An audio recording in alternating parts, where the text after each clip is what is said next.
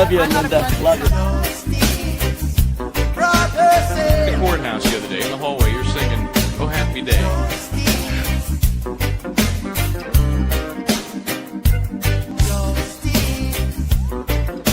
One word prayer. Justice, where are you?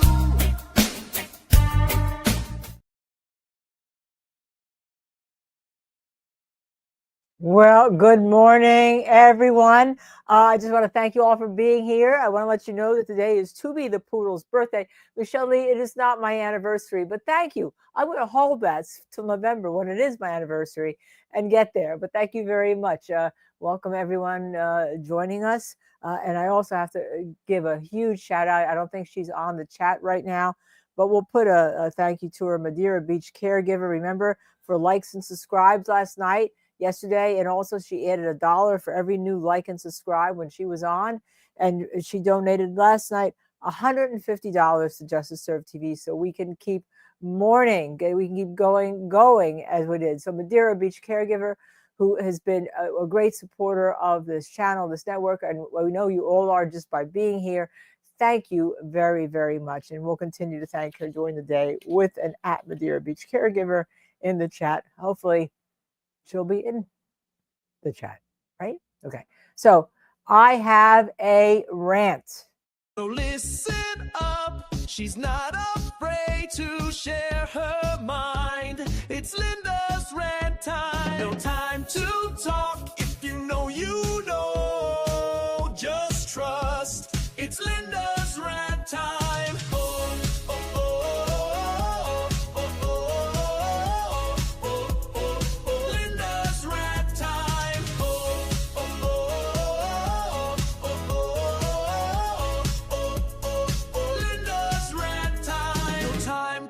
Talk. If you know, you know. Just trust. It's Linda's rant time. So listen up. She's not afraid to share her mind. It's Linda's rant time.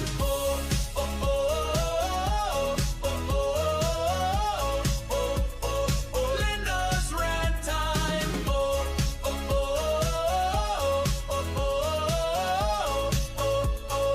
Linda's rant time.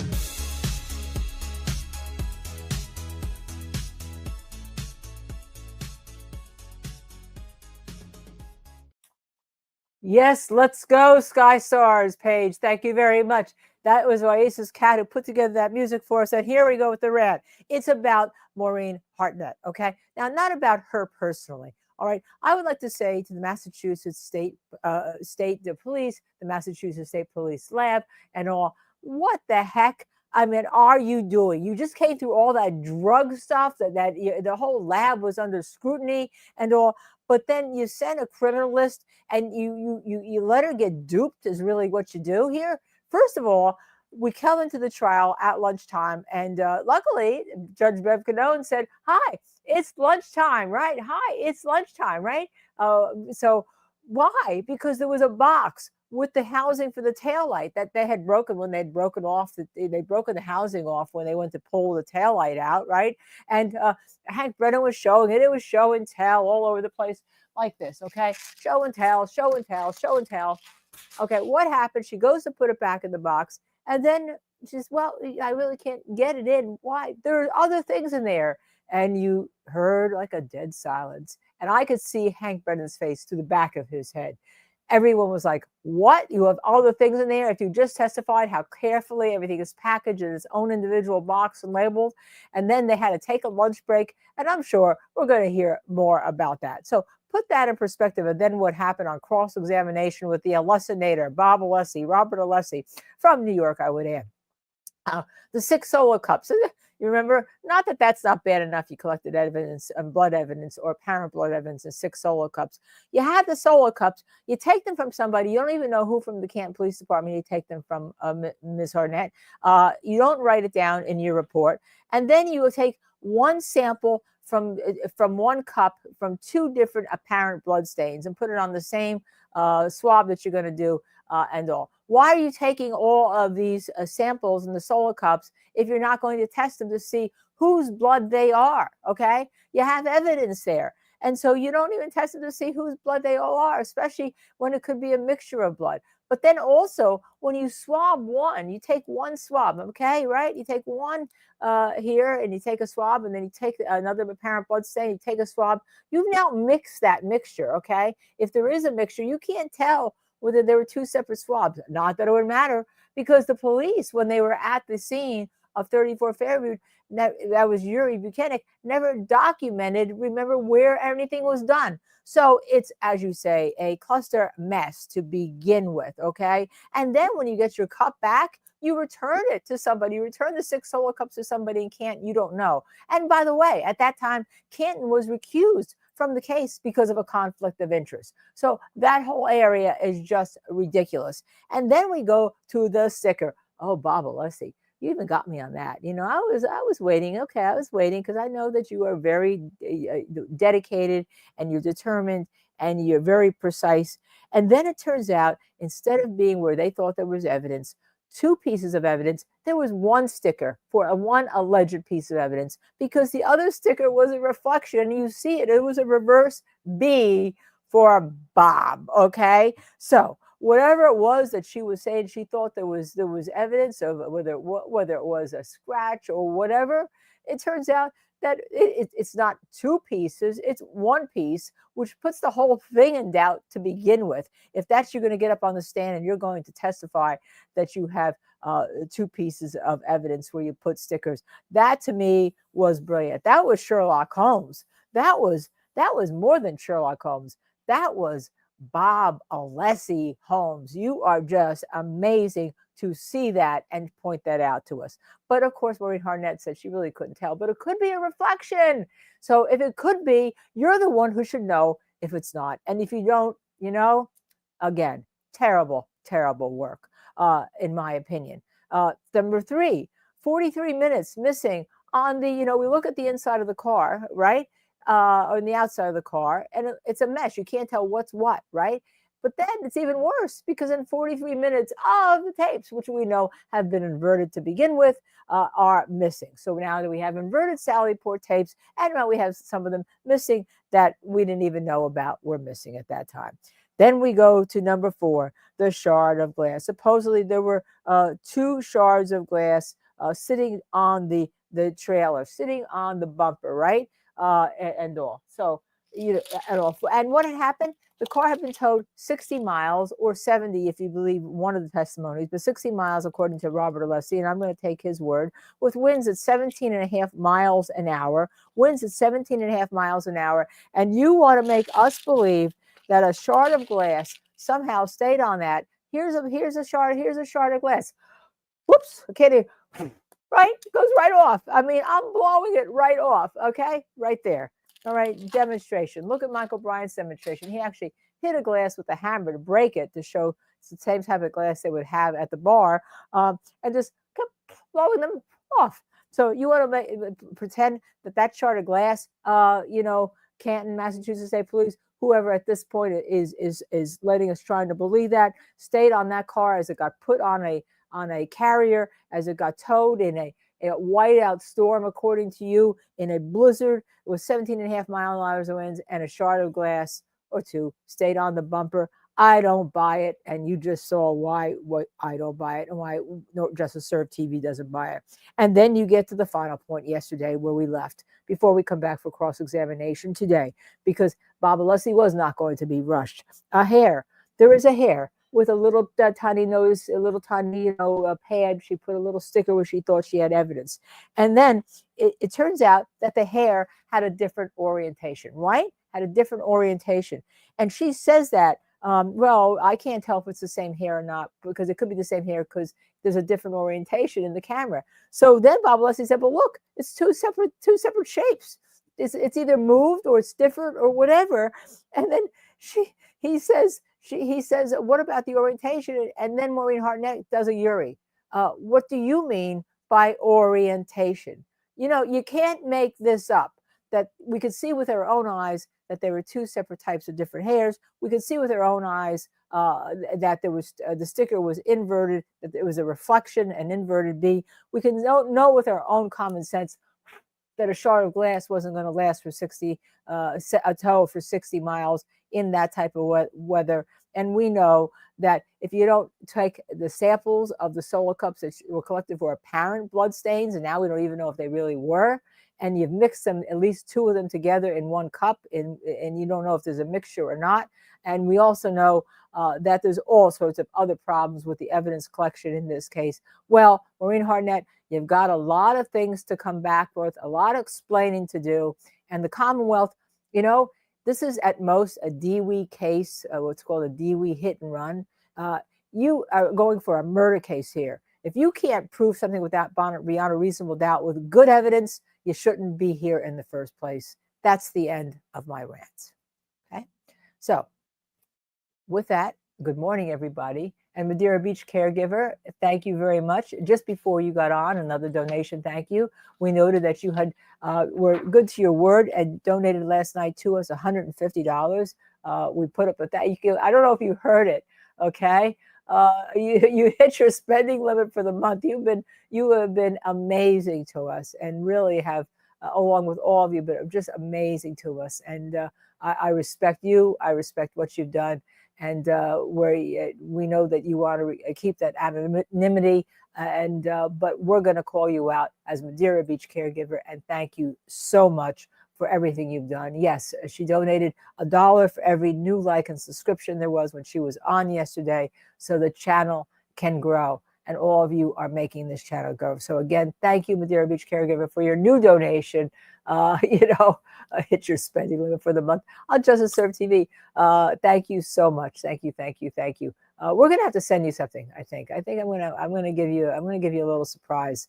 We'll have Dizzy get your address. I think we already have it, quite frankly, but I just want to make sure, because I want to personally send you something as a thank you so much. Anyhow, we're now watching The Fan. The rant is over.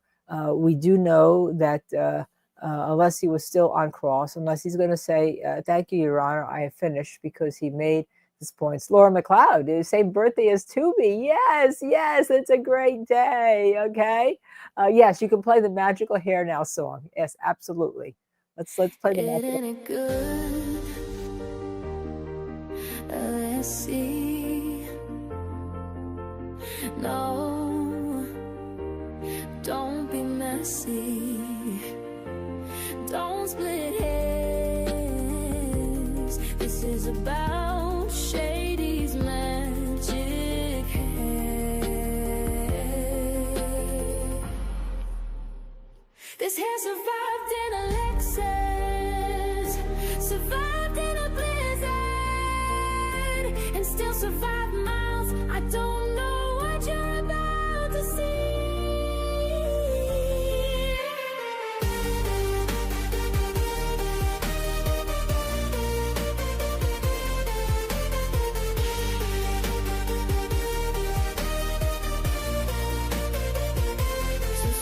Strong, it's like magic.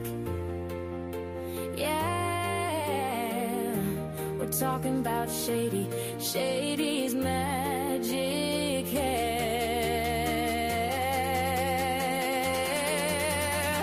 This hair survived in a Lexus, survived in a blizzard, and still survived miles. I don't know what you're about to see.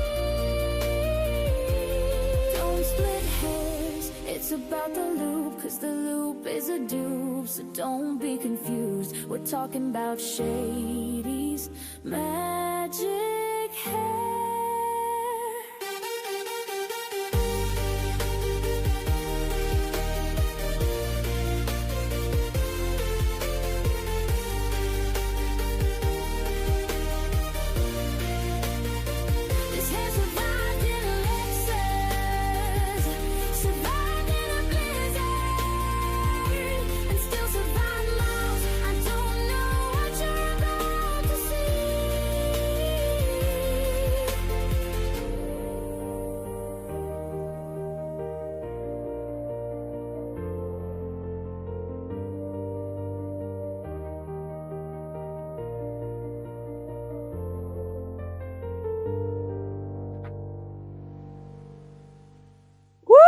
That's Madeira Beach caregiver.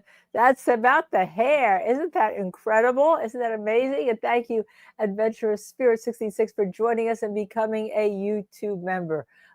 Such talent we have on all of us that come to this network. And I love seeing this community here, by the way. I try to say hello to all of you in the morning, but we kind of started with a rant this morning. Joanne Jedipotopoulos, one of my favorite handles, as you know. Sharon Damas, you love it.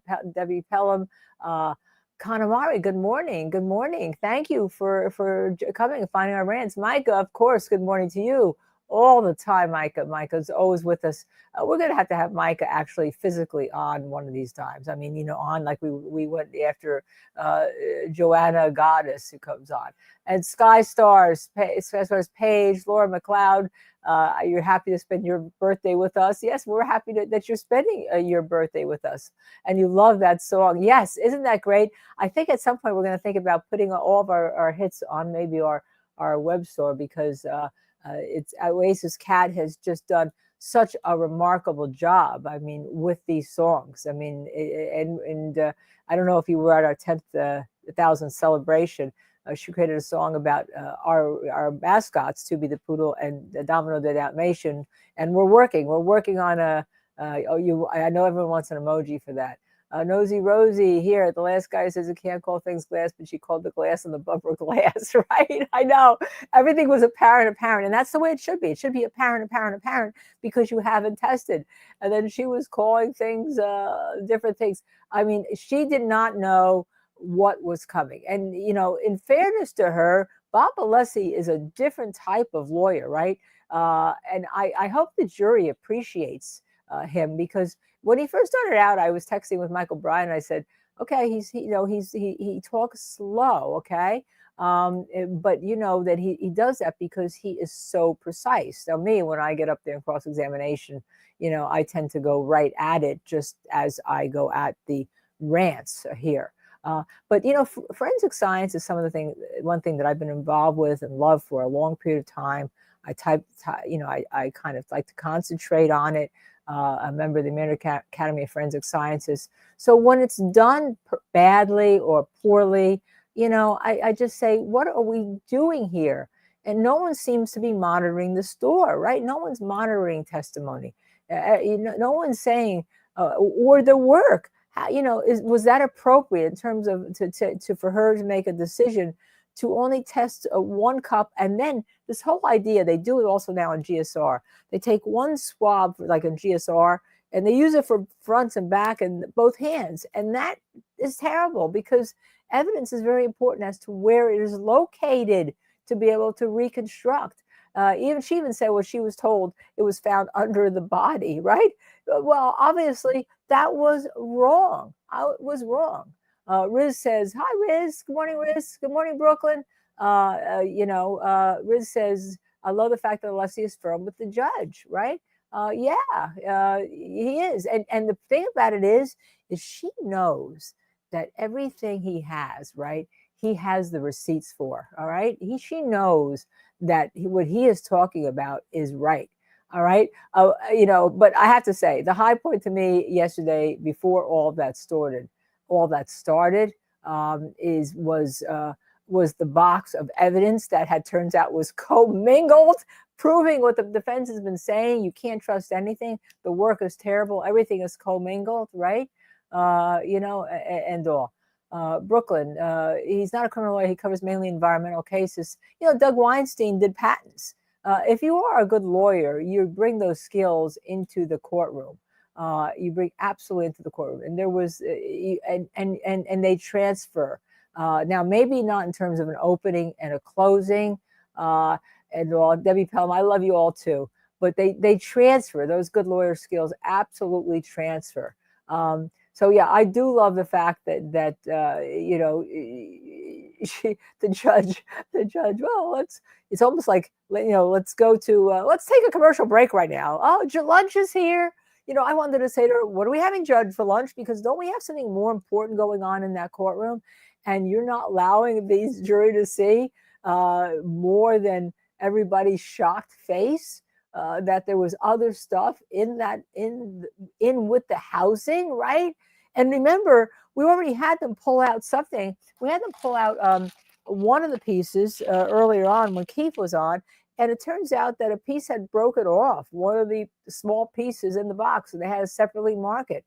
So that was another issue. And we had also the 2 left shoes, remember? Well, one left shoe. Were they both recovered at the hospital, or one was recovered at the 34 Fairview? It's as somebody, Dizzy just puts it, it's kind of laughing. This whole thing is laughable, right? Because why? They thought in 3 hours into this case, she is going to plead. Remember remember the group text among all of the people that were at the location at 34 Fairview, right? And then some more, they thought she was going to plea. If she pleads out, that was kind of the end of it.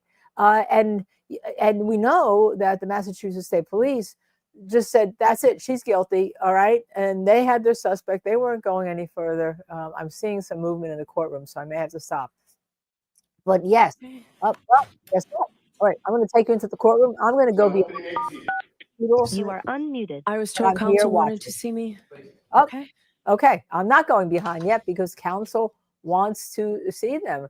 All right. In most cases, when you're going to have a sidebar and you're doing everything by sidebar, you ask counsel to come in. If you want to put something a little bit earlier, you come in a little bit earlier on the record instead of coming in and starting at 9. Why don't counsel get here at 8:30? We did that in Aaron Hernandez. And again, I keep using Aaron Hernandez. I've tried a lot of other cases, but because it was in Massachusetts and in the county over. Right, you come in a little bit early and you deal with these things at 8:30 on the record instead of 9 on the record. Now, maybe there's a reason from union contracts and whether people could be working at that time and into the courtroom. But you make exceptions. The higher ups make exceptions, and the higher ups have to. Yes, Micah, I was just about to ask, why didn't you just have them come in at 8:30? I don't know. Okay. Now, this is the other thing we have is we know that in Massachusetts, you can look at the well, however small it is, with your cameras. They like to focus on Mr. Reed. I don't know. I just don't like that. I like California's rule they instituted after O.J. Simpson, that you don't see the well of the courtroom. You don't see the spectators, like in a Coliseum when the Lions were going to kill the Christians, all right? You don't see that, I just think that it's unseemly, it's unsightly. I don't like it. I know that a lot of people do. I personally don't like it, okay? Now, we have some of you are complaining about the criminals. Yeah, she's been a criminalist, which means and she's a criminalist too. So she's not on the lowest end and she's on the highest end. But it means that no one's watching what she's doing. And this had to come out in the first trial too. Do you think anyone would say, what are our procedures here? Because what happens is they get to change, they get to elect what they're doing, but based on what the cops, right, are telling them, right? Right there in the Sally Port with all the cops around. There's no representative of the defense there, right? There's no representative of the defense there. Mara, by the way, agrees. Yes, college shouldn't focus on families. I absolutely agree with that. I think to focus on both, and I say that for both families. Okay, to focus on the families, I think is just it's something that becomes a spectacle instead of watching and learning and having an open courtroom. And we want to learn what happens in a courtroom. We want to focus on what the families are feeling and how their reactions are. Okay, so somebody's complaining. Riz is complaining about the judge.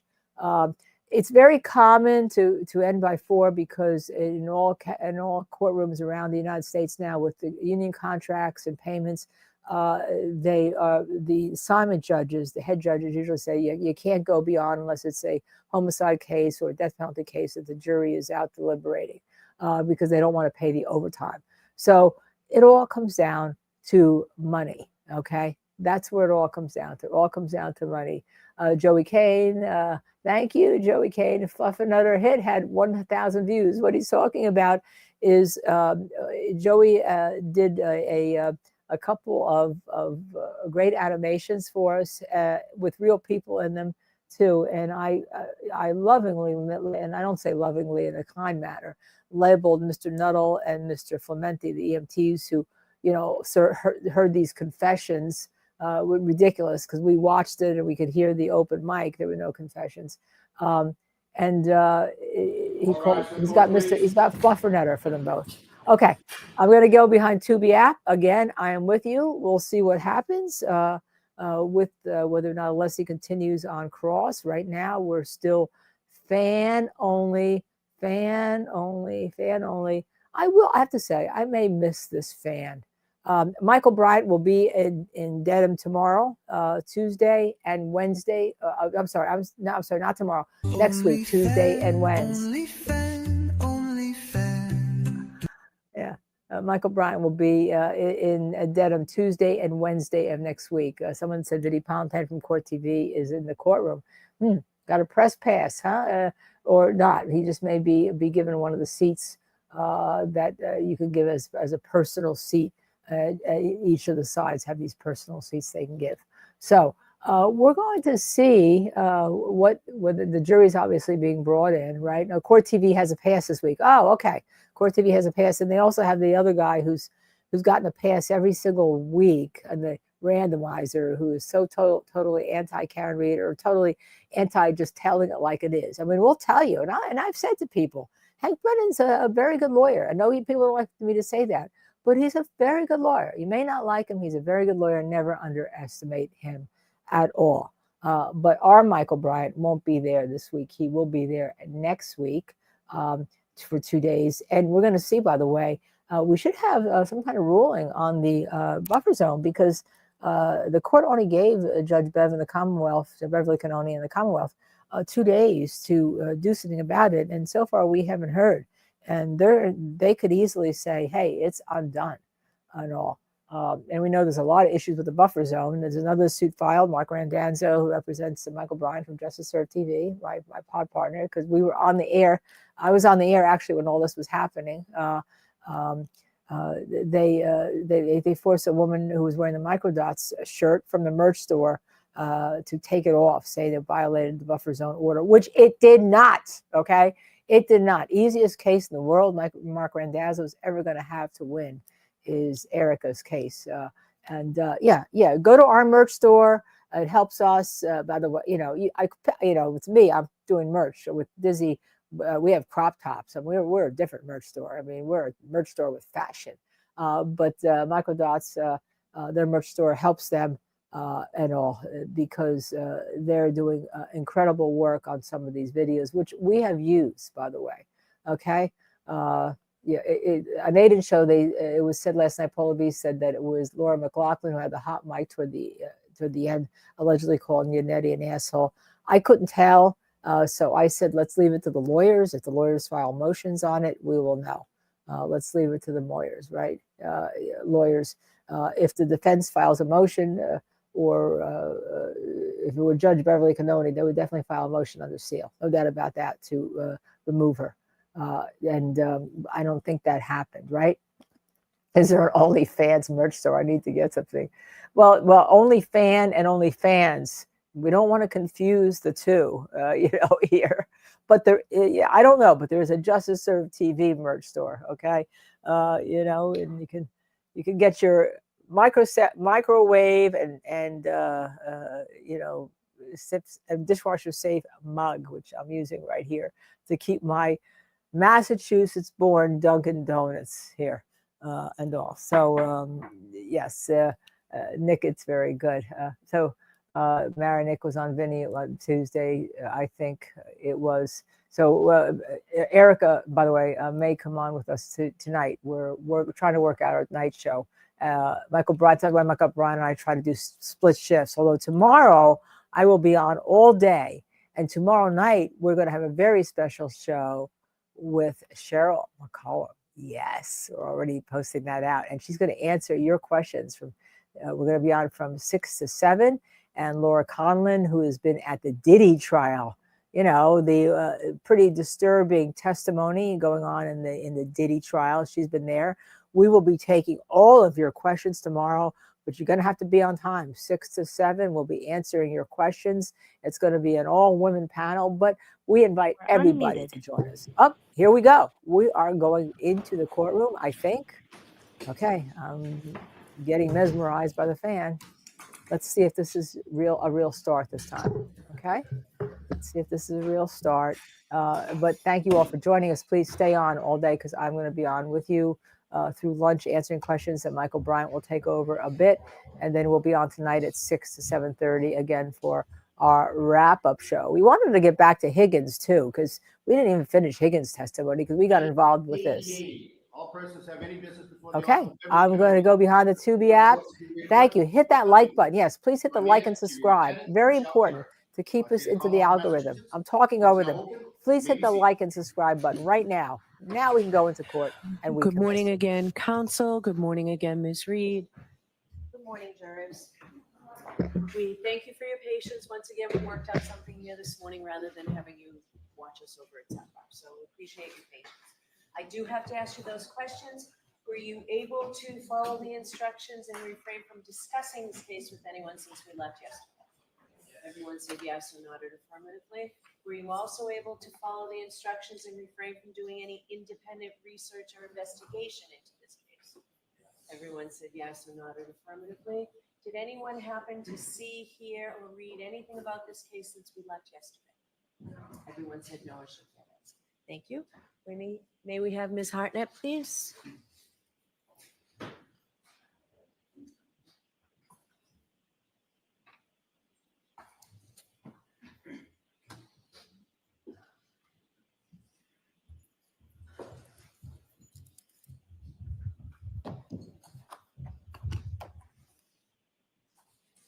I'll remind you, you're still under rule. Yes, thank you. Good morning. Good morning.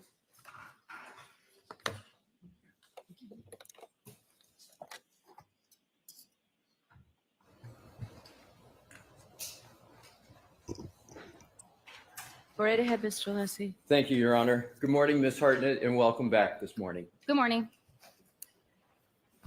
Your Honor, if I could please have Exhibit 145 that is in evidence published. Yes. Mr. Wolf.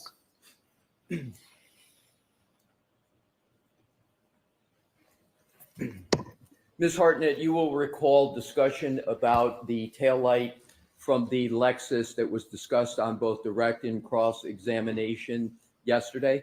Yes. And you recall the discussion with regard to the weather that was in existence on or about January 29th. I'm not going to go into it at all. I just want to sort of refresh and reorient to where we were on that topic. You recall that? Yes.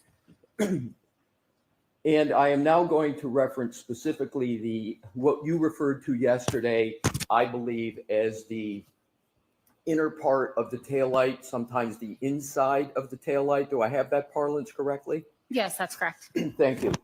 So my question is, did you find any sand or salt or any other debris in the inside portion of that taillight? No, I did not.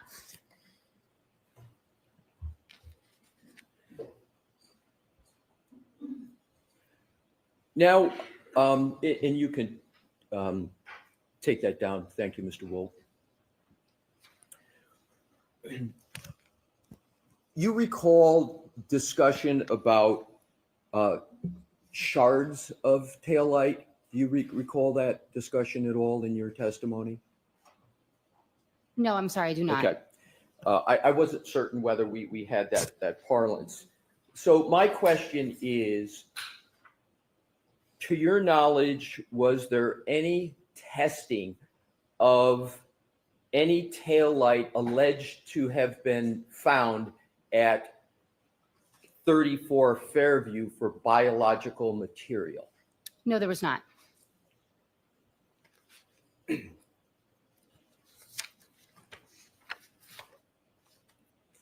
And could you just please state what your definition is inclusion when you refer to biological material?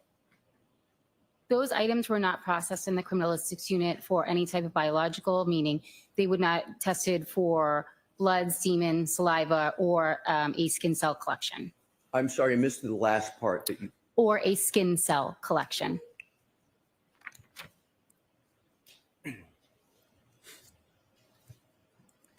Now turning and changing topics.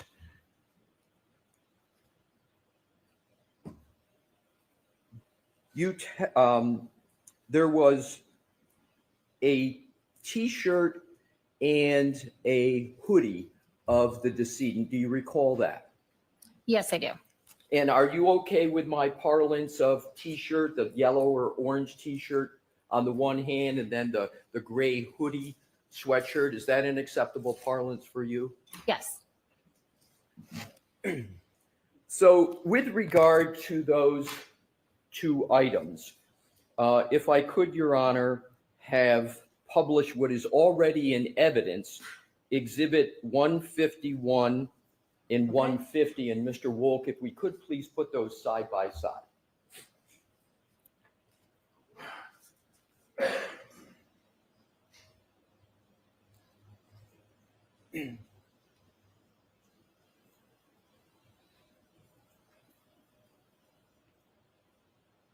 Alrighty, so is it correct that what's on the left is the right sleeve of what we refer to as the hoodie, and on the right is what color would you like to call that T-shirt? Orange, please. All right, so the orange T-shirt. Is that what we're looking at up on the screen? Yes, so it's the right sleeve of the gray hoodie and the back of the orange T-shirt. Thank you. Am I correct that you included a handwritten note on your report that you found, quote, debris from each of these two items, or from these two items collectively? I don't handwrite notes on my report, so I'm just confused about where you're asking that. Okay, I'll ask a different question. Hopefully it will be clear. Did you find debris on either of those two items of clothing? Yes, I performed a debris collection on each of those items and combined them. I'm sorry, it's not your fault, it's mine. There's a HVAC noise I can't hear. If you So could can we speak up turn just the a air little. conditioning off, please? I'm okay I with can it. speak It's up. just I'm if you could sorry. speak up a little. I don't want to Of course. discomfort people. Can you move the mic? Yes, I can speak up. My If apologies. you could speak a little louder, that'd be great. Thank you. Yes. Can you repeat your answer, please? Can you repeat the question? I apologize. Sure. Did you find debris on these articles of clothing? Yes, I took scrapings from each of these items of clothing and combined the debris. Yes.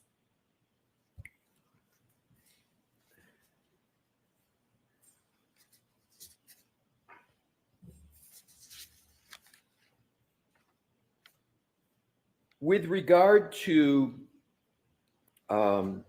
scrapings, can you describe how the term scrapings relates to these two items these two items that are on the screen? Yes. Scraping is the mechanism I use to remove any debris that was remaining on both the sweatshirt and the T-shirt. I held each up over my lab bench. I took a long metal spatula and scraped any debris that was on these items into a small glassine packet. Is it correct that you do not know where the debris came from specifically, other than it came from one or both items of both of these two items? Yes, that's correct. So the debris could be from just the hoodie, it could be just from the T-shirt, or it could be a combination of the both? Yes, the items were packaged together, so they were already commingled. So there was no way for me to determine which debris came from which item, and it would be misleading to label them as such, so I combined them. Exactly where my next point was going to go to. Thank you. And my next questions. So what, if anything, were these two items contained in when you got them? They were contained in a brown paper bag, and they may have been contained in a larger box, but I don't remember off the top of my head. So when you got them, and you saw them for the first time, using your term, they were commingled together, correct? Yes, that's correct. And was there any debris in the bottom of the bag? There may have been. When I examine something on my bench, I also shake out the bag to ensure that nothing is left behind and that everything is examined and accounted for.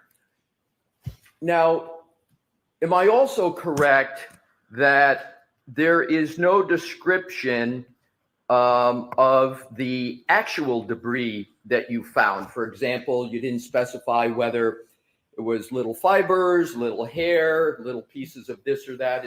Do I have that correct? Correct. I did not do any examination on it. I just packaged it. And therefore, you didn't note whether any of the debris was a plastic or a plasticine nature, correct? Correct. That would not be part of my analysis. And there was no marker put on any part of the debris that was recovered. Is that also correct? I labeled the debris with an item number. I'm not sure what you mean by marker, if that's what you mean. Parts of debris, in other words, there wasn't separate identification or markers for separate pieces of debris. No, I did not separate out the debris. There was no photograph taken of the debris? Not by me, no. Do you have knowledge of whether there was a photograph taken of the debris by anybody? I do not. So you have, as you sit here today, you have no knowledge that there's a photograph of the debris. That's correct. I do not. When you received the hoodie and the T-shirt that's depicted as 150 and 151, they came in together, commingled with some debris at the bottom in an evidence bag. Is that correct? I'm not sure if there was debris at the bottom of the bag. What I can say is that there was debris on the items and I did shake out the bag. I don't have a memory of anything coming out of the bag. I don't know. So there could have been debris at the bottom of the bag when you shook it out. You just don't recall. Yes, correct. If we could, Your Honor, please have Exhibit 154 already in evidence published. And let's keep it there for a moment, and then I'm going to ask Mr. Wolk for you to zoom in. Ms. Hartnett, do you recognize this generally, and then I'm going to have it zoom in so you can read it, as an evidence bag? Yes. Now, Mr. Wolk, could you please zoom in starting from the top so that Ms. Hartnett can fairly read this? And if you could, Ms. Hartnett, just take a moment to read it, and then I'm going to ask you some questions, but I want you to have a fair opportunity to read it. Let me know when you're done. Okay. And if we can then scroll down, Mr. Wolk, so that Ms. Hartnett can fairly read the rest of what's on there.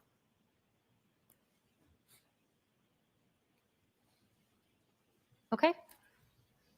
Thank you. Now, Mr. Wolk, if you could just leave it where it is now. With Your Honor's permission, I don't see a need to keep the lights off, can have that on, but if Ms. Hartnett needs it, you'll just let us know. So is this the evidence bag that the T-shirt and the hoodie were in when you received those items? To the best of my recollection, yes.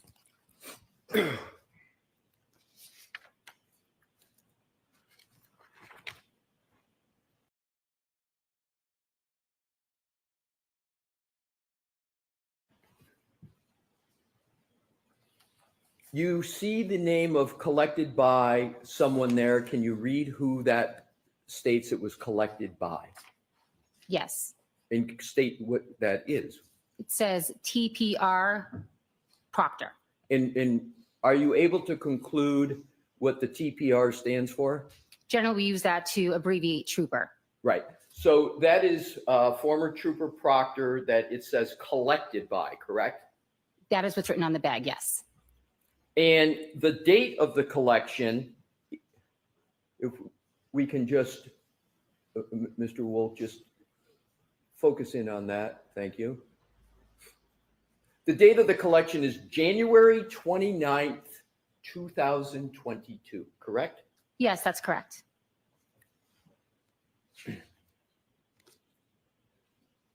Is it a fair conclusion from this evidence bag and your experience on the matter to conclude that former Trooper Proctor was the person who collected the evidence and put it in the bag? I have no knowledge of who actually collected it and put it in the bag. I can only read what I see on the monitor. In terms of, and if we could, Mr. Wolk, please take that down and put back up the side-to-side images and depictions of the T-shirt and the hoodie.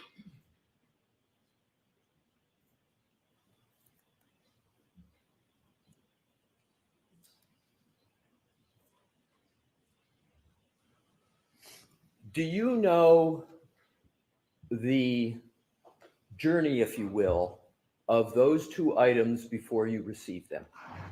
No, I do not.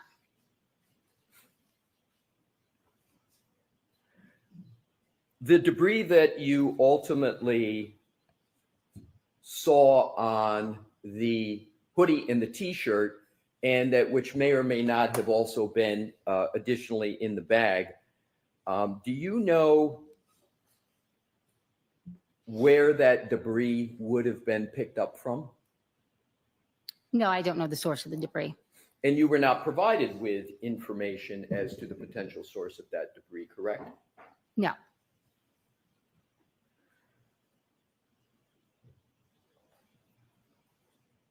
Were you aware of whether or not the debris, whether those items had been on the floor of an ambulance or a floor of a hospital? No, I did not have any information like that.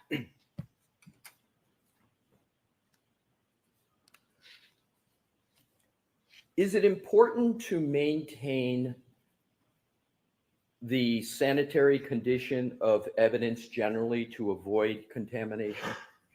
We do our best to avoid contamination once we receive items into evidence, yes. And what are some of the protocols that are used to avoid contamination of evidence, generally? Generally, wearing gloves, putting items in packaging, bleaching any materials or utensils that we're going to use, or using disposable materials, sterile materials when possible or necessary. We also wear lab coats when processing evidence.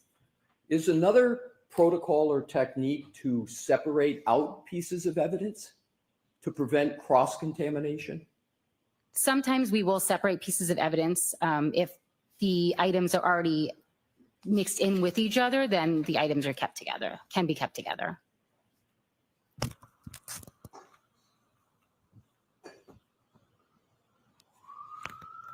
Do you know the chain of custody of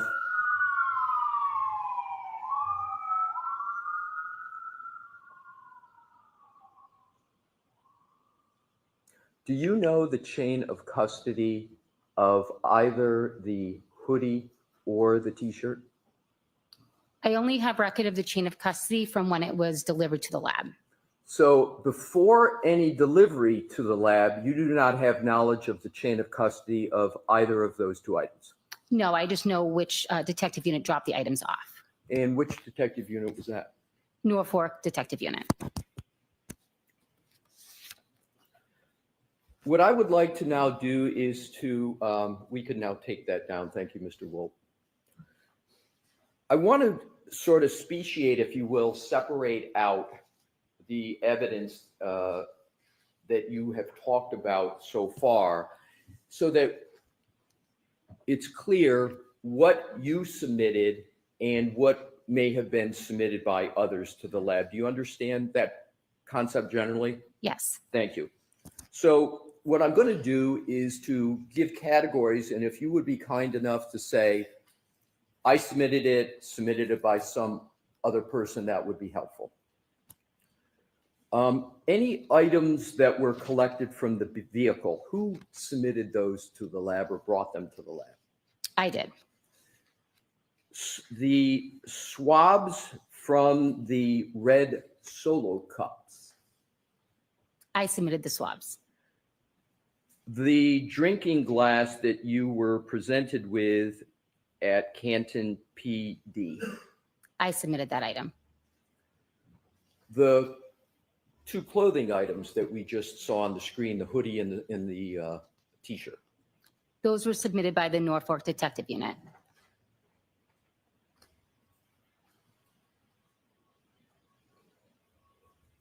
Were there also any fingernails that were part of the investigation and that you had knowledge of? Yes. Describe what those were, please. Fingernails may be collected at the medical examiner's office, and they're clippings from the top of the fingernails of the victim. And were those submitted to the lab? Yes. And by whom? By the Norfolk Detective Unit. And the phrase known blood standards, are you familiar with that phrase? Yes. Can you tell the jurors, please, what that means? A known blood standard is a sample of blood that is collected from an identified person.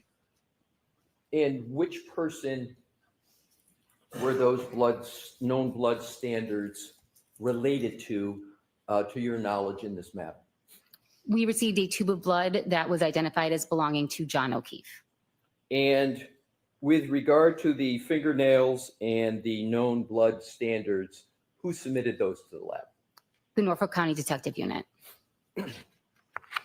So am I correct to conclude that for those items that you submitted to the lab, you knew sort of their journey, if you will, but that those items that were submitted by you, I think you referred to as Norfolk County, was your parlance? Yes, correct. You don't have knowledge about those other than that they were submitted by them? Prior to them arriving at the lab, correct. I have no knowledge of what occurred, where they were stored or anything like that before that.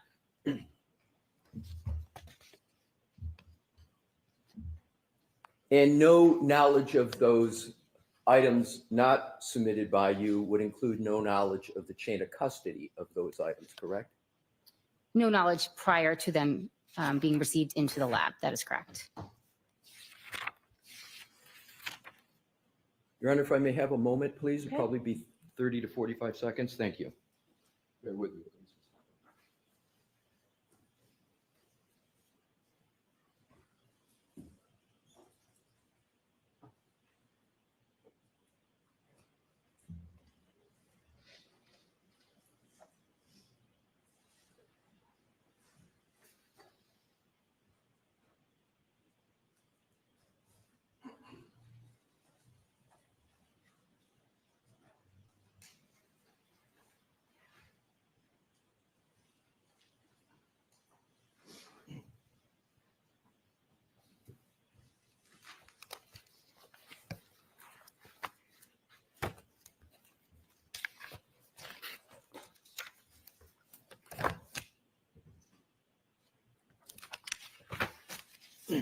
So the questions I have for Ms. Hartnett at this time, thank you for answering my questions, Ms. Hartnett. Thank you. All right, Mr. Brennan, any redirect? Yes.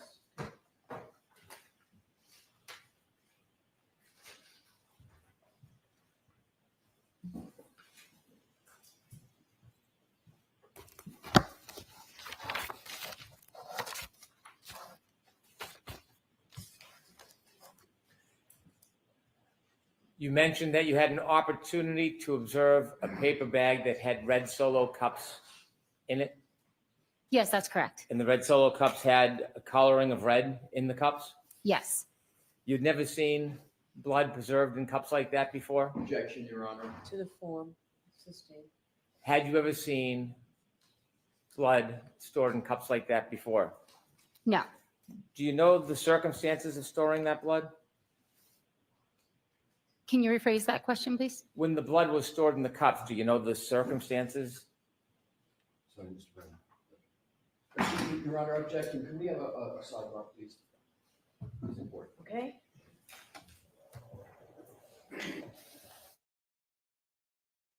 Okay, so there's an objection. So Hank had form issues about the red Solo cups. He's trying to go rehabilitate her, but there's an objection now, and I think it may be on this whole area about whether or not he anticipates that Brennan is going somewhere, and I'm not sure where Brennan's going either.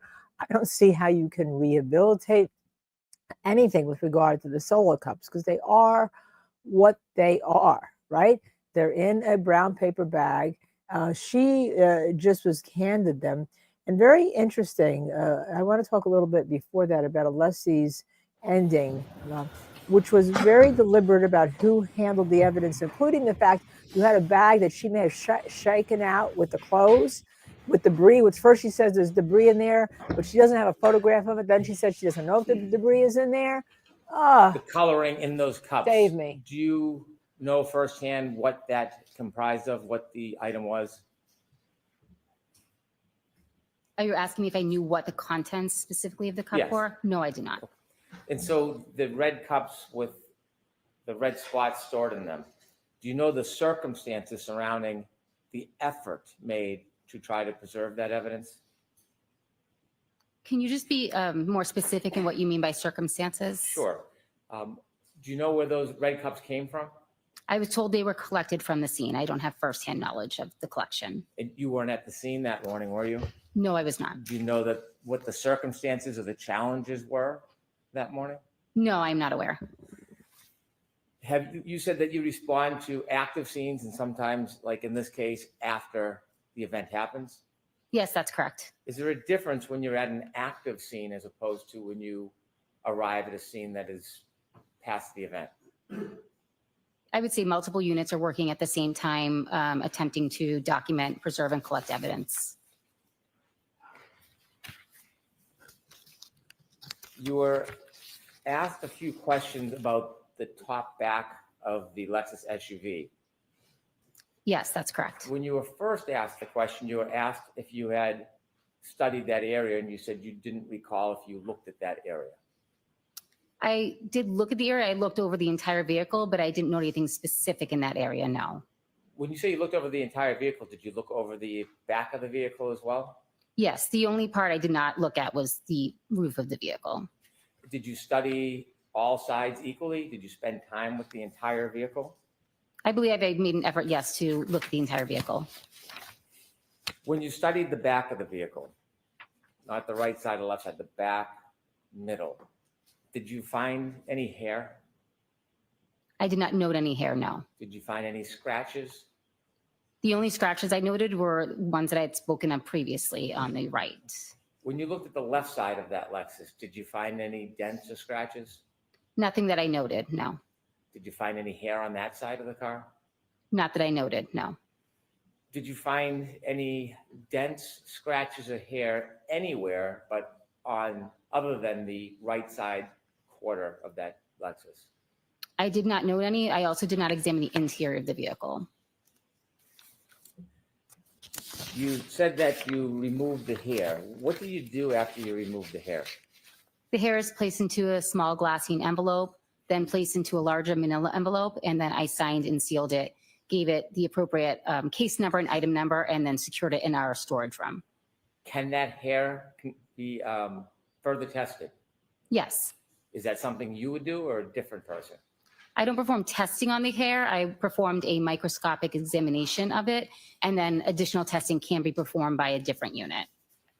Let me ask you some questions about where you found the hair. You saw the two different angle pictures yesterday that you described? Yes, I saw 2 pictures of that hair yesterday. You were also shown some video where the car had snow and ice on it. Is water a conduit? Does water ever act as an adhesive? Objection, Your Honor. Watch the form of the question. Okay. Why don't I show you a similar video that you were shown yesterday, but we've clarified it so it's more clear. I'm going to ask you to take a look at video 125.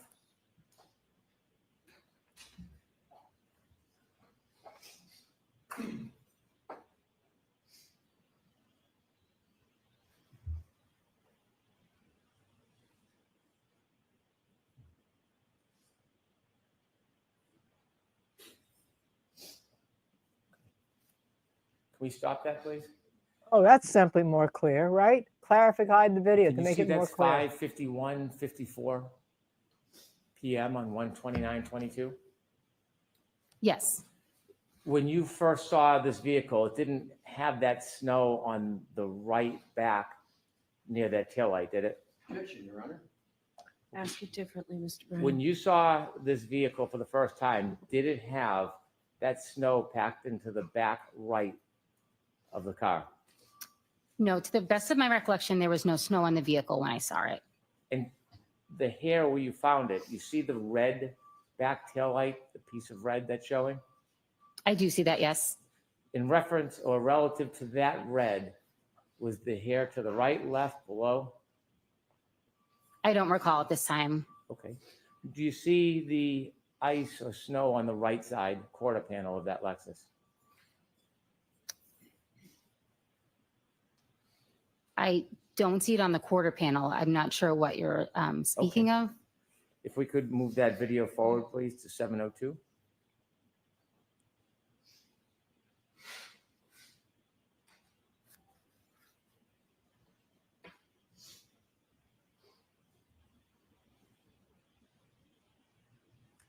And then to 749, please. I feel like this is if you take LSD, this is Stop. must be what you see. Go forward What just the a little heck? bit, please. Stop. Okay. There's still remnants of snow. Did it look like that when you first saw it? No, I believe I did not see any snow on the vehicle when I saw it. You could fast forward, please.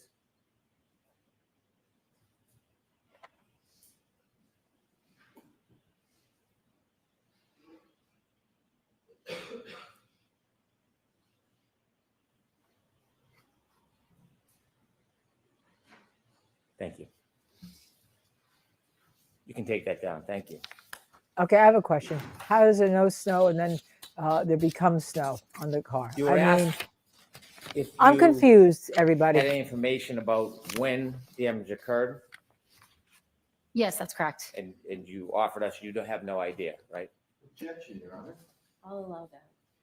No, I do not know when the damage occurred. You were asked whether or not damage existed on that car prior to that day, prior to January 29, 2022. You remember that question? Yes. Did you know there are ring videos of that car from January 28, 2022? No.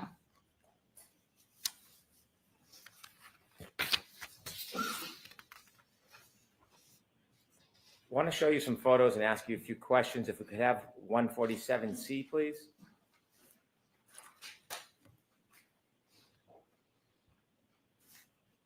If you could close up. Do you remember what that's a picture of or a photograph of? Yes. What is it? That is a tear that was on the right sleeve of the gray sweatshirt. The threads coming from the side of that hole? Yes. Those threads, could you pull those threads and pull them out by hand if you wanted to? Can you repeat that question? If you pulled on those threads, could you pull thread from that hole if you wanted to? Objection, Your Honor. I'll allow that. I don't know. I didn't attempt to pull at them at all. Did you examine them to see if they were woven or loose, those threads? Yes. Okay, and what were they?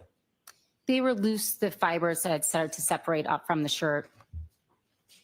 Separate and weave. I don't want to say they were separated from the shirt completely. The weave was starting to separate. If we could have photograph 57.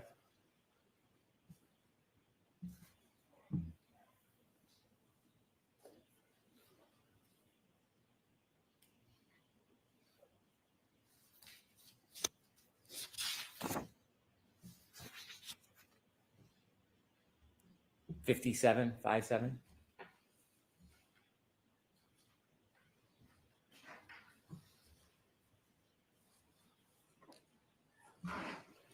Are those the red cups that you saw? Yes. And what color is the fluid inside? I noted there was red-brown stains inside. Okay. And do you see that white object, the rag or the paper towel? Objection, Your Honor. Go. Yes, sustained. Well, you were asked about, you can take that down. You were asked about who had custody of items. You only have custody of items once you receive them, right? Yes, that's correct. If somebody had access to that rag and dipped it in those cups and then smeared it on the taillight, and you went and tested, would you potentially be able to find that red liquid on the taillight? Objection, Your Honor. It's sustained. If strands of cloth were pulled from those clothing and placed in the taillight area, would you know when they were placed? Objection, Your Honor. Sustained. When you get to a scene and you examine an area, if you don't see it firsthand, is there any way you can date when items are placed on an object? I'm sorry, can you ask that one more time, please? Sure. When you look at an area like a taillight, if you found blood I'm interrupting here cloth just to or say, another item Hank in is that area, struggling would you here. know when Hank it was Brennan's placed in that struggling. area? Objection, Your Honor. I'll allow that. I think there are really just too many variables to say either way. And if an item like blood or cloth was placed in that area, is that something you would be looking for in your examination? In which area? Say the taillight, for example. If there was an object placed in the taillight, would I be looking for that? I would be looking for any item evidence. I'm not specifically looking for anything. I'm just looking for anything that would potentially be evidence. Thank you. I have no further questions. Anything Okay. further, Mr. Leslie? Briefly, Your Honor. Yeah, briefly. This is a Leslie recross. Let's see. The Lessinator.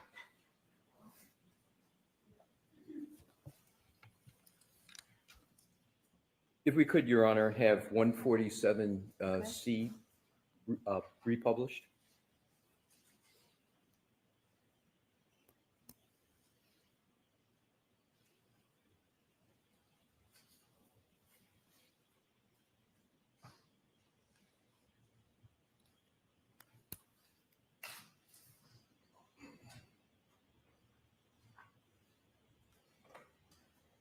Would it be acceptable to move it along if Ms. Gill, oh, you have it?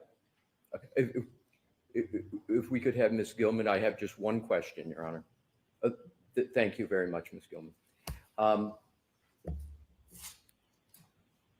147C, I believe it. Okay, I think you already had it up there. No, it's this one. Yeah, Okay. exactly. Thank you, Your Honor. Do you recall Mr. Brennan asking you just moments ago a question about this depiction? Yes. And to be clear, this is the right sleeve of the gray hoodie, correct? Yes, that's correct. You didn't perform any analysis of this area of the right hoodie, did you? I performed damage analysis on each of those tears on the sleeve. Right, but you didn't perform an analysis as to the source of that item, what it could be, correct? Can you rephrase that question, please? Sure. You didn't do any analysis of what could have caused that hole in the sweatshirt, did you? No, I did not. No further questions. Again, thank you for answering my question. Your All right, Honor. Ms. Hartnett, you are all set. I wanted to correct something from the record yesterday. I wasn't sure when was appropriate to do that. Wow, she wants to correct Do you something. recall which lawyer asked you the question? Yes, Mr. Leslie asked me the question. Your Honor, are we going to proceed along with that? So why don't I see you outside? Thank you. That's what I was going to say. I mean, she wants to correct something. I think that Leslie has a right to know before anything, and maybe out of the presence of the jury, what she all of a sudden decides to correct, because then it becomes, well, why did you decide to correct it? Did you talk to somebody? What are you correcting? Okay. All right. Yeah, I just took a screenshot of that picture, and I'm going to actually try to post it on our X account of that. She's, first of all, let's just say that Hank Brennan was struggling there. He was struggling. This means he felt he took a hit on this witness, okay? And now she's trying to answer these questions. She's being very like, no, yes, no, I don't know, okay? All right? And what the Commonwealth is going to try to say, mark my words, that if this were a dog bite, that the fibers would be going inwards, because she doesn't know what causes those loose fibers. To me, though, when the dog pulls out the teeth, the fibers come out.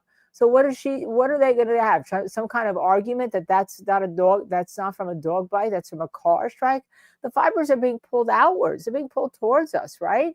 All right. Even if you were hit by a car, then the car would jam you in. But, usually you wouldn't even have those All right, fibers so coming outwards. Ms. Harnett, So- I am going to let you step down because questions from both sides are completed. Okay, So, thank you. though. Aha, good argument, Alessi, because then you'd want to know open the door for all sorts of things, right?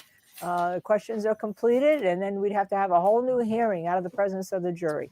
So Alessi won Mr. that Brennan, objection. who is your next witness? Next witness is Dr. Scortibello. Okay.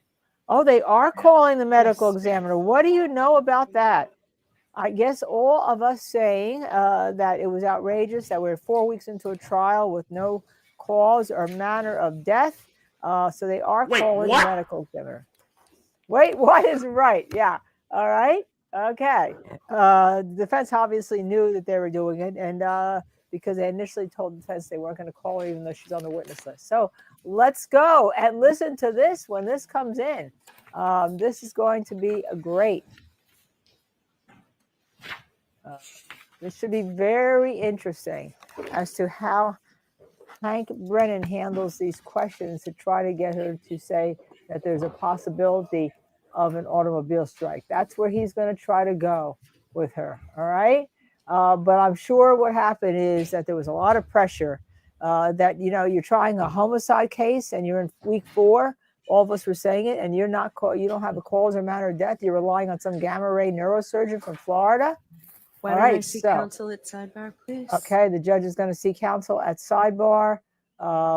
Very interesting as to why she wants to see counsel at sidebar now. So let's Dr. Scortibello is going to be on the stand for the prosecution.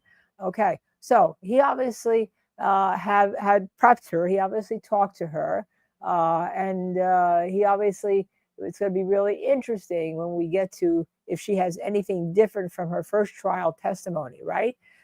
Because, I don't trust Hank Brennan about whether or not he's going to try to get her to change her testimony now for that this is a car strike. I just don't trust him.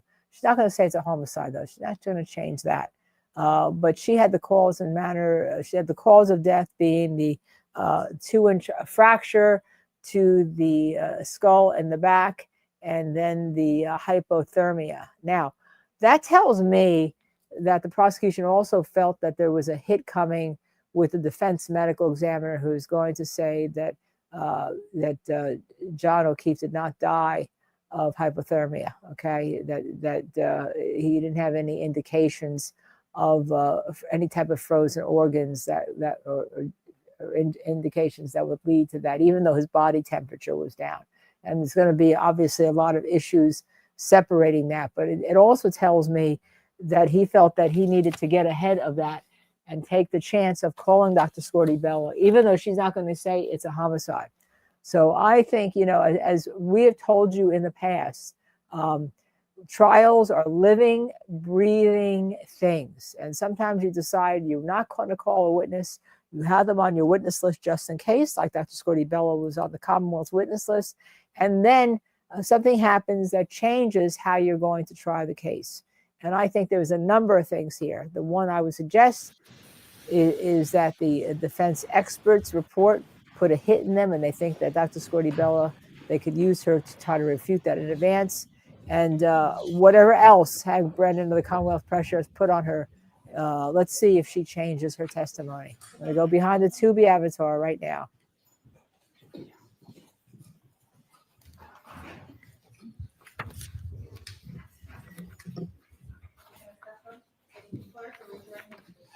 Tell us for the other speakers of the court and jury in the case down here, to the truth, the whole truth, and nothing but the truth, the whole truth.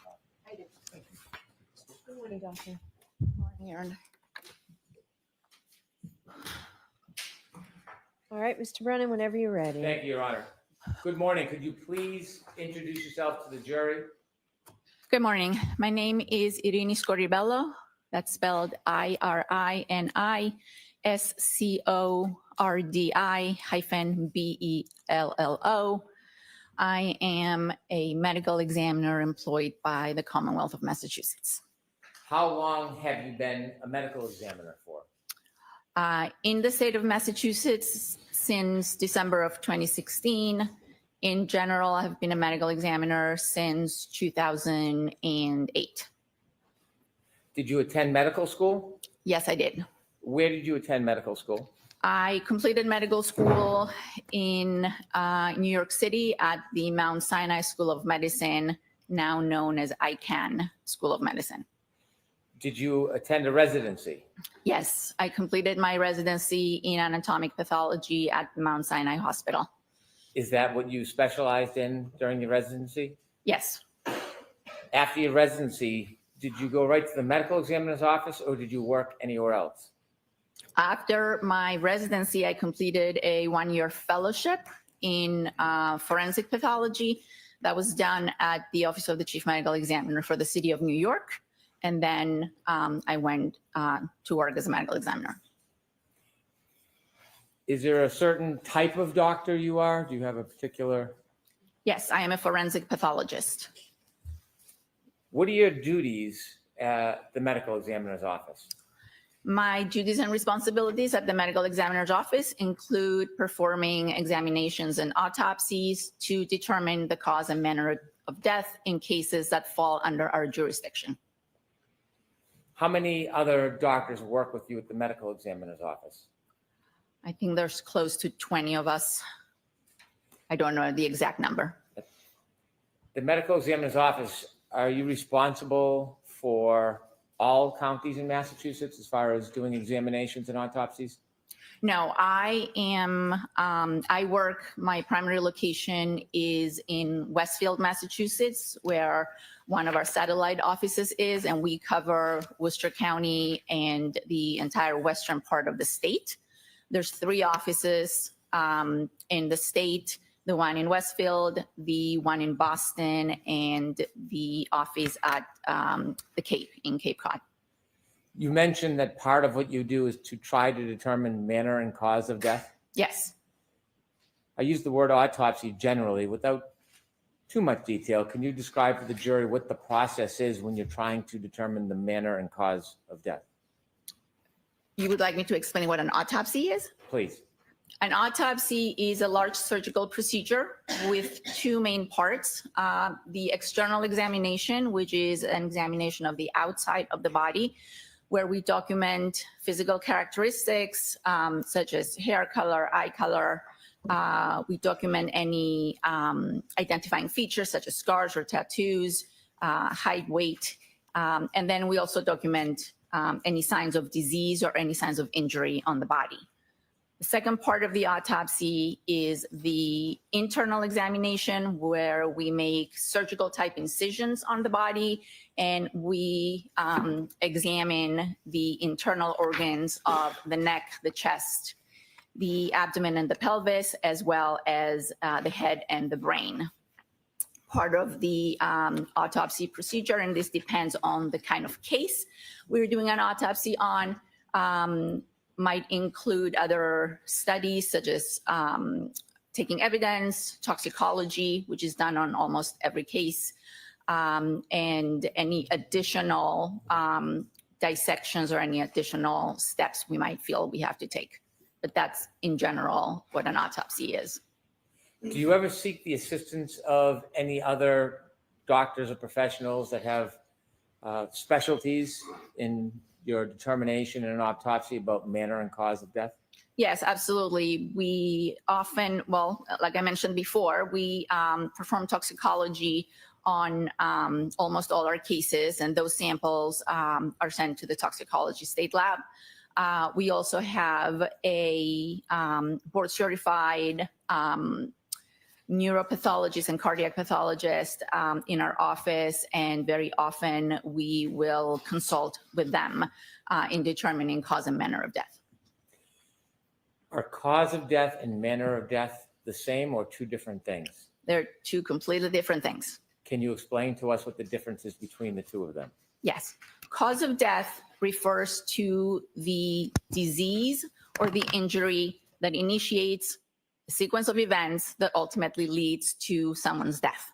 So that disease or that injury can be a natural disease such as atherosclerosis or coronary artery disease, or it can be some sort of injury.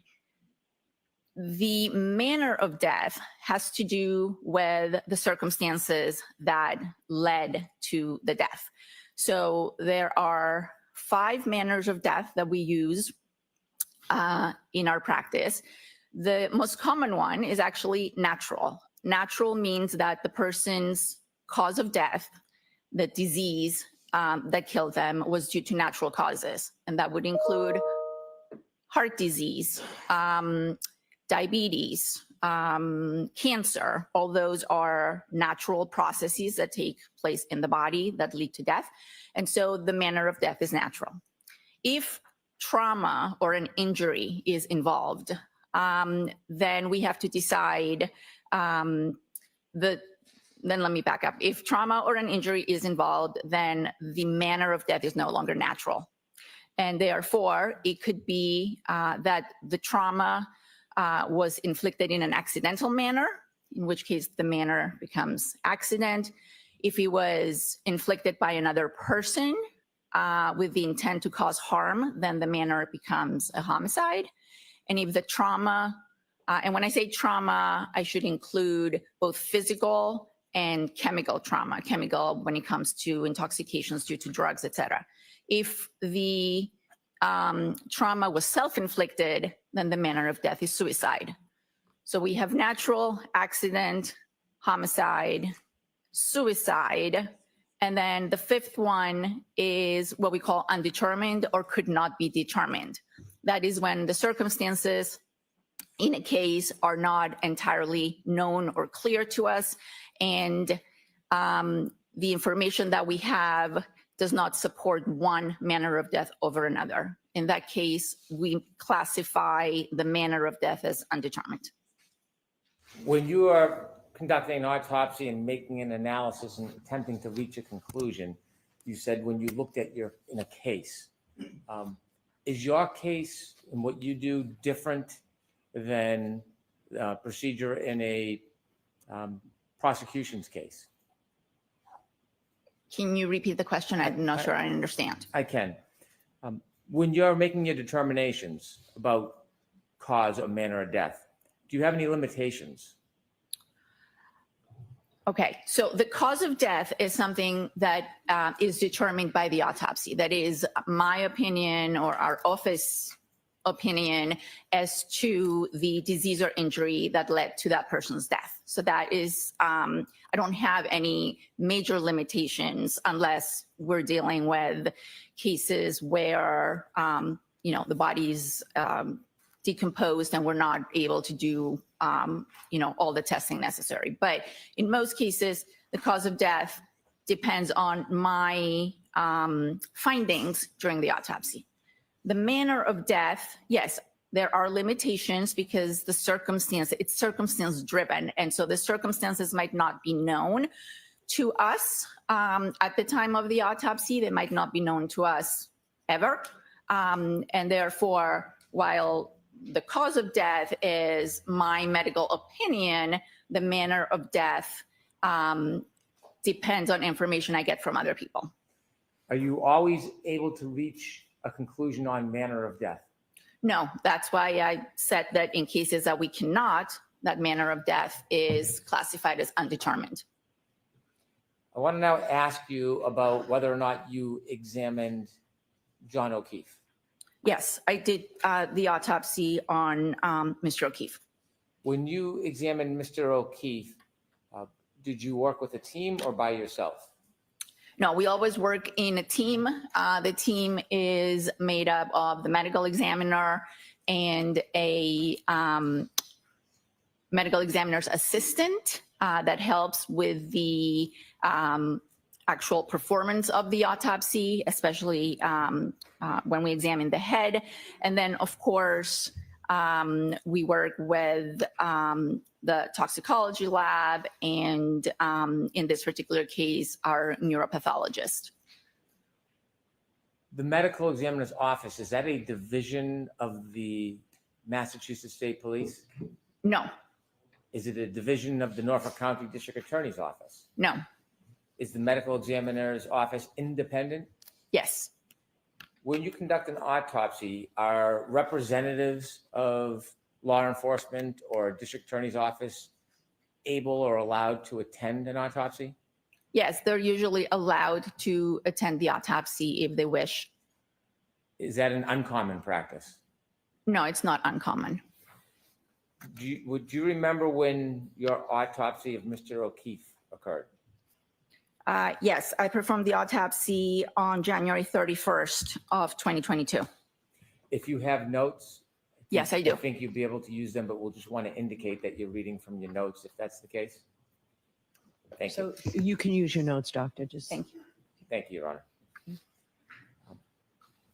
When you began the autopsy of Mr. O'Keefe, do you know who, if any, representatives from the Massachusetts State Police or the Norfolk County District Attorney's Office were present? I don't remember their names. I do believe there were 2 individuals, and every person who attends an autopsy has to sign a log, and their names would be logged in our records. I don't remember their names. What is the role of law enforcement relative to the actual physical autopsy? Do they have any role? No, they're not part of the autopsy. They don't have a role. Their role is to observe. Sometimes they will ask questions, and based on my findings, they might, go on and do their investigation. Does your office photograph things of interest like injuries on the person that you're doing the autopsy on? Yes, we do. Is law enforcement allowed to take their own photographs as well? Yes. Did you in fact memorialize your findings in this case? I did. Are there a number of different ways in which you memorialize your findings? Yes. Oh, I'm sorry. I took notes, physical notes, pen and paper. There's a report that's issued within 90 days of the completion of the autopsy, and then photographs, digital photographs. You mentioned a report is due in 90 days. Is that often referred to as an autopsy report? Yes. Why 90 days? That is the standard that is set by the National Association of Medical Examiners. We're part of NAME, and therefore we try to have a finalized report for all our cases within 90 days, because we know that families are waiting for these reports, and therefore we do our best to finish a report within 90 days. Did you in fact complete a so-called autopsy report in this case? Yes, I did. In addition to the autopsy report, well, included in the autopsy report, do you make handwritten notations about locations of injuries? Yes. And share with us, how's that done? Is there a picture or a graph?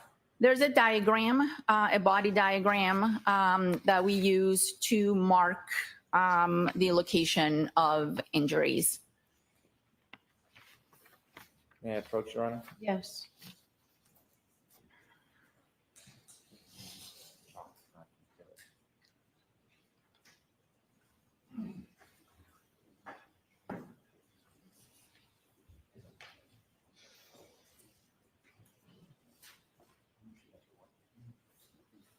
May I?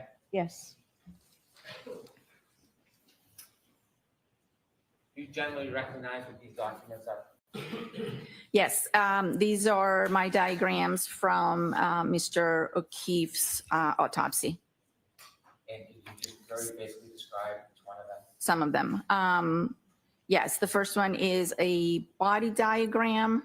A lot of things have been whited out, but it's the diagram that I would use to make note of any injuries.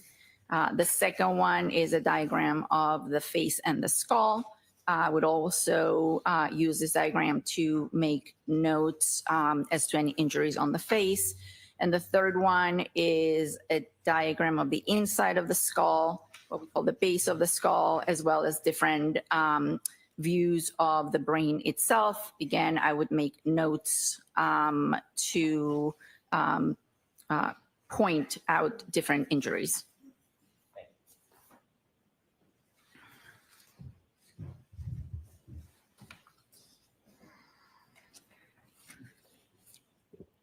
As you are noting injuries in your autopsy report, these diagrams, they start off blank? They start off blank and then they're filled out as we go along. And you fill out all the details you find important in your report? Correct.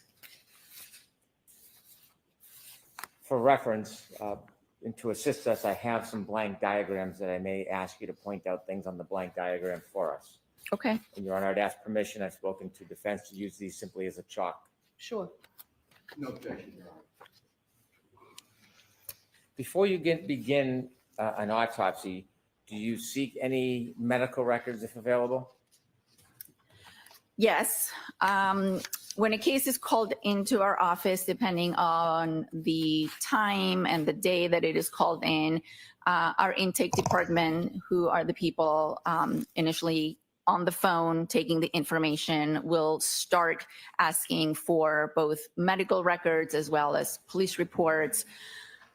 So in the morning, when we start the autopsy, it's possible that we have some records. Sometimes if a decedent is brought to us from the hospital, there might be some records that come along with the body. But to answer your question, yes, we always ask for medical records, what we call PCP records, which are primary care physician records, any records from a hospital where the decedent may have been, and investigative reports, police reports. Do you recall whether you had access to John O'Keefe's medical records from Good Samaritan Hospital? I did have access, yes, in the day, I believe the day of and the following day. May I approach, Your Honor? Yes. Subject to any later redactions, I would move the Good Samaritan medical records. No objection, Your Honor. Exhibit 155.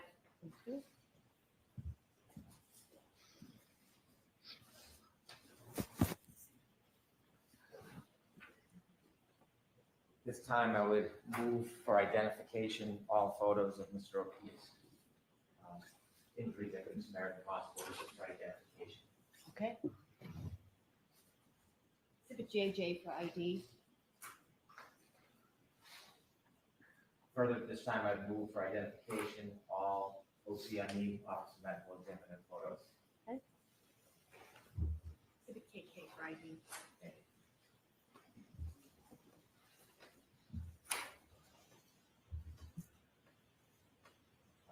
Your Honor, at this time I'd move all CSSS autopsy photos for identification. Can I just have an understanding of the applicant?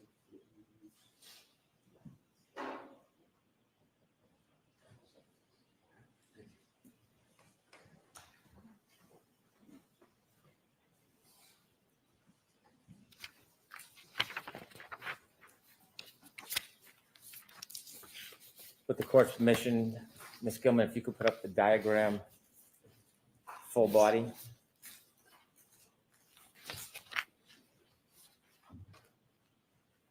Could enlarge that a little more. Thank you very much. Could you explain this to us? Yes, this is the diagram that we use during every autopsy. As you can see, we note the name of the decedent. Every case has its own number. In this case, it was 22-1697. And then we take note of, as I mentioned, during the external examination, physical characteristics such as hair, eyes, teeth. And then on this diagram, we would note any scars we see on the body, any tattoos we see on the body, any injuries we see on the body, and any therapeutic interventions. Those would be things that are sometimes done either by emergency medical personnel or at the hospital. Everything would be noted on this diagram. Now, if you could take us through, I'm going to ask you, we'll go body part by body part, if that's okay. I'm going to ask you to begin with Mr. O'Keefe's face, the front of his face. And if you Yes. could, if you could enlarge that, Ms. Gilman, thank you very much. Did you notice any injuries on Mr. O'Keefe's face? And if so, could you I think there's a pointer available for you, doctor. If you could Yes. point out on the diagram what you observed. So on the diagram, well, first of all, there was medical intervention on Mr. O'Keefe that included an endotracheal tube that had been placed to help him breathe. But once all the intervention, all the medical devices were removed, I observed on his right upper eyelid a 1 centimeter laceration. So as we're looking at the diagram, this is the right side and this is the left side. So on his right eyelid, there was a small laceration. I also observed abrasions on the anterior and the left aspect of the nose. So the nose would be here on the front and the left aspect. Abrasions are scrapes. Lacerations are tears in the skin. I should probably explain that. Then there was some bleeding and some swelling of the eyelids of both eyes.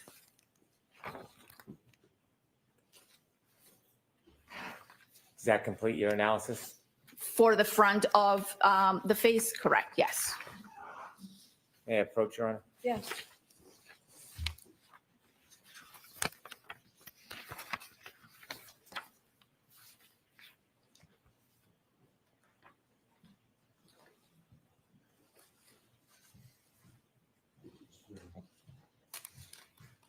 Doctor, I'm showing you a photograph. Do you recognize what's in that photograph?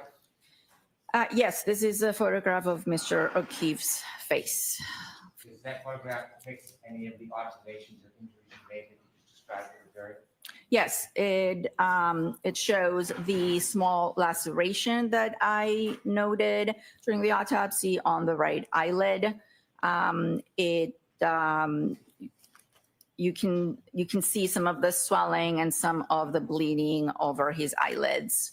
And that's pretty much all I can see because it's a side view. Is there an apparatus? There is what we call an endotracheal tube, as well as a C collar or a C stabilization collar.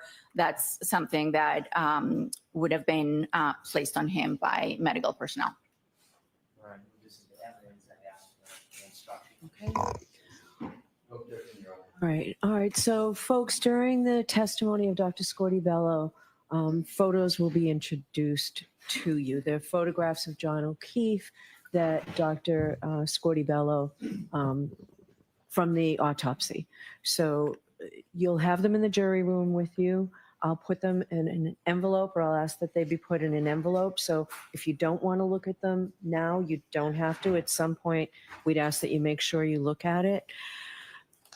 These photos are not pleasant, and you may find that they're graphic. But what's important for you to know is that your verdict must not in any way be influenced by the fact that these photographs may be unpleasant or graphic.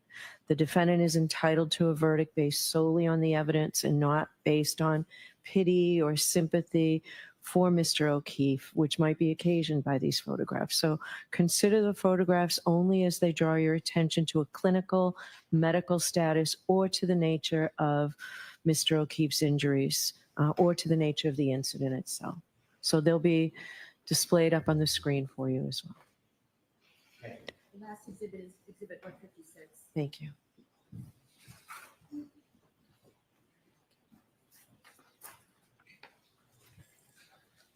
Ms. Gilman, could you show the jury?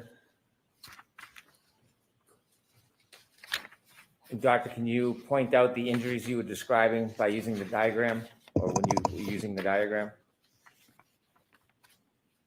So the laceration, the small laceration that I previously described would be here on the right upper eyelid of Mr. O'Keefe. You can see some discoloration that's bleeding under his eyelid and what I would describe as swelling.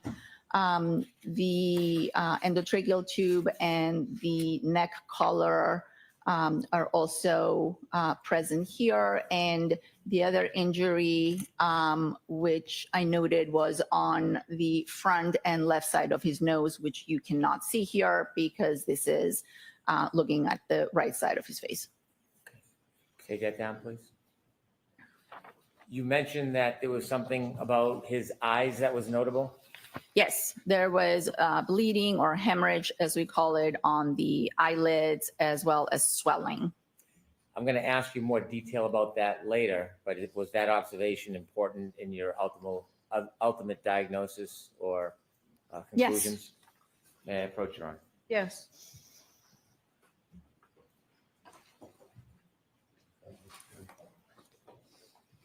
I'm showing you another photograph. Do you recognize that? Yes, this is another picture showing Mr. O'Keefe's face.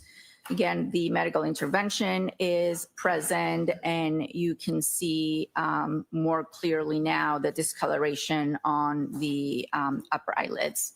Is this vantage point helpful for your ultimate conclusions and diagnosis? Yes. Your Honor, move this in down. No objection, Your Honor.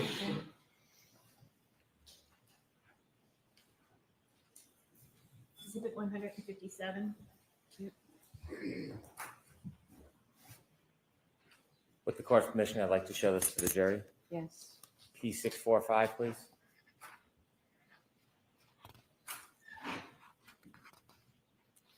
Doctor, could you point out what was significant regarding Mr. O'Keefe's eye area? So I noted that there was discoloration, that's bleeding, that's blood, that's under those eyelids. The eyelids appear puffy, that's what we call edema or swelling. And then also there were two abrasions, two scratches on Mr. O'Keefe's nose.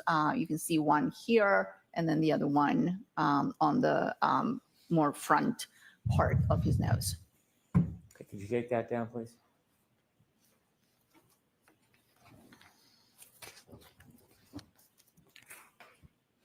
If we could move down a bit to the chest and stomach area, did you make any observations about this area, Dr. Scotabello?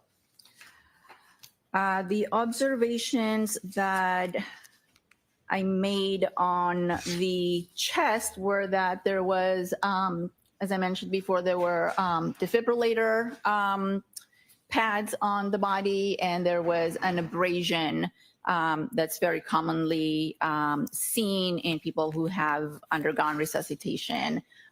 Internally, that abrasion and the whole resuscitation apparatus was associated with some anterior rib fractures, which are also seen in cases of resuscitation, but I didn't make any other notes in terms of trauma on the chest or abdomen.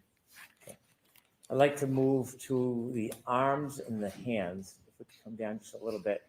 Let's begin with Mr. O'Keefe's hand or hands. Did you make any observations regarding Mr. O'Keefe's hand or hands? Yes.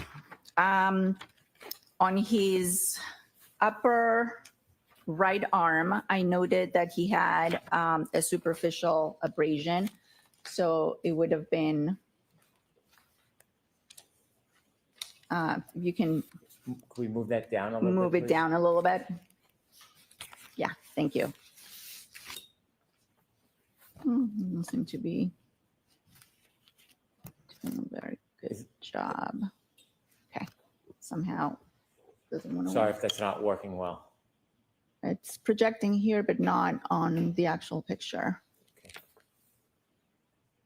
Maybe a second pointer? I can do it here. Okay, great. Yeah.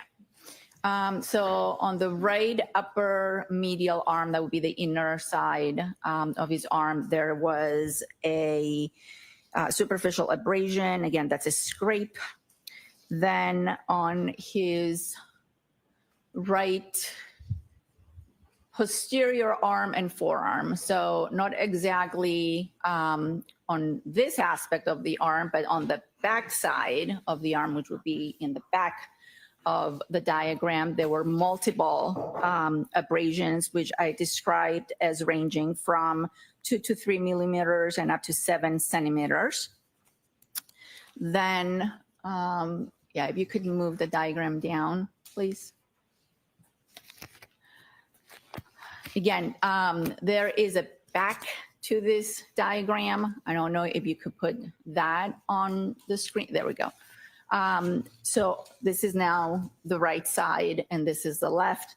I noted that there were 2 bruises on the back of his right hand. Also a faint scratch on the back of his left hand. And then moving down to the lower extremities or the legs, if you could please show the front. There was a small abrasion, a small scrape on the side of his right knee.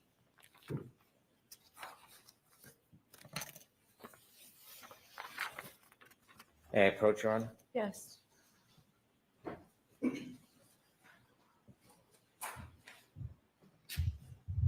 Doctor, I'm handing you a photograph. Do you recognize it from that photograph? Yes. What is it? This is the back of Mr. O'Keefe's right hand, I believe. Is that fair and accurate depiction of how his hand appeared when you examined him? Yes. What is his evidence, please? No objection, Your Honor. Okay. Exhibit 158.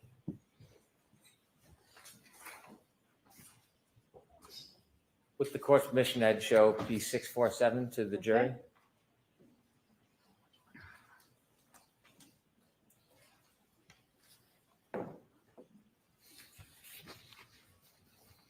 And could you explain, you said there were 2 bruises. Could you point those out for us? Yes. There's one here and one here. Did you attempt to assess those, determine whether you could conclude or opine on a cause of those? No, I did not. Well, I take that back. I'm sorry. So this particular one has 2 small little pinpoint defects in the middle, which we sometimes see when emergency personnel tries to get access to a vein for fluids, for intravenous fluids. So, but I did not put that in my report. I just described it as a contusion. Is it common to see that type of coloration where medical personnel put intravenous or other types of support into somebody's hand? Yes, it's very common for the skin to bruise when someone tries to get access to a blood vessel.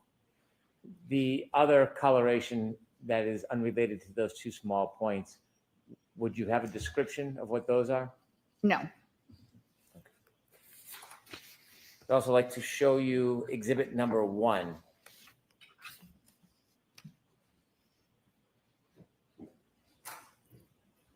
Exhibit number 1, please. Thank you.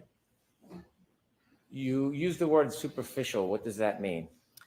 Superficial means that the abrasion is on the superficial layers of the skin, usually the epidermis and sometimes the dermis, but there's no penetration of the skin. When you're assessing to determine whether there's any penetration, do you measure the length of the wound or the abrasion? Penetration would be measuring the depth. If there was actual penetration, I would have to measure how deep into the skin. For example, when we assess stab wounds, we have to measure the depth of the wound. In this particular case, you can see that these are scrapes or scratches, and there's no exposed underlying fat or muscle. And therefore, to answer your question, I measured their length and gave a range, but I did not measure their depth. As a routine practice during an autopsy, doctor, if there was penetration or depth, would you, as a routine, measure that? I would make a note of it. Are there any such notes in any of your autopsy findings or reports about depth? No, I did not make a note on the depth of these ones. Do you have an opinion to a reasonable degree of medical certainty as to how those superficial abrasions occurred? I do not.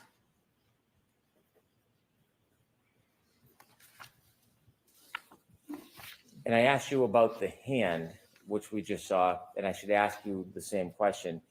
Do you have an opinion to a reasonable degree of medical certainty how that coloration, aside from the medical intervention, do you have an opinion to a reasonable degree of medical certainty how the other discoloration happened on Mr. O'Keefe's hand? I can state to a reasonable degree of medical certainty that that's a bruise, a contusion, but I cannot tell you how it occurred. And to summarize finally what we've been through so far regarding the scrape on Mr. O'Keefe's right eye, can you provide an opinion to a reasonable degree of medical certainty how that scrape occurred? No, I cannot.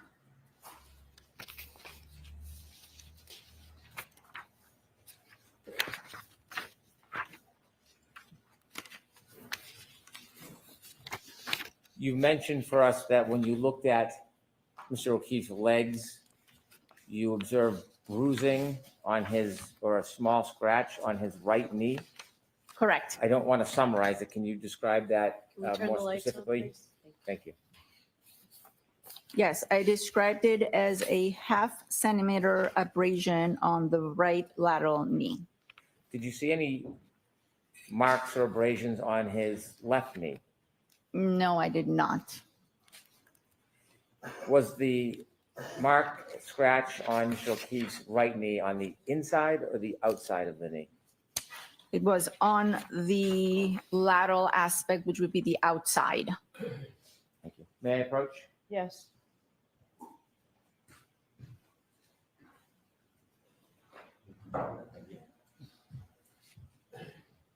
Doctor, I'm handing you a photograph. Do you recognize what's in that photograph? Yes, What is it? this is a picture of Mr. O'Keefe's lower extremities, his legs.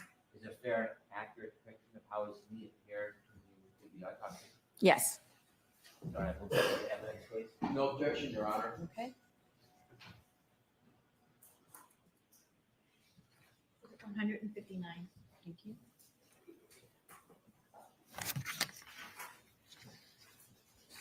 With the court's permission, I'd like to show the jury 9467. Yes. You used the word lateral and you talked about abrasion or a scrape. Could you look at this photograph and could we enlarge it, Ms. Gilman, and could you point out to the jury and explain what it is that you saw? Yes, you can see the abrasion here with a little bit of adjacent discoloration, but this is what I was describing. If you could zoom back out, please. And you didn't see any similar type bruising or abrasions on the left knee? No.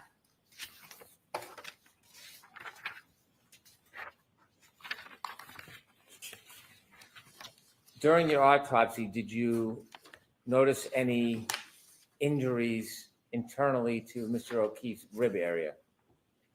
Yes, I did note that there were rib fractures on the anterior, that would be the front, of his 4th and 5th ribs.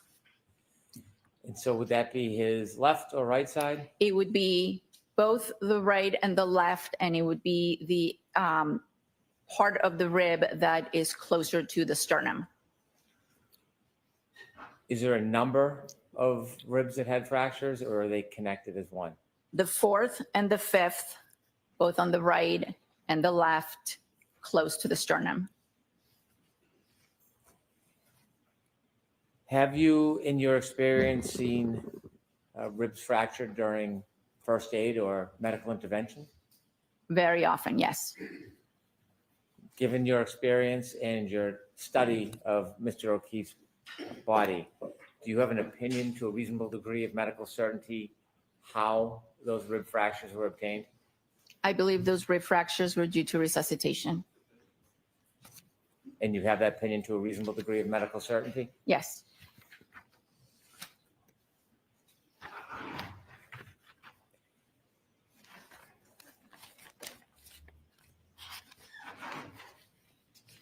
I'd like to show you a different diagram, one of the head area.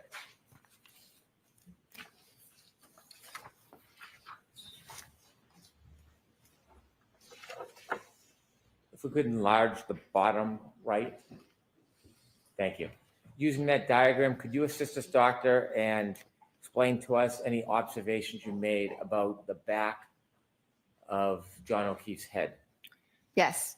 The main observation was a laceration that is a skin tear on the back of Mr. O'Keefe's head to the right of midline. So this would be the midline. The laceration was somewhere here, is what we call the right occipital area. And associated with that, there was an abrasion over it that would have been here.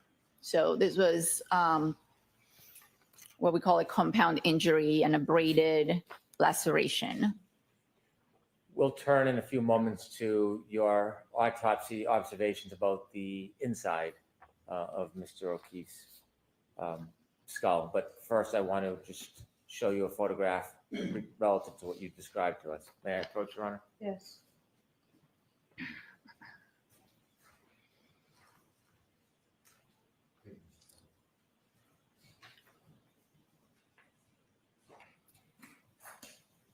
Showing you a photograph. You recognize what's in that photograph? Yes, this is a picture taken at the time of autopsy. This is the back of Mr. O'Keefe's head. The hair has been shaved off so that the injury can be clearly photographed, and it's a laceration with an associated abrasion.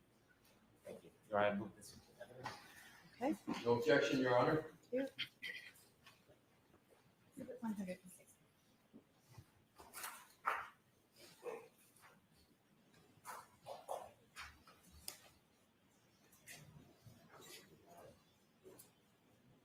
Show that to this gentleman, please.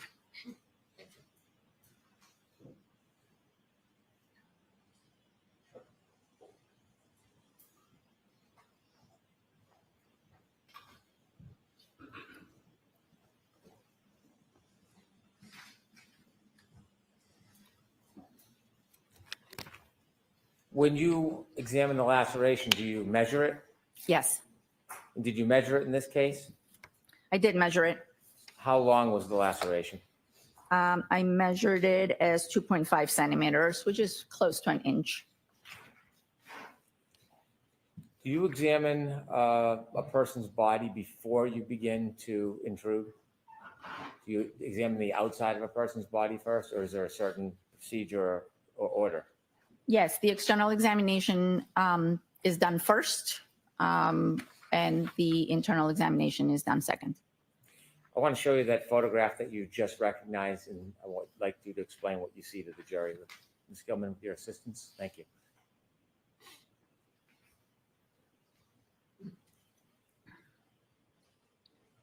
This is the laceration that I noted, and this is the scrape that's associated with it.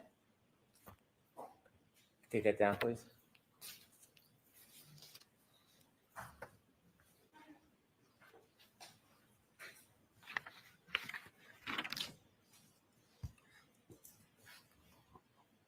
After you make observations, what are your next steps in an autopsy? The internal examination, after the external is performed and pictures are taken, then we proceed with the internal examination of both the, as I mentioned before, the torso, the body, as well as the head. I'd like you to take us through the internal examination. Did you have a chance to look internally behind the laceration you saw on the back of Mr. O'Keefe's head? Yes. And when you did that, could you describe for us what you saw? Yes. The way we examine the head is we make an incision with a scalpel behind the ear from one side to the other. That allows us to reflect or pull back the scalp, and that will expose the skull underneath. We do this carefully so that we don't disfigure clearly the face. And when we reflected, or when we pulled back the scalp, I noted that there was blood, what we call hemorrhage, under the laceration or associated with the laceration on the back of the right head. And then furthermore, there were skull fractures associated with that laceration, abrasion on the right side of the head. Were the skull fractures in the same or different area? The skull fractures were in multiple areas of the skull, what we call the base of the skull. Imagine the base of the skull is sort of a bowl, and the brain sits on top or in the bowl. When the brain is removed, you can have a very good view of the base of the skull. So when the brain was removed and we were able to look at the base of the skull, I noted that there were multiple fractures that appeared to be originating from the area of the laceration, or what would correspond to the area of the laceration. When you made your examination of the fractures in the skull, did that lead you to your opinion, or was there more you needed to look at before you came to an opinion about the cause of death? Well, that was part of the findings that led to my opinion. But yes, I removed the brain, and as is our protocol, I saved the brain in a special solution called formalin that allows the brain to become a little harder, so that our neuropathologist in Boston could go ahead and examine it. Because when I did look at the brain, I noted that there were injuries. There was bleeding on top of the brain. And therefore, I saved it. The brain ultimately went to our Boston office, and our neuropathologist, Dr. Stonebridge, examined it and issued a report. Did you engage in any type of analysis on your own about any injury to Mr. O'Keefe's brain? I noted the kind of injuries I could see superficially on the brain. And I have looked at the brain after it was fixed and pictures of it, but I did not issue a report on it. The whole point was for our neuropathologist to examine it closely and issue a more detailed report. I have a few more photos. Would now be an appropriate time for a break, Your Honor? Yes.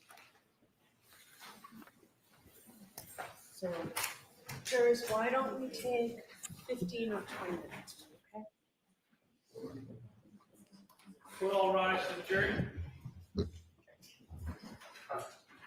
Okay, it's fan time again. We're going to take 15 or 20 minutes. We'll see if she's on time. Sounds like about 11:15 coming back.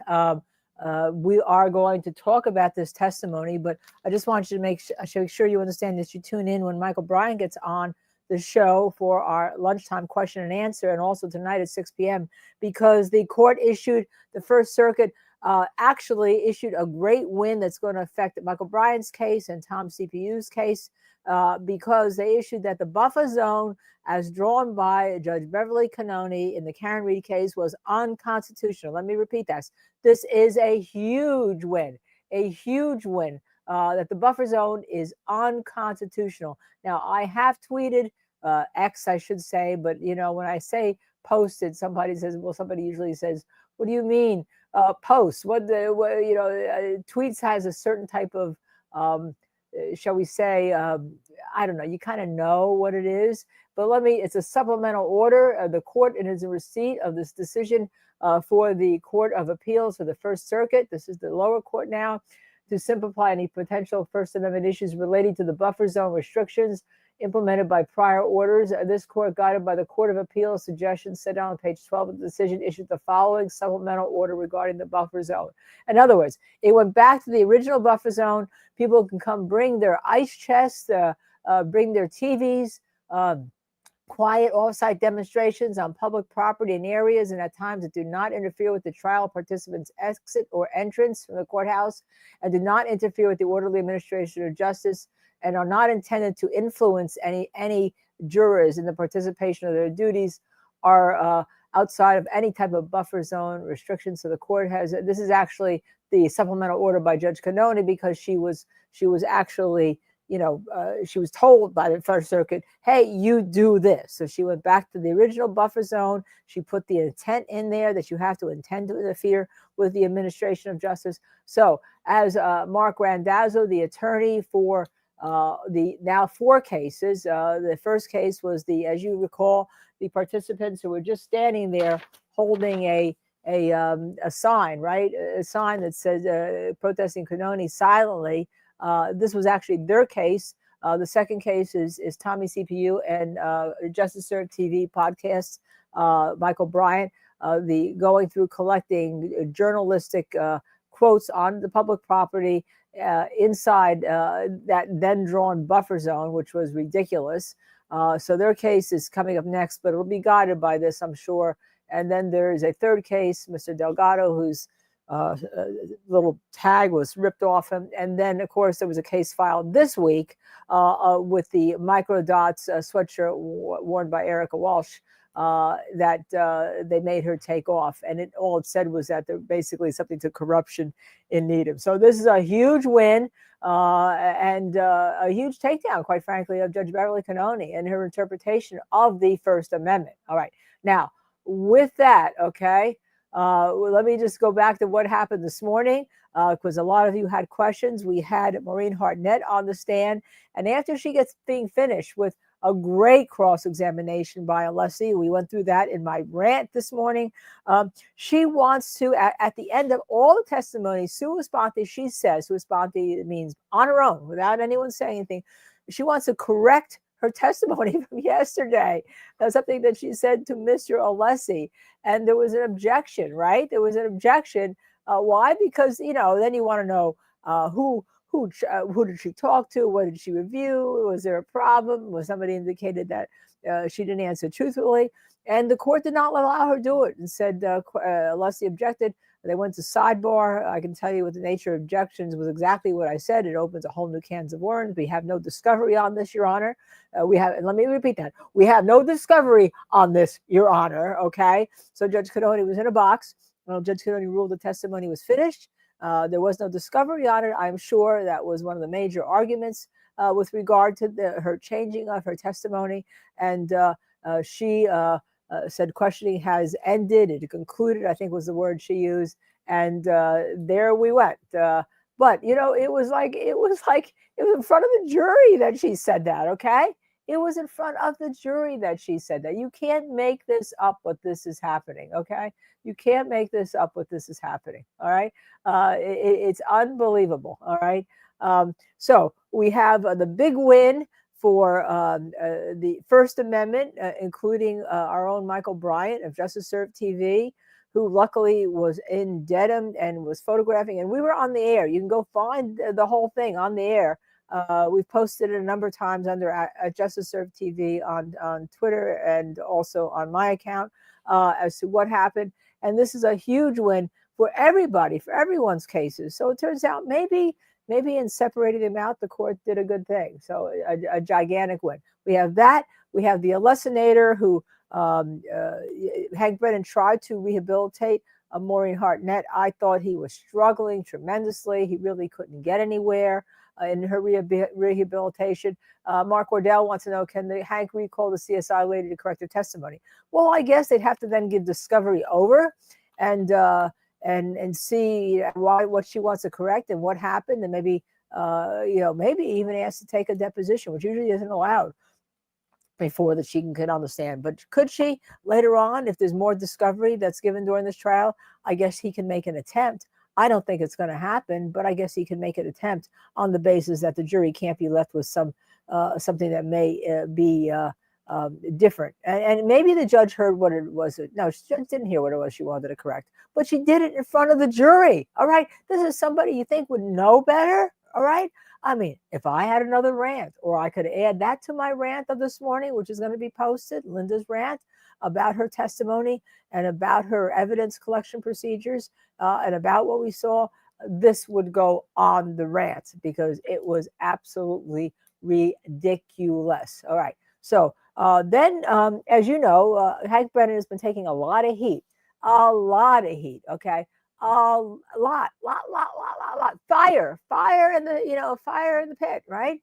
Fire in the hole, fire anywhere, about him not getting into the fourth week of trial testimony and not calling a medical examiner as to the findings, which, by the way, you have to suggest that perhaps he needed to call her. He kind of came to the conclusion he needed to call her, even if she's not going to say that this is a homicide, in order to establish the injuries that he wants to use, which, by the way, most of them, she said, were caused by the ones that he could possibly use for a car strike if he were trying to, were caused by CPR, okay? But certainly she didn't talk about the arm injuries being caused by CPR, right? And we'll see if he talks about the car strike with the arm injuries with there. But I think he decided that he had to call her. Number one, it looked like he'd be hiding her. But number two, I'm not sure that his expert from Florida, the gamma ray neurosurgeon, who was going to come in and try to usurp her as they try to get around her, which would be the argument, which would be devastating to them.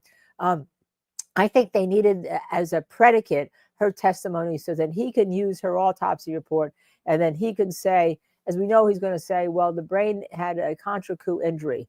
Now, let me back up a second. As we know, John O'Keefe had a skull fracture 2-inch in the back, right? A skull fracture. Skull fractures do not cause death, okay? I can tell you that from my years as trying cases and all. It is when the skull fracture injures the brain that it causes death. And here you heard about there was a bleeding in the brain. And as you know, and you've all seen even people that get shot, if they get shot in the head and there's a skull fracture, it's the bleeding in the brain. They'd have to try to stab to get to try to make the person live. So it's the skull fracture in and of itself is not a death warrant in any stretch of the imagination. It's when it causes damage or injury to the brain. So I think that he wanted to get what this whole brain injury is, so that his doctor, who he's hired, who is not a medical examiner and could not sign a death certificate in the state of Massachusetts and could not opine upon a manner of death in the state of Massachusetts, can at least say to him, well, there's a contractile injury, which means that there would be an impact in one location, and then the brain swirls around the head and hits the front of your skull, and then that's called a contractile. And that is called by, I think he's probably going to say, that's caused by, or he thinks it's caused by a hit or strike to the car and then falling down. That's what he needs. So I think these are actually why Hank Brennan had to get ahead. Also, I think there's something that he's worried about in the forensic pathologist that's going to testify for the defense. Remember, we don't have these reports. He does. Okay, he has these reports, right? And I think that I don't know if he's going to want her to address some of the issues in her report, whether there's been anything supplemental filed by her to address anything, or we're going to hear some questions that may go to her findings of the cause of death, which is the hypothermia and the skull fracture, that he in some way phrases, and you'll hear if he phrases it, if there's an objection, that somehow is trying to head off at the pass the defense medical examiner, okay? I think that's why he had to call her. Number one, I think he was feeling the pressure. Number two, I think he decided that as a predicate, he needed her testimony for his expert to testify.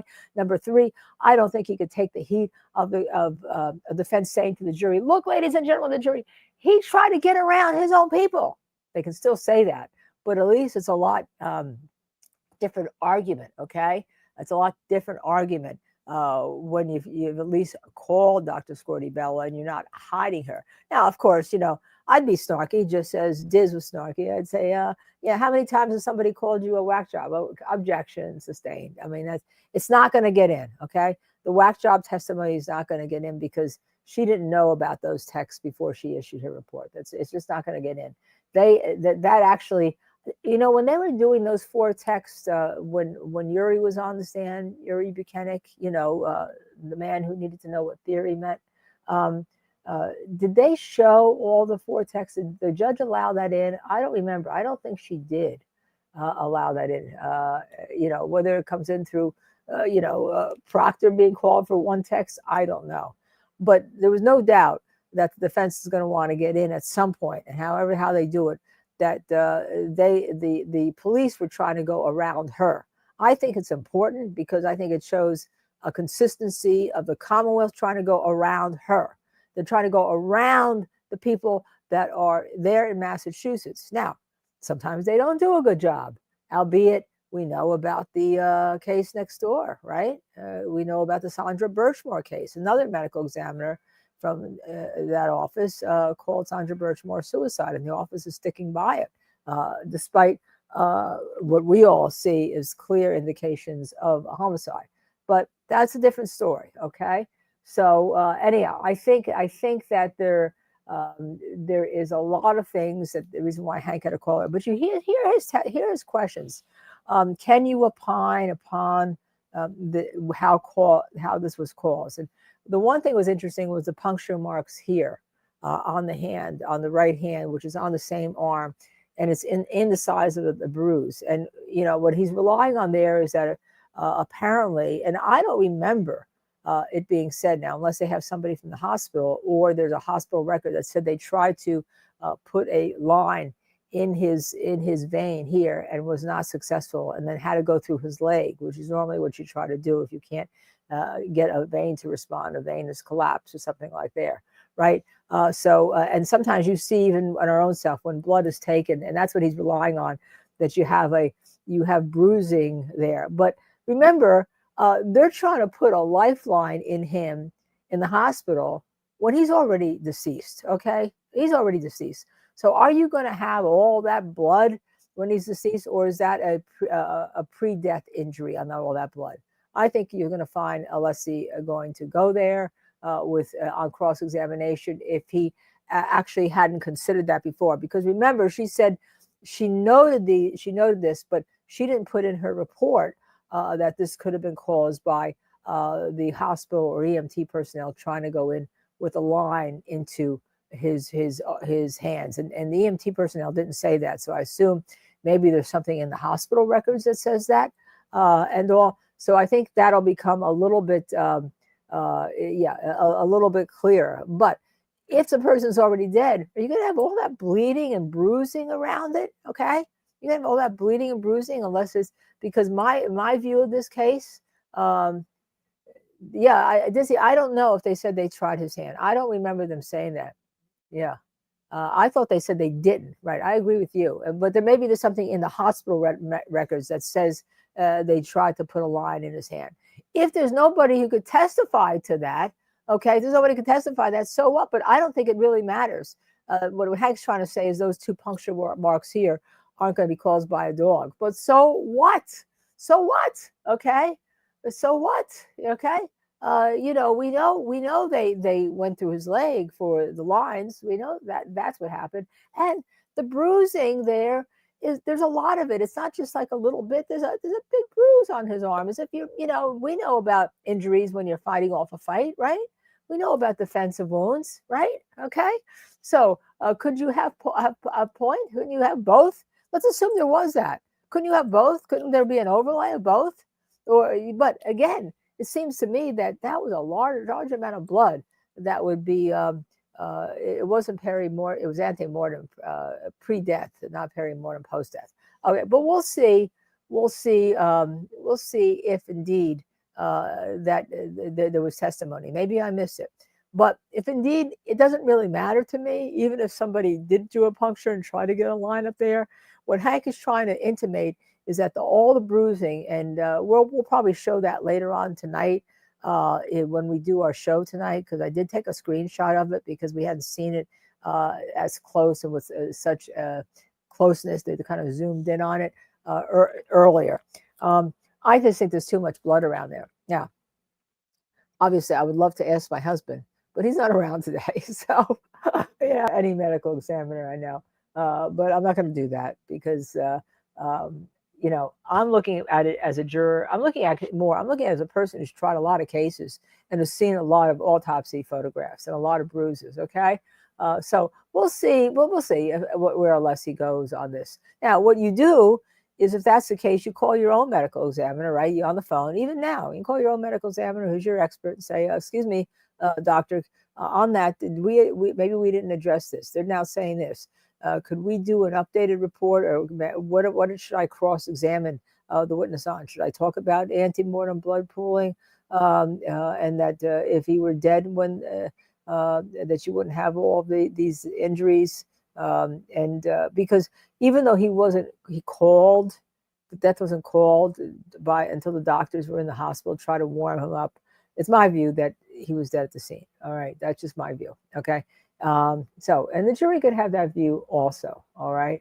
The jury could also have that view. So let me see where we are with regard to a lot of your questions, because I know you have a lot of questions, and I was writing notes to try to tell you what I was viewing this testimony as.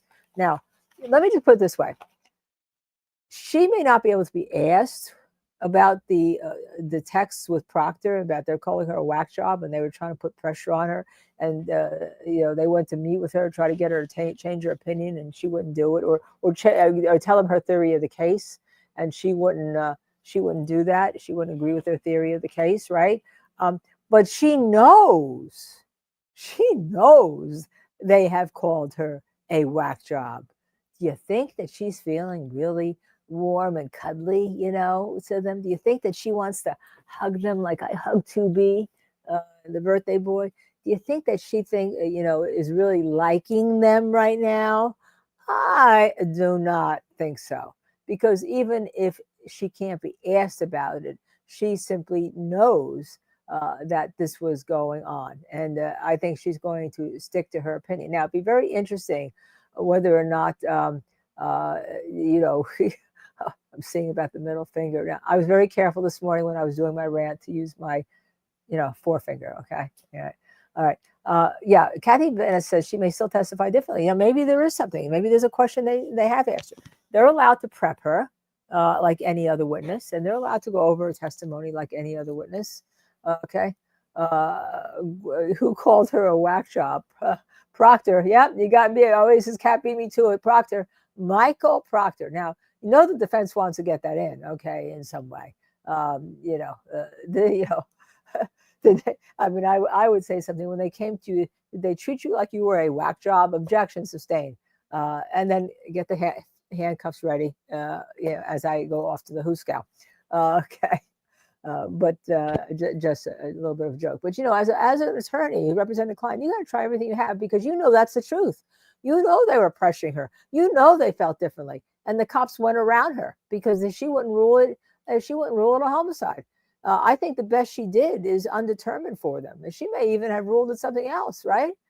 She may have ruled whatever. But she certainly. I think we're going to get into it, that he has no injuries on the front of him that are consistent with an automobile strike. Remember, under the prosecution's theory in the first case, remember Trooper Paul? We just floored the gas pedal. We went rolling back at how many miles an hour? Okay, you remember, right?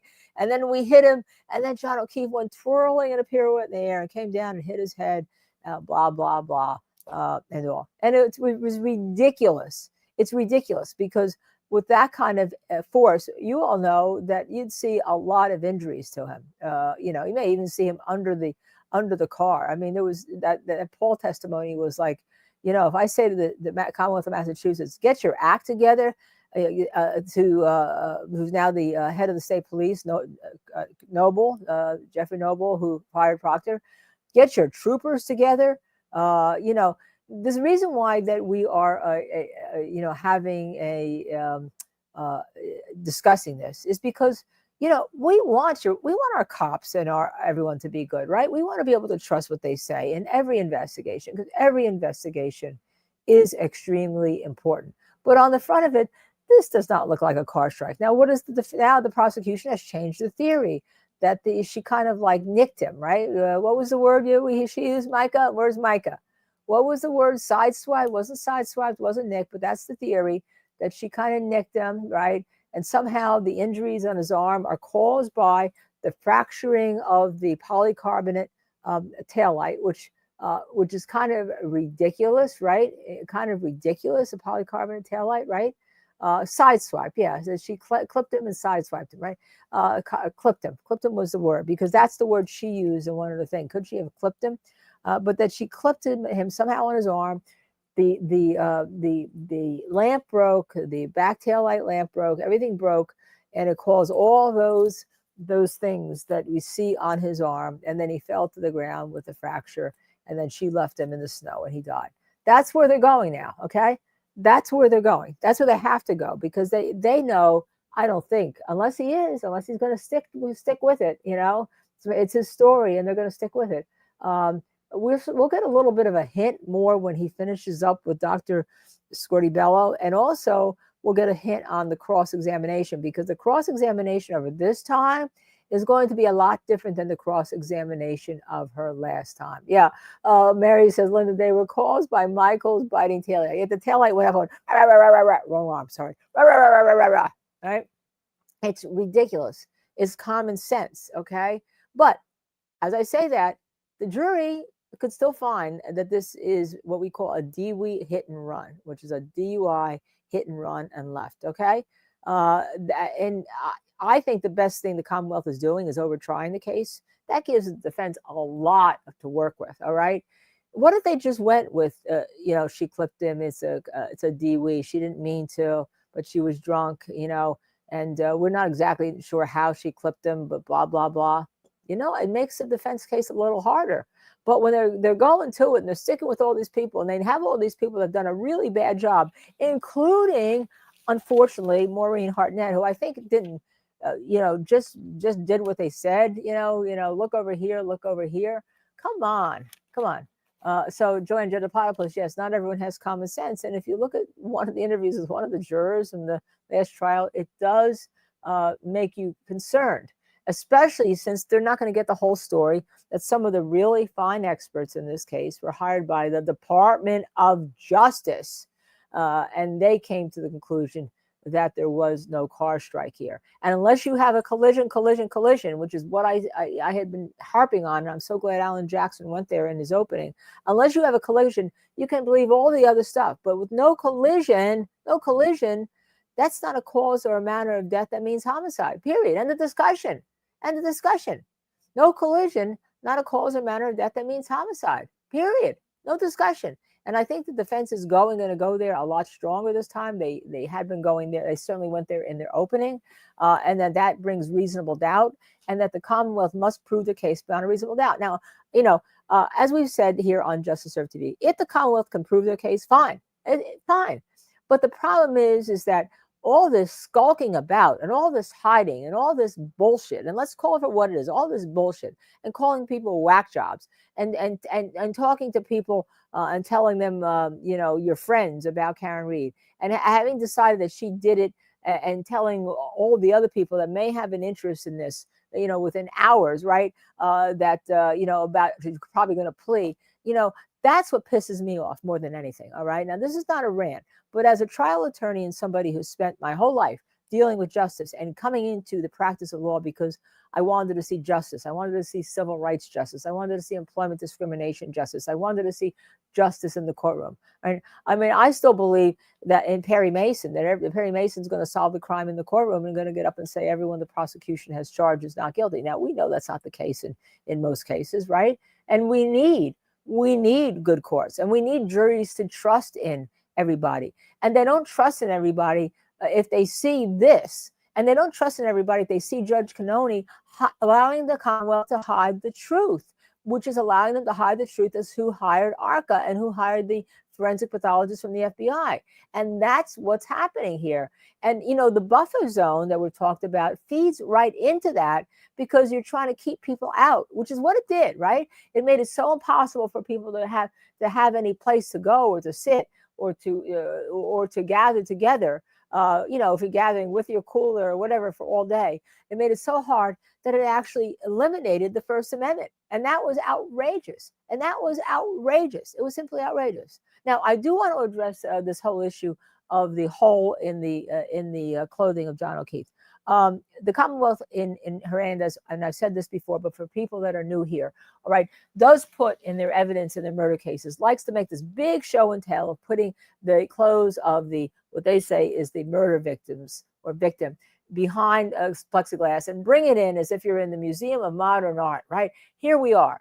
Now, I'm sure at some point there was a reason to try to do that, to maybe biofluids weren't, being around and the clothes stayed intact without people moving them and all sorts of stuff. But it's kind of, frankly, it's garbage. It's not really for that anymore. It's for show and tell, so you can show, the impact of this is the poor man who's dyed's clothes, and look at them now. All right. Now, can the jury ask them to be taken out of the plexiglass? Yeah, but they're going to need to be told that if they want to see it. The mere fact of putting something in a plexiglass, depending on whether or not that plexiglass is pushed in or it's just monitored, it could change it. In Hernandez, I had found when we went to the lab an exit wound on a shirt that they were saying was some kind of artifact, right? It turns out it was very important. It was an exit wound to a bullet wound. And I know what an exit wound from a bullet looks like on a shirt. I know the type of slit it makes because I've had a number of cases even since I was a prosecutor about that. And sure enough, they had to admit that it was. And it changed the whole case because it changed the trajectory of the shooting, which meant that Aaron Hernandez could not be the shooter in our case. It's simple, very simple, right? So one little piece on a clothing can make all the difference in the world. It can absolutely make the difference in the world. Now, does the plexiglass change it? Can you not see it as well? They're going to have the pictures. I actually like the pictures here. I like the pictures of the threads. I'd want to see, what I want to do is have the plexiglass and then put the pictures, with some Scotch tape around where it is so I could see both together. But I actually like the photographs because I think that looks like a puncture wound from a dog. Now, and when the dog's teeth retract, out comes some of the fibers. What Hank Brennan tried to get this witness to do was try to say, I gather with the clothes that maybe it was loose threading from Maureen Hartnett, and therefore was there previously from loose threading. But loose threading can be caused when a dog bites you. That's the problem. So I don't know where they were going, okay? The defense can point out it wasn't a plexiglass. We pointed out, but we pointed out, like, you want show and tell. Are we going to convict evidence, or we're going to convict because they're trying to tug at your heartstrings? And there's only, one way to do that. And then the jury gets that. The jury then gets that, okay? As I told you, in California, you're not allowed to bring any type of clothing into the courtroom of a victim or anything else, or of a decedent or anything else, any type of evidence that has biofluids on it. It's prohibited, okay? Now, if there is something that does have biofluids, like a handgun that was involved in something, the jury can specifically ask to see it. There'll usually be an exception and all, but the clothing does not come into the courtroom. When I first went to California, I said, what do you mean the clothing's not going to be in the courtroom? You rely on really good photographs. But, photographs can be manipulated too, especially now in this day and age. So you really, if you're the attorney, what you have to do is you have to go to the lab, and you have to make appointments to go to the lab and see all the evidence yourself, and you photograph it yourself, and then you compare your photographs against the photographs that are given to you in discovery. But you have to go. And I tell that to lawyers all the time who don't feel the need to make the motion to go to the lab to see the evidence. Now, what happens is the other side comes in. They want to see what you're doing. The judge will allow them. You have to kind of talk with your people or not talk with your people. That you look at everything and you don't necessarily make it. Although when I found that exit wound in the Hernandez shirt, I pointed that out right away. Okay, hey, hello, and all. So because that's a different story. But you want to go see the evidence. So I am sure, I would imagine that the defense had seen the evidence. Okay, we are back from the break. Let's see, the judge is coming back. So you wanted to see me? Yes, please, Your Honor. Okay, over here or? Okay, all right. Now, one would think, okay, that that may, well, obviously something has popped out. Maybe Hank Brennan has said something when, because attorneys, we talk, I hate to tell you that, but we talk and when things are going on that happened, and the defense wants to know, and maybe it's related to this whole issue about whether or not Dr. Scordi-Bello is going to some way, Hank is going to try to have her address some of the stuff that was in the defense report without doing an updated report by asking questions. So, as an attorney, as a lawyer who tries these cases and gets the discovery, usually I'm dying here, because I don't have it. I'm really dying. I have to tell you. Okay. All right. Now, I'm going to point out the family is usually not in the courtroom whenever there's the medical examiner on the stand. They just don't come. It's very rare that you'll find a family member that come to the courtroom when the medical examiner's on the stand for obvious reasons. Okay. Sandra Hunt wants to know if I've heard anything about the asshole comment. Only last night that Aiden was saying that it was suggested that it was from the prosecution side, Laura Laughlin, because it was a female voice. I did not hear the asshole comment. I thought I heard ass, whatever, but other people have heard it. But I figured if it came from if it had come from the judge, here's what I told another media outlet too. If it had come from the judge, the defense would be filing a motion to file a motion under seal. And that motion under seal would be to remove Judge Cannoni because of the comment and declare a mistrial. All right. You don't see that being done. So I think the defense does not believe that came from her. If it came from the prosecution, could they file a motion, or did they possibly go to sidebar this morning and discuss it? We don't know, because we are not in the know, are we? Okay. But we'll see. We'll see. As I said, defense will take care of it. If they think that that's a comment, they will take care of it, because not much. A few things have passed them by, as you know. Every once in a while, I've said you should have asked the question this way. But this is the second trial. If you don't think that Alan Jackson has a computer map in his head of everything in this case, I still have a computer map in my head of everything in the Phil Spector case, everything in the Hernandez case, everything in the Casey Anthony, everything in Michael Skakel, everything in Jason Williams. It's still all in my head. I mean, I can pull it right up, just like it's been stored in there, because you know the thousands of pages of discovery, and you know what's important on it. So he goes, and Alessi is just a different kind of dude, okay? Let's face it. When he first came, I was worried about him being jury friendly, but I think the jury's going to like him. He's like, oh, no problem, Your Honor. Yes, Your Honor. No objection, Your Honor. I agree. He's like out there. Woo. Oh, Disney says Miss McLaughlin's not in court today. Well, then the plot thickens, doesn't it? Because let me tell you, if she did call an attorney an asshole and it is picked up, she deserves to have something in terms of, I don't say discipline, but she deserves to have oversight, right? Oversight over her. And one of the things I've been complaining about in this case is there's no oversight over anybody from the Commonwealth. And certainly no oversight over the judge, because she is the oversight, while on the first trial, I thought she did a fair trial until the very end, when she didn't ask that one question, which I think was, put us where we are today with Karen Reed being retried for murder. I thought she was much fairer, but she changed when with this whole ARCA issue. You saw it, you felt it, you knew it, and I think the defense would agree with that. Joanne Genopoulos, you don't have to put it back up. I'm sure they find him endearing. I think they kind of do.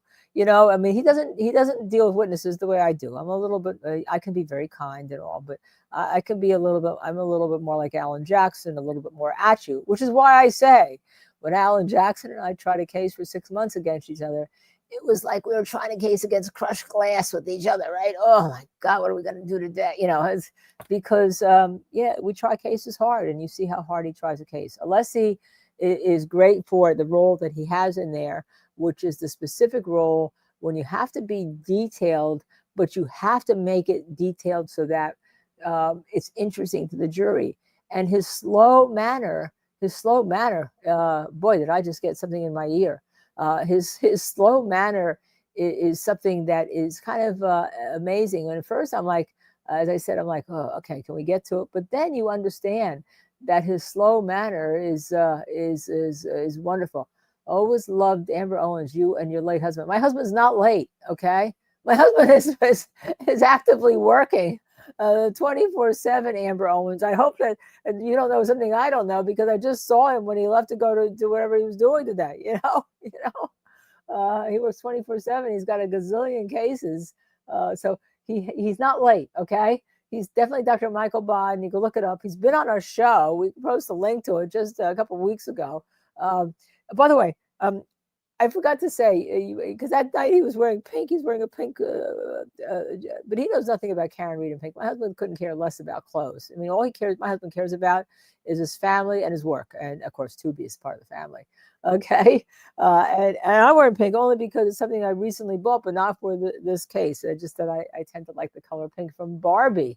This is Barbie pink, not Karen Reed pink, but it's pink. Okay. So whatever it is. All right. So Michael Bodden is definitely alive, Dr. Michael Bodden. We're going to go back and we'll have more. Okay. Yes, he's been on TV just a couple weeks ago. Okay. I'm going to give you those were both marked for ID. So all right. Let me see what she said she was coming into evidence, and one will be. Okay. She's marking. May need to have them available for the witness. For ID, one will be coming into evidence, and one you may have to have available. And I guess these are autopsy pictures. But yeah, my husband is taking cases and actively testifying. You'll be surprised. I mean, he's the one who broke the Sandra Birchmore case wide open. All right. So just thank you, Amber. Okay. Thank you. I'm glad you found us too. And I'm glad I can tell you that Dr. Michael Bodden, forensic pathologist, some say he's legendary, but sometimes I say, honey, you got to take out the garbage, you know? So my legendary husband can do normal things too. All right. Okay. Yes. He's the one who broke it open for the civil attorney, said this is a homicide. And from there off we went. It was something that all of us should have known, but apparently the Canton police and some of the people that are involved in this case were involved with Birchmore. There's that overlap. And we had Mizzy B on for a show, and she went through it also. So I'm talking only because they really haven't started it, you know? Yeah, you can Google Dr. Michael Bodden. He's all over the place, all right? 2 books out. He published last year. He published American Autopsy, a book, about different things in the courtroom, including a lot of the racial cases, and why he feels the medical examiners need to be independent, not be, from the police. Well, they take in the information. He wants information from them, but he's not going to be swayed by them based on his opinion. No, my husband is a forensic pathologist, board certified forensic pathologist, anatomic pathologist, clinical pathologist, was the former chief medical examiner of the New York State Police, New York City, and is Google's a good friend at a time like this, and you will see that some people have called him, and I say this lovingly, the best forensic pathologist in the world. He's sought after. He travels all over. He was in Poland on a matter. He was in Israel on a matter. He was in England on a matter. They see each other. How did we meet each other? At an autopsy on a case of mine. That's how we met each other, Brooklyn. If you look at our first book, Remain Silent, I kind of use how we met as the basis for our 2 characters in that book. It was published about 15 years ago, before we had Twitter and all this stuff, but it's still there. Okay. All right. So now I'm going to go behind my Tubi avatar and we're going to listen to Hank Brennan to see what he has up his proverbial sleeve. And then I assume that we're going to get to, before lunch, Bob Alessi, because we didn't know this was going on today. By the way, spread the word, hit like, hit share, spread the word on X that we are here with our YouTube site. We're a young channel. We have great moderators. We have great people who have donated their time. Oasis Cat does the music, Diz and Missy. We couldn't do without them. We try to give our time to you because we think we have something to offer to you. And we hope that you spread the word and you appreciate us, because on this channel, we're going to tell you like it is, how we feel, whether you like us or not. And if we take the heat, we take the heat. If you don't like it, feel free. We've invited the prosecution people, anyone who's believes Karen Reed is guilty, to come on. We'll talk about it. Let's talk about it here, as long as you don't get really angry with people. We don't like that kind of anger. Okay, I am now going to go behind Tubi. The jury is in. Thank you, all of you, for I'm seeing all your comments thanking me, and I'm glad that you like it here. And if there's anything you think we should change, look, email it at justiceservedtv@gmail. We try to respond if we can. Oh, yes, and Tubi is his birthday. I can't believe my child is 4. My little boy dog, Tubi the poodle, his dog. Yes, I will thank him. I know he's out on an interview or a case or something. I know whatever it is, he's gone. He doesn't, he's very, as I told you, he's very closed on. I didn't even know he did Birchmore until it was published in the Globe and the Foucault is coming. Okay, I'm going behind the Tubi avatar, but I'll be listening.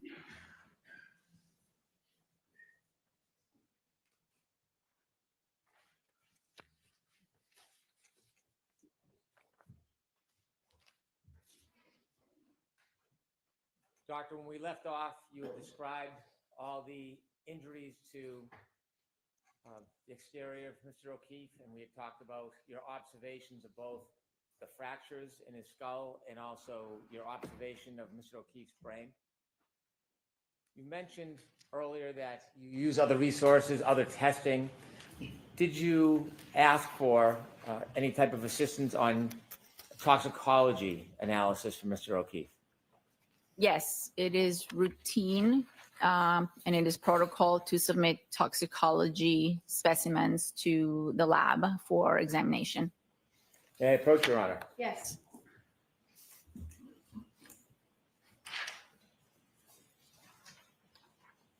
Thank you, Mr. Brandon.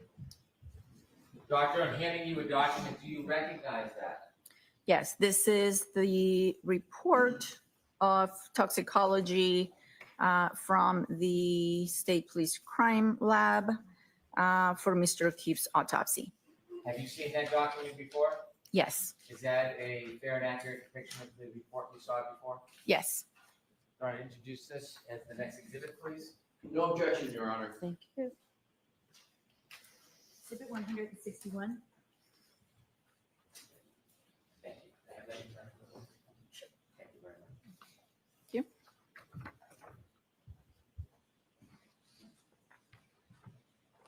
In your experience, Doctor, are you familiar what the toxicology report and the testing involves? I'm sorry, what was your question? Are you familiar in your experience with what is involved in a toxicology test? In general terms, yes. And if you studied Mr. O'Keefe's toxicology report, was that important or part of your analysis in your ultimate conclusions? It was one piece of evidence that I took into consideration, yes. In the toxicology testing, is there a search to see if there are any type of drugs or medications in Mr. O'Keefe's blood? Yes. Okay. And was there any? There were no prescription medications. There were no illicit drugs in his system. In a toxicology, is there also a testing for blood alcohol content? Yes. What is the difference between ethanol in heart blood and ethanol under 1102? in vitreous humor. Yes. So we usually submit multiple specimens for toxicology. Some of the specimens are used for screening of classes of different drugs, and then other specimens are used to confirm, the presence and quantify a particular drug. So in this particular case, the lab tested the heart blood, which showed that it had an ethanol level of 0.21 grams per deciliter. And they also tested the vitreous, which is the fluid that sits behind the eyeball. And in that specimen, the ethanol was slightly higher at 0.28. Thank you, doctor.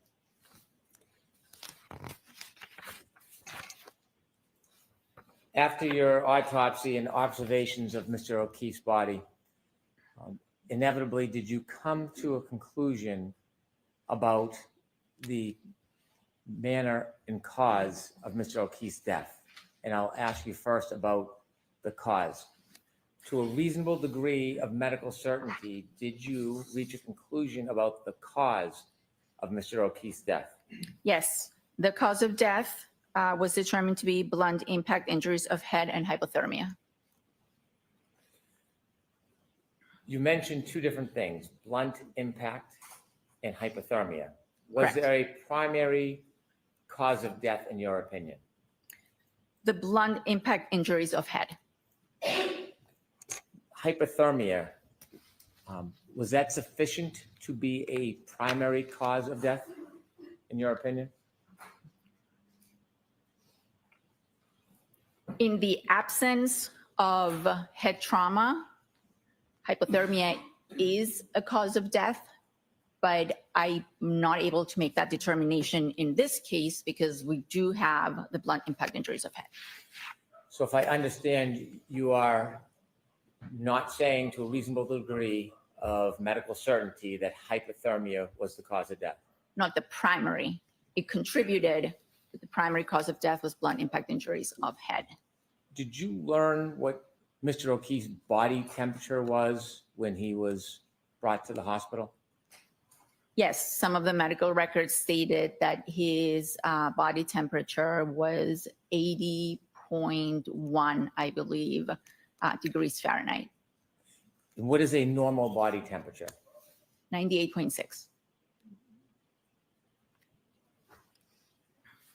Regarding the blunt force injuries as the cause of death to Mr. O'Keefe,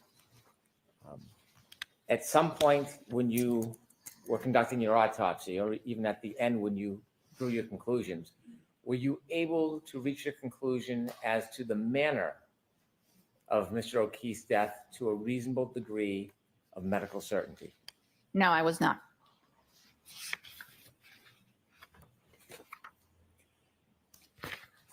After you complete your findings, including the manner of death and the cause of death, even if undetermined, are you required by statute, by law, to file a report or a document? Yes, And what is that document? it's the death certificate. Did you do so in this case? Yes, When you file a death certificate, do you include your ultimate conclusions regarding cause and manner of death? yes. There is a death certificate that is issued immediately after the autopsy. The death certificate is a document that is necessary for the family in order to make funeral arrangements and proceed with their plans. So a death certificate is always issued at the end of the autopsy. If the cause and manner of death are known at that point, they are stated on the death certificate. If they are not, or if we need to do additional studies, then both the cause and the manner are listed as pending. And that death certificate is sufficient for the family to make arrangements. Later, as we get more information, as we get more results from our studies back, we issue an amended death certificate. So that amended death certificate will have a cause and a manner. The amended death certificate in this case stated that the cause was blunt impact injuries of head and hypothermia, and the manner was undetermined. May I approach, Your Honor? Yes.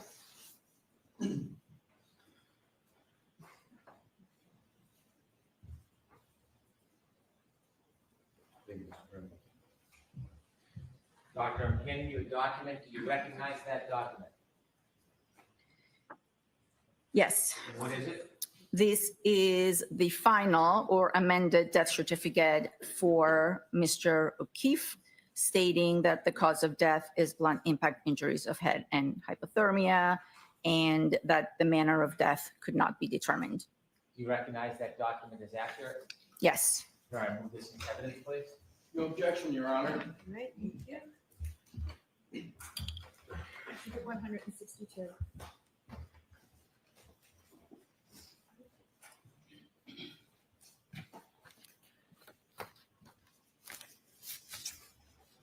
After issuing the death certificate and after the 90 days passed, have you done any further study or investigation on this case, doctor? No. Thank you. I have no further questions.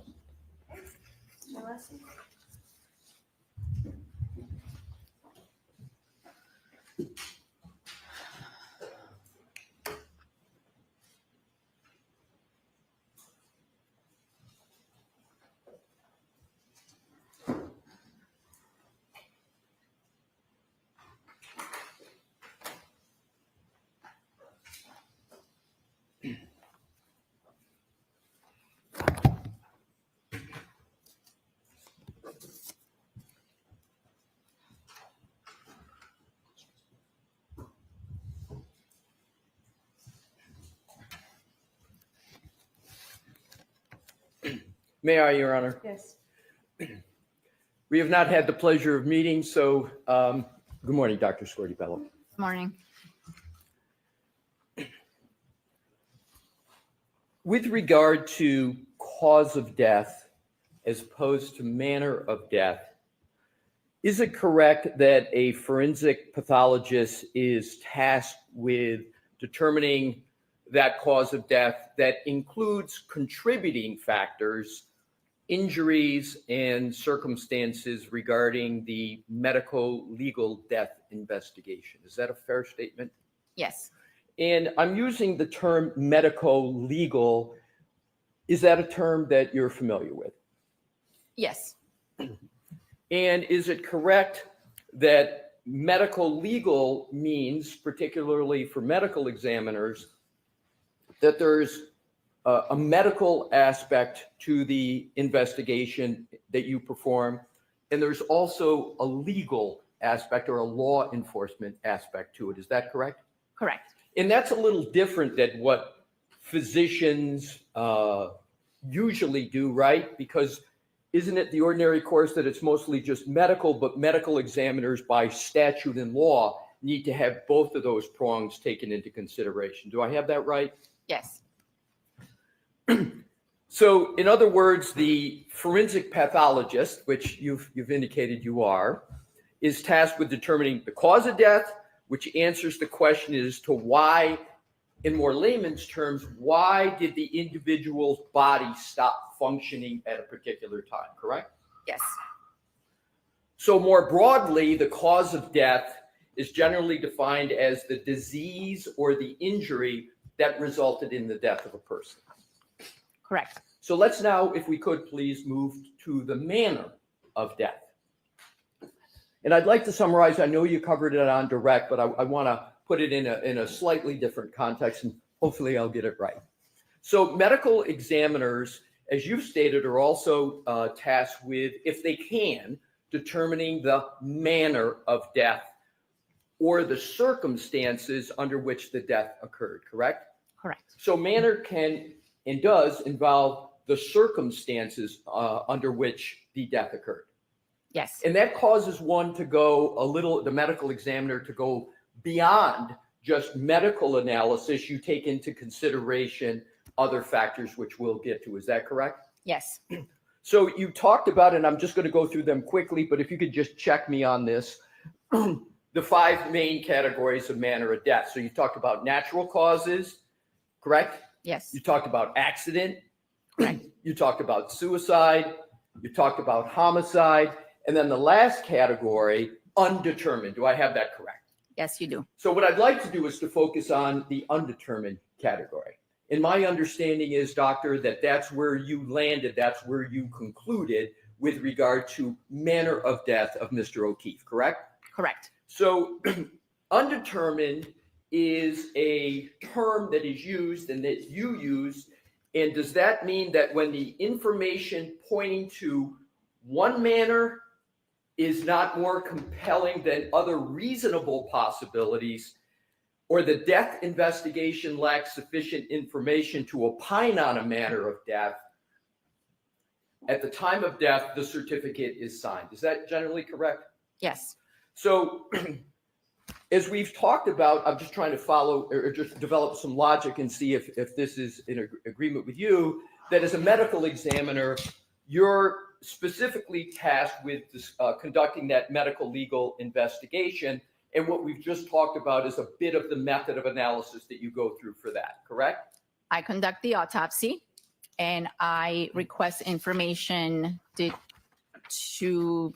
information from the investigative body that is out there investigating the other aspect of the case, not the body itself. Yes. So is it correct that there's 4 general components to a forensic pathologist death investigation? Is scene investigation one of the components? It depends on the jurisdiction where you practice. Scene investigation is part of forensic pathology in certain jurisdictions, and it is the responsibility of the district attorney and law enforcement in other jurisdictions. In the state of Massachusetts, we are responsible for the autopsy, and the DA's office and law enforcement are responsible for the scene investigation. Excellent. So scene investigation in the state of Massachusetts is not within your domain in the office of the medical examiner. That is the domain of the district attorney and law enforcement, correct? Correct. How about another aspect, forensic autopsy and laboratory testing? That's within your domain, correct? Correct. And how about police reports and witness statements? That is not under my jurisdiction. That is under the district attorney's office and the police. Do you consider information, nonetheless, from police reports and witness statements in your analysis? Yes. And do you also consider, even though it's not within your jurisdiction in Massachusetts, do you also consider information about scene investigation? Yes.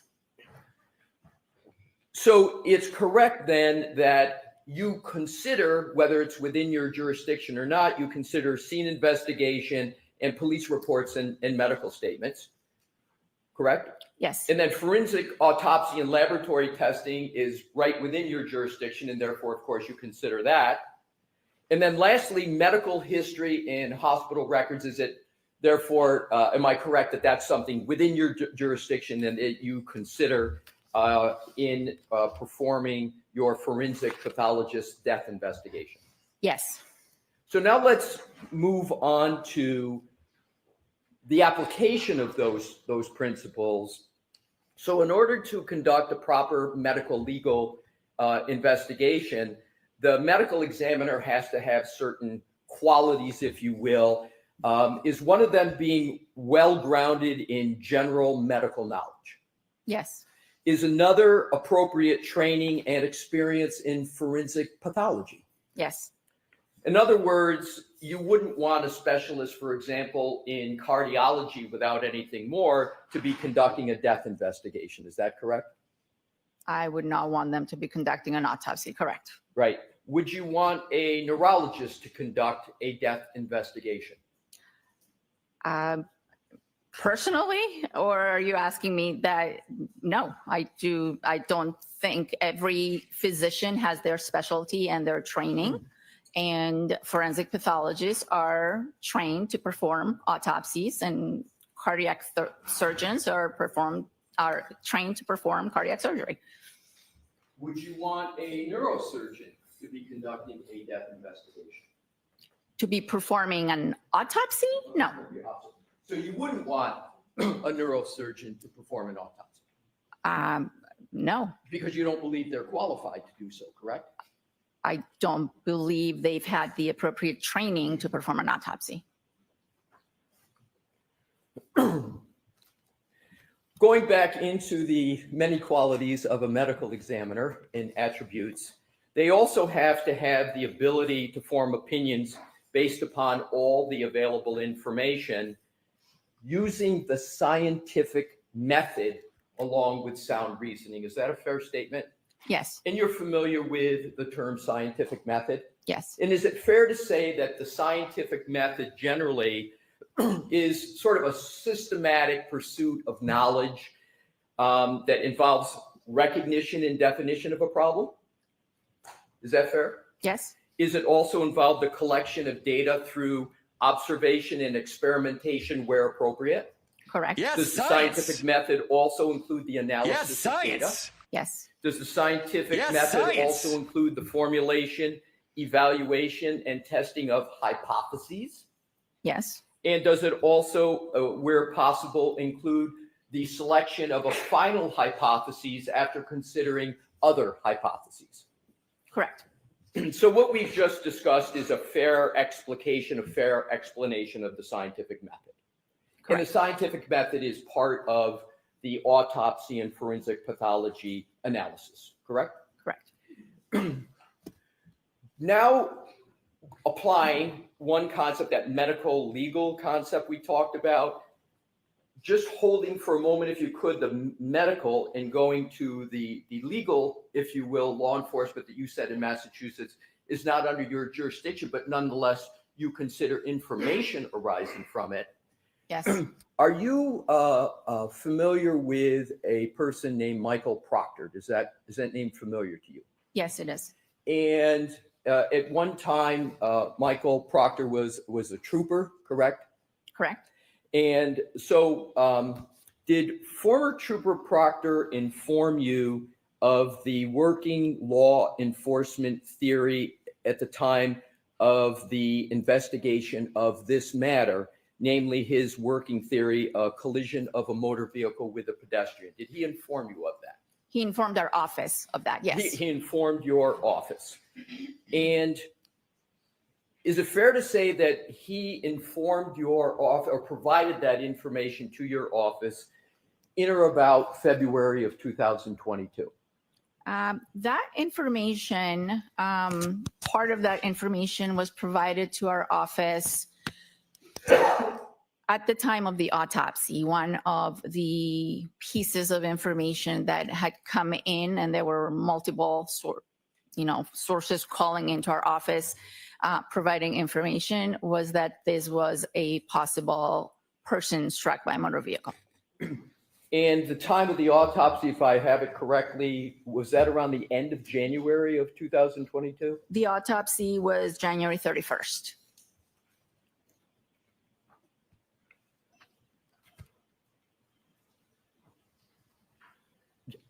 Your Honor, if I could, with your permission, please publish a photograph which Your Honor has and the parties have stipulated, or that's in evidence.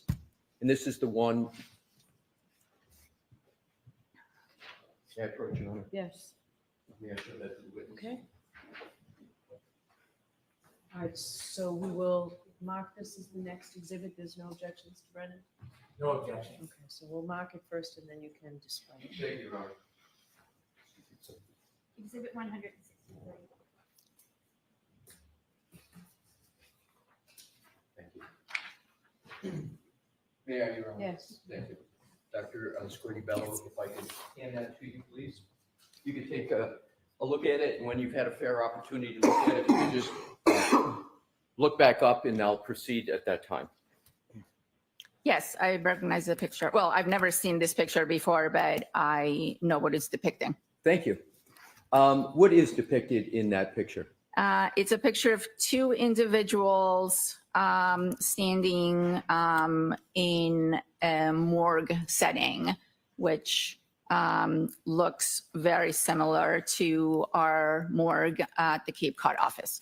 Very good. If you could just hold that for a moment, and with the court's permission, could I publish that for the jury? Okay. Thank you. Mr. Wolf? And if you could please zoom in on the two individuals in that picture.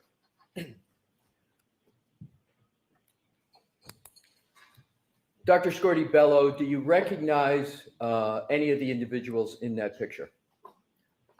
To be perfectly honest, no, I don't. With regard to the person on the right, do you recognize that person? No, I don't. And you said you recognize the setting, correct? Yes. And if I heard you correctly, you said this is the Cape Cod facility? It appears to be, correct. Right. So you testified earlier, if I recall correctly, that the autopsy was performed at the Cape Cod facility of the Office of the Chief Medical Examiner? Yes, it was. And you're normally in, as I recall, the Westfield, in an office that covers Western Massachusetts, it's Westfield? Correct. But you were at the Cape Cod facility, as I understand it, because there was a staff shortage and you had to travel down to Cape Cod for this. Is this correct? Correct. So you weren't at your normal home base sort of facility. This is a facility that you went to for this autopsy, correct? For this autopsy and multiple others, yes. Yes. And you were covering a staff shortage, and that was the reason you went to Cape Cod, correct? Correct. And what's depicted in this picture are two individuals. For two individuals to be present, is there a protocol that they had to follow to be present for that, like a sign-in or an authorization? Yes, there is a sign-in sheet that individuals have to put their name and their shield number and before they can come into the autopsy room. So they have to put a shield number down, correct? You mentioned a shield number. Yes. And does that therefore mean that even though you don't know who they are, that they are with law enforcement? Are you able to determine that? Correct. I believe they were with law enforcement. So those two individuals were with law enforcement, but you don't know who they are. I don't know who they are specifically and what their actual position was. But they were with law enforcement. I believe, if my memory serves me right, there was a person from crime scene investigation and someone from state police. But I'm working on a 2+ year memory. Fair. That's fair. That's fair. I'm not going to ask you more questions to probe the memory. We can take that down. And yeah, we are finished with that. If you could hand that to thank you.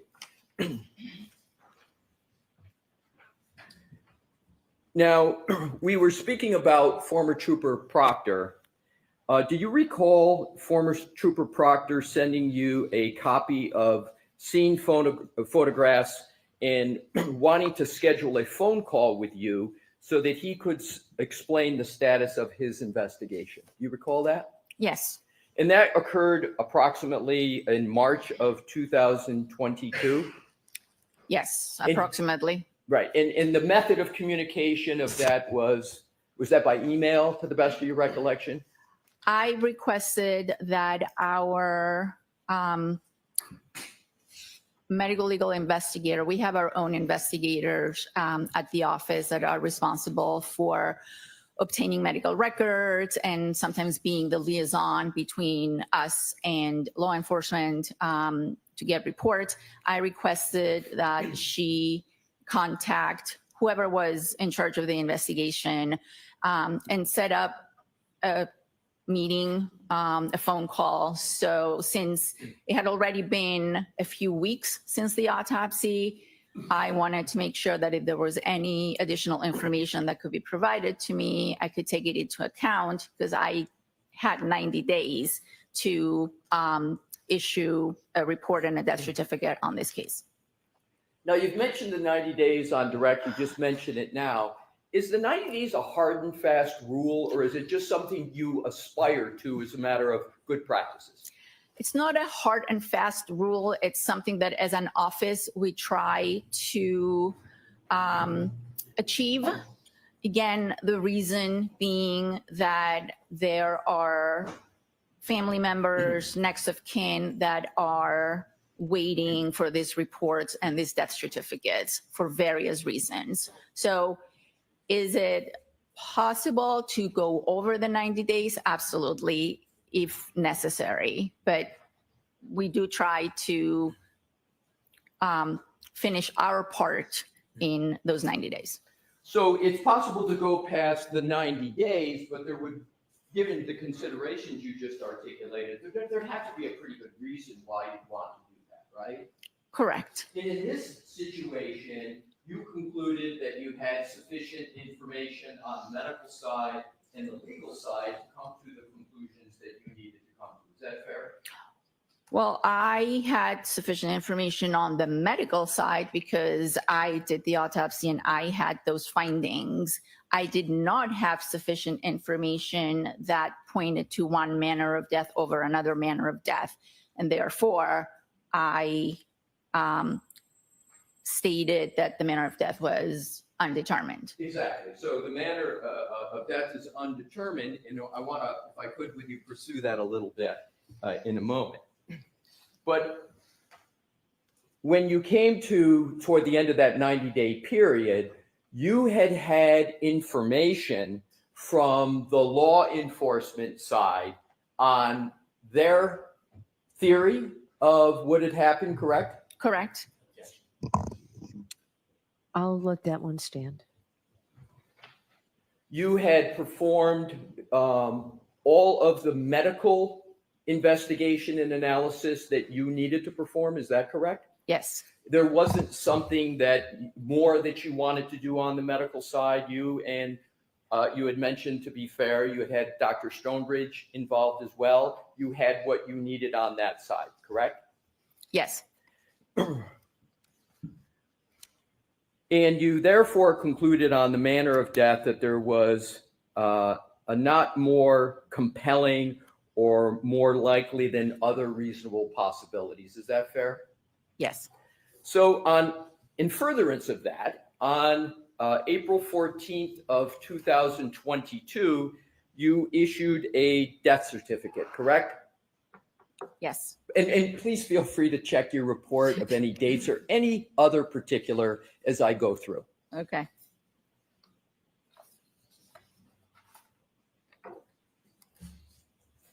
I issued my final report on April 14th, correct. And I would assume that the death certificate was on or around that same day. Thank you.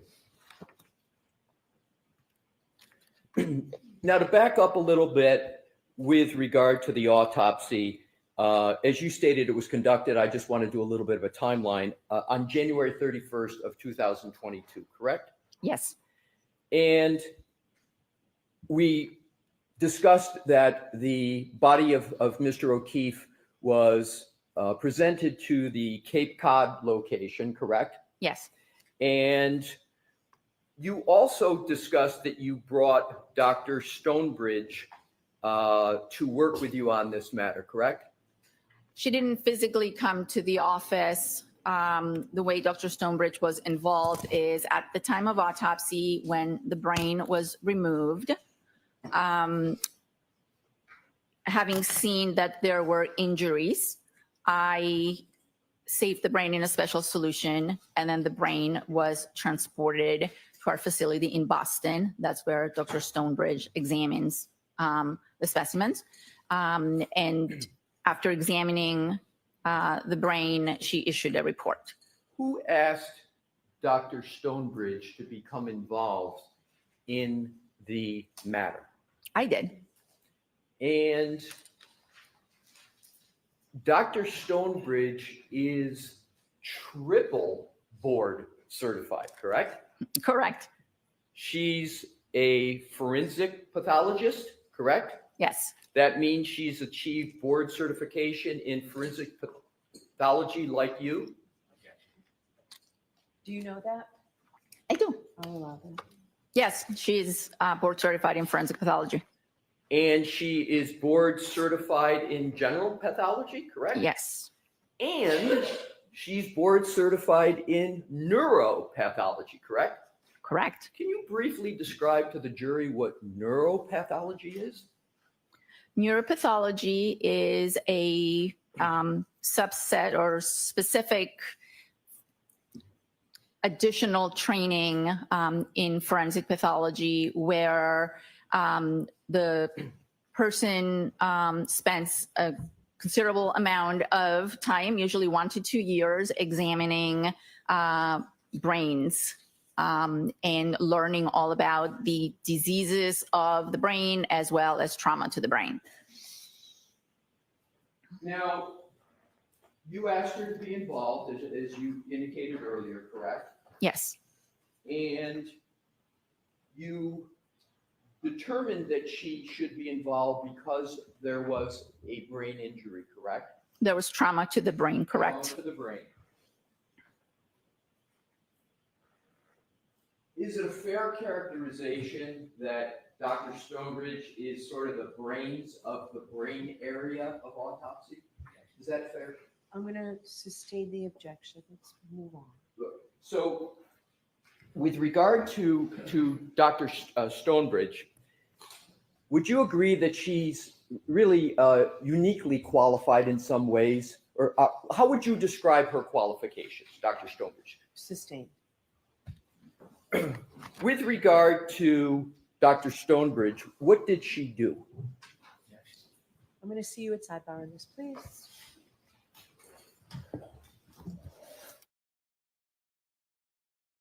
All right. Judge Beverly Canoni has just figured out what just went on here.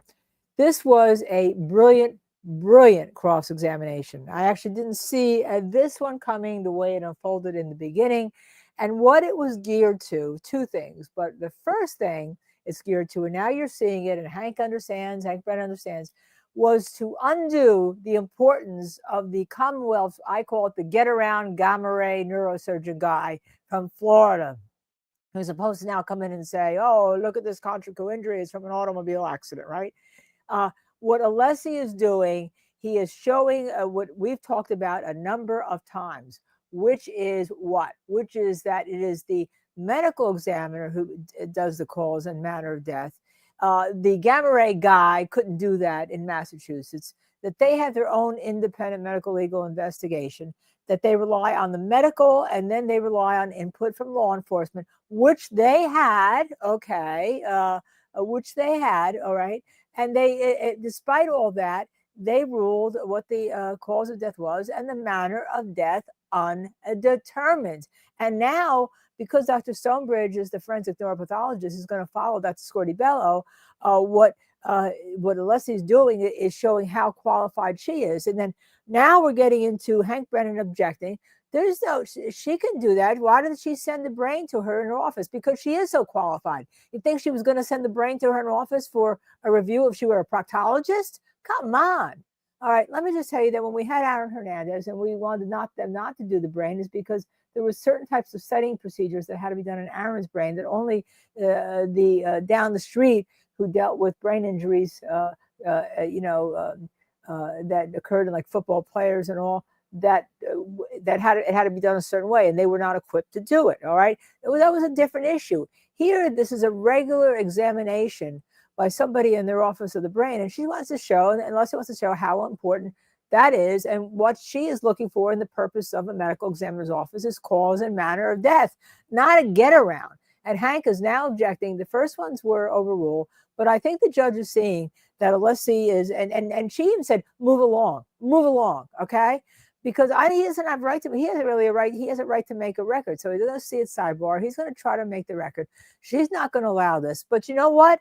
When the forensic neuropathologist gets on, the same questions can be asked of her about why do you do this? Well, I'm uniquely qualified as a forensic neuropathologist to look at the theories of the case that law enforcement presented, the theories of the medical evidence, not the theories, the medical evidence that we have from the autopsy, and draw a conclusion.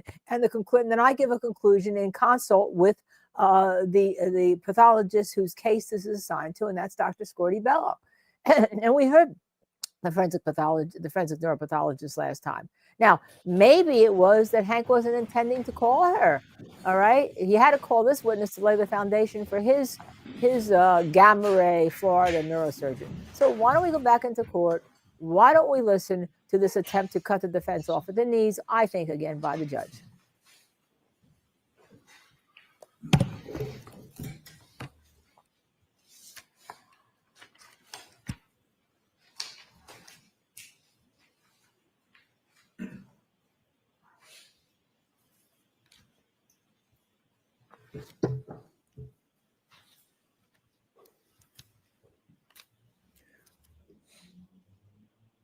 May I, Your Honor? Yes. Thank you. Dr. Scordi-Bello, have you, are you aware of an attorney name, or excuse me, a doctor named Azik Wolf? No, I'm not.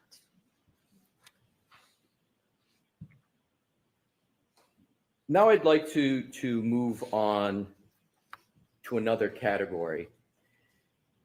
Based on the information that Really was quickly, presented they to you lost as that part of objection to your, go forward, but Blessing just like examination just and stuck it. Have you analysis, heard of this is guy? it correct Meaning when that he gets you on the stand, presume he that never because ever Mr. was involved in forensic pathology or was involved in the autopsy here. Okay, so I just want to point out why that last question was asked and why that couldn't be objected to.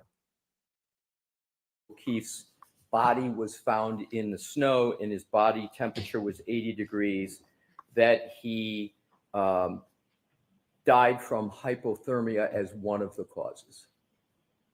I reached that conclusion after performing the autopsy and after seeing some findings that were consistent with hypothermia, and then combined with the information that was provided to me about Mr. O'Keefe's body being found in the snow, I came to the conclusion that was one of the things that contributed. Did you consider whether there may have been other reasons as to why his body reached that temperature of 80 degrees? Sort of applying the scientific method and seeing if there were other reasons? Other than being out in the snow? No, I did not. Do you know whether there are other alternative reasons how his body could reach the temperature of 80 degrees? People can become hypothermic for other reasons, such as sepsis. But in this particular case, I didn't have any reason to believe that that was part of the circumstances. You're familiar with the medical phrase differential diagnosis, correct? Yes. And a differential diagnosis is a term that's used by doctors to pursue other potential causes of a medical injury. Is that a fair general statement?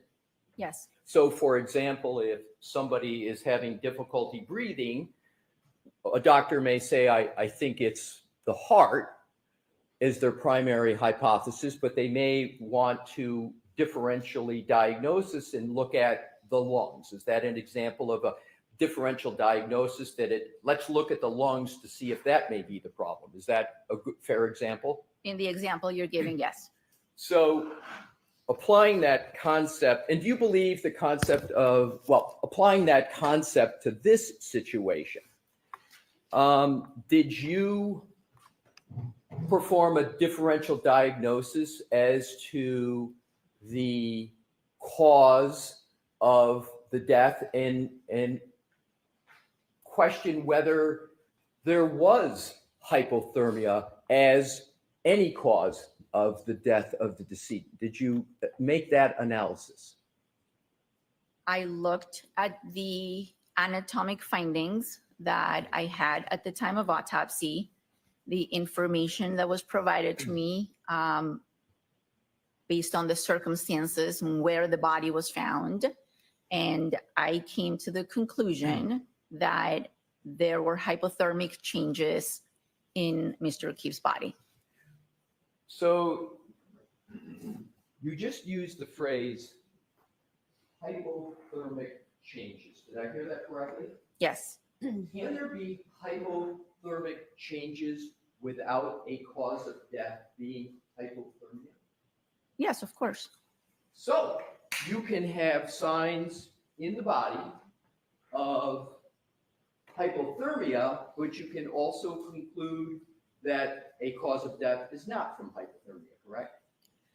If the person is deceased and I am examining the body and there are multiple things that I believe contribute to the death, then I tend to include all of them.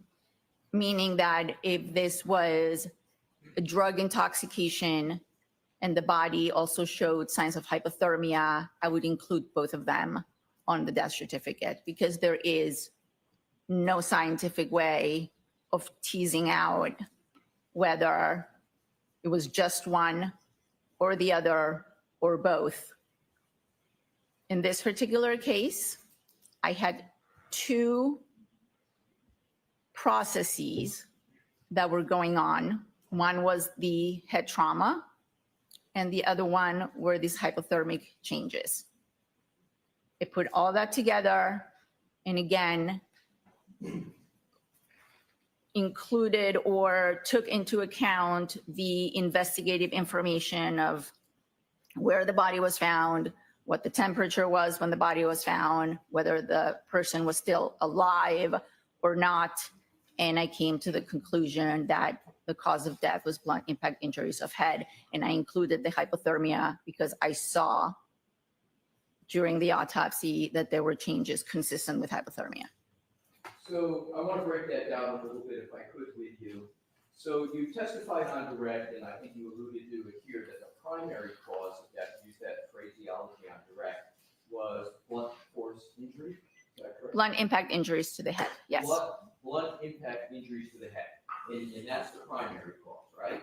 Correct. And then there's, and I'm not clear on what you refer to on direct as a secondary cause of being of death of hypothermia, but you've used a little different phrase in some of your answers, and I want to make sure I got it right.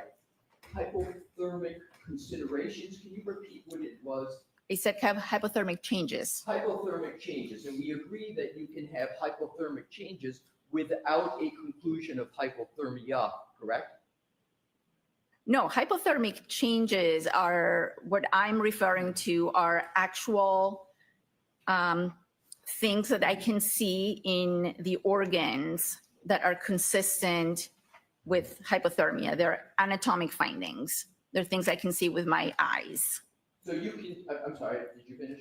And those changes suggest and are consistent with someone being hypothermic. As you sit here now, with regard to, you use the phraseology consistent with hypothermia, signs of hypothermia, that's what I want to pursue just a little bit with regard to further information. We got started on this by asking whether you used the concept of differential diagnosis and hypotheses to determine the cause and manner of death. And you said in one of your answers that you relied upon law enforcement information, correct? Is that Yes. part of it? It was, you brought that up. You're the one who said you relied upon that, correct? Yes. And you've brought that up on your direct testimony and earlier in the cross. Is that correct, that you relied upon the investigation of law enforcement? So, Sustained. so now what I'd like to do is to ask you whether, using the concepts of differential diagnosis, scientific method, did you consider whether Mr. O'Keefe could have died somewhere other than where the body was found and been moved and placed in the snow? Did you consider that? Sustained. May we approach, Your Honor? Move along with this. We can approach in a bit. Thank you. What, if any, alternative diagnoses did you apply to Mr. O'Keefe? I don't understand your question. What alternative scenarios did you look at, if any, for the cause or manner of death of Mr. O'Keefe? I'll allow that question. What, if any? At the time of the autopsy, I documented injuries and signs of hypothermia. I was provided with a set of circumstances. And at the end of the investigation, or at the end of, my timeline, I concluded on the cause, but I did not conclude, or I did not determine a manner. The manner would be the circumstances you are speaking about, whether I considered other causes or circumstances. That's not how it works. I don't come up with hypothetical scenarios on how those injuries occur. I try to state the injuries, describe the injuries, state the cause of death and why that person died. And then I use all kinds of other investigative information that is provided to me to determine if I have enough to make a determination on the manner. Did anyone provide to you any alternatives as to the finding of the body of Mr. O'Keefe in the snow? Personally, to me, no. Did you ask for any alternatives to the nature and location of the injury or death of Mr. O'Keefe? I asked for all the information that was available. Understood, but my question is, did you ask for any alternatives to the information that was provided to you as regards the location of the injuries? Did anyone provide you any alternatives to where the injuries could have occurred? No. So I'm going to let the answer stand. So the answer is no, so there's no evidence of that. So next question. So you talked about the information you had at the time. What time is that? The information at the time was a preliminary police report and verbal communications regarding the circumstances of how Mr. O'Keefe's body was found. And when I asked about the time, I'm not calendar time. Was this January, February, March, April of 2022?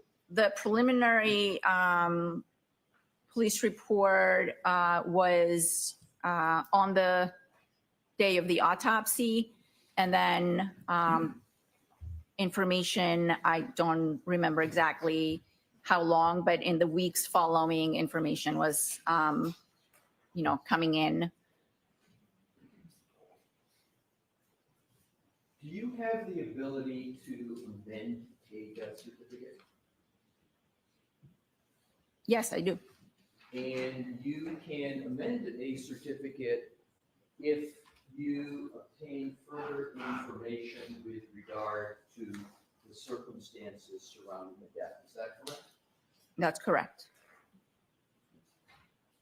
In your previous answers, you were talking about the information you had at the time. And I'm concluding that the latest that would be is April of 2022. Is that correct? Correct. Have you obtained or been provided with further information? In other words, information after April of 2022? 2 regarding the cause or manner of death. What do you mean, have I been provided? Has someone physically provided me with a report on different circumstances? Well, what I'm just talking about is any other information that you have received or considered in terms of the analysis with regard to the cause or manner of death. Received in what way? Here's what I'll do. I'll be a little more specific. What I want to do is to get at the head injury of the decedent, okay? Is it fair to say that the head injury, you called it a traumatic, state what you phrased that as, because I want to use your phraseology. Blunt impact injuries of the head. So blunt impact injuries of the head. Is it fair to say that that was a very severe injury? It was a severe injury, correct? And would Mr. O'Keefe had been rendered unconscious nearly instantaneously with death following shortly thereafter? It's very possible, yes. Is it more than possible? Is it probable that that's what would have occurred? I can't tell you how quickly he would have been rendered unconscious, but at some point after that injury, yes, he would have been rendered unconscious. Is it possible he could have been rendered unconscious immediately? So she's answered it this way. I think you need another person for that. Let's move on from that, Mr. Lessie. What? What? That's a perfectly legitimate question. You made your own determination of the cause of death, correct? Yes, that's my job. Understood. And what I want to do is to pursue the basis of your determination. So you used the phrase brain impact injury. Blunt impact. A blunt impact injury. Have I got that correct? Blunt impact injuries of head, yes. Of head, right. And that's your conclusion, correct? Yes. Based upon your conclusion, did you make any determination as to whether the decedent would be able to carry out any purposeful movement after that injury? Define purposeful movement. Sure. I'm talking about the ability to perhaps manipulate their hands. I don't know. Did you make any determination as to whether they would be able to engage in any cognitive functions, meaning processing things and making decisions? I did not make that determination, no. Did you observe any pattern to the injuries to the head of the decedent? A pattern?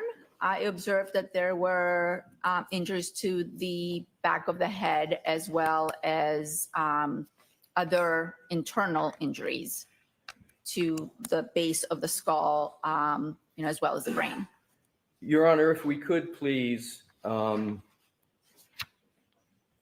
publish, I'm just going to check to make sure they're in.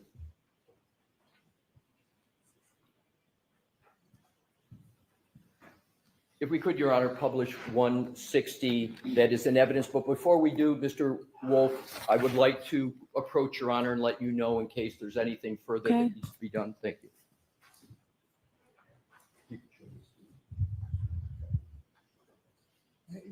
Did you show it to Mr. Brown? It's already been agreed to as in evidence. and it Okay. is in evidence.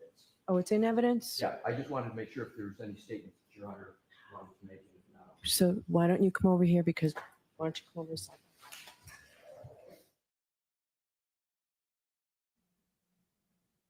Okay, this is kind of fun. You know how I always say, sometime the judge should step off the bench and sit with the prosecutors. All right, I probably should sit up for a little bit. I've been like rolling down, like writing like nuts. I probably act more like a lawyer here. I mean, these are perfectly reasonable questions that he is asking what she did and how she came, because you see what's happening here. First, in terms of how he went at this, and we got all the good stuff for the defense. Okay, that the cops came and met with her, they had discussions, blah blah blah, and she still listened to the theory of the case and ruled this was a matter of death was undetermined. That's great for the defense. Okay. And that's why I say Hank Brenner had to call her, because he had to lay the foundation of the injuries before gamma ray guy, as I call him, gamma ray surgeon, guy who's probably billed the federal government millions of dollars. Maybe not, maybe 100,000, maybe he doesn't build it, maybe it's all private, I don't know, is coming in for them to get around her. All right, then the first part of the examination was to undo the gamma ray surgeon guy before he gets on the stand.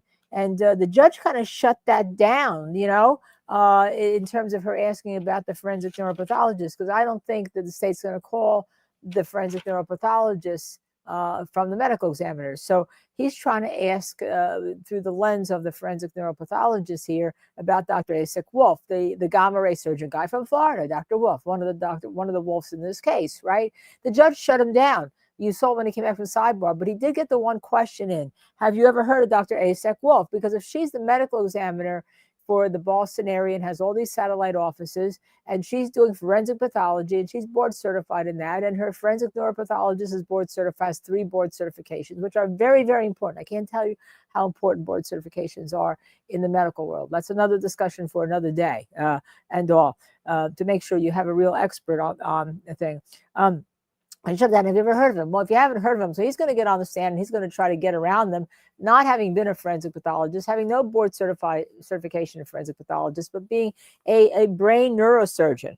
So in other words, so when he gets on the stand, he's already demeaned, right? He's already demeaned. Now, I did put a couple things on YouTube. I did get off this StreamYard to get on YouTube to tell you the 90 days is really a good requirement for their accreditation. The Boston Medical Examiner's Office, which this whole part of, had problems for years. They couldn't get accredited. They couldn't even get somebody to run the office because they had reports that were autopsy reports that were years delayed, causing a lot of problems. We went through that in, by the way, Hernandez. I had all that stuff. As you know, I'm kind of like a lessee when I try a case, for those of you that know me.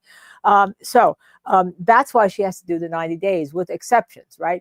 But within the 90 days, she did meet with the police, by the way, who allegedly had this wrapped up in 9 hours or 3 hours or 16 hours. So, I mean, there should be no more they could have given her past the 90 days, right? And she considered them and she ruled no. Now, the next thing that he's doing here is he's buttressing backwards his own forensic pathologist that's going to come on the stand, the woman who was head of the Rhode Island office, by talking, because she is going to say that the hypothermia was not a cause of the death. Now here, Dr. Scordi-Bello said it contributed. And got a big win here.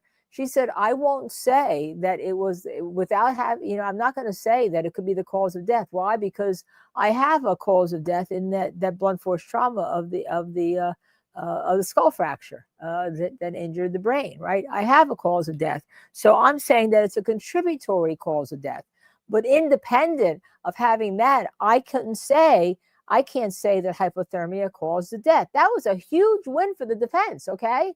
Because they're looking for that the being left out in the snow was not this reckless act that causes death.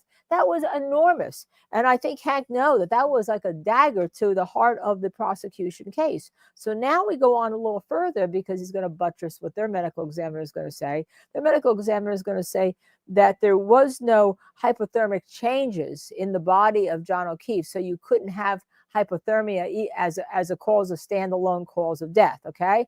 We'll leave it as contributory right now because she found that, but we can't have that. So they're now buttressing their medical examiner who's going to come on the stand. And that's what the judge is trying to shut down here. Okay, we'll talk more about this the next time I have a chance, because I have a lot to say about what's going on. May I, Your Honor? Yes. Thank you. With Your Honor's permission, I would like to publish Exhibit 160. Yes. Thank you.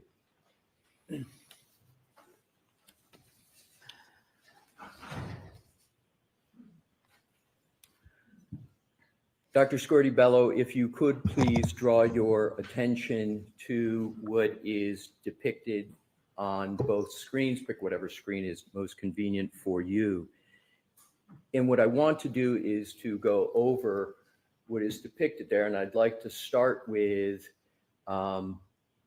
just some basics. What is that white rectangle that is on the photograph? This, Yes. that's a ruler. And what's the purpose of the ruler? To show a scale.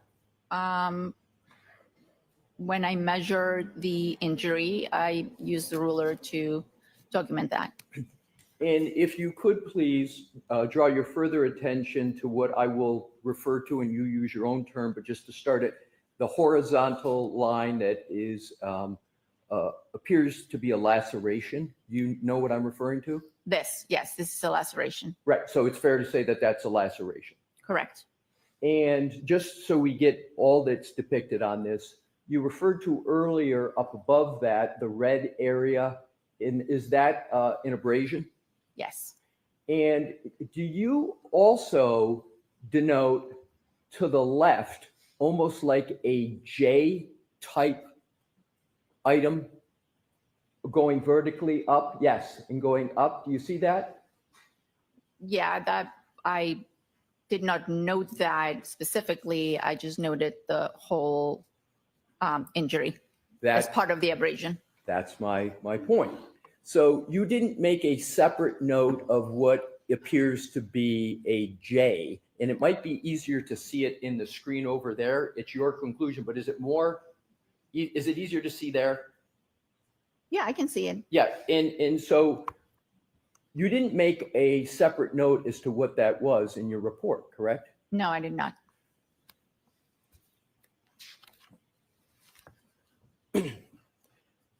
Do you consider that an abrasion or something else? I believe that's still an abrasion. Do you conclude that that J is different in any manner from the abrasion that you've noted above the laceration? I believe it could be part of the whole abrasion, or it could be something different. Fair enough.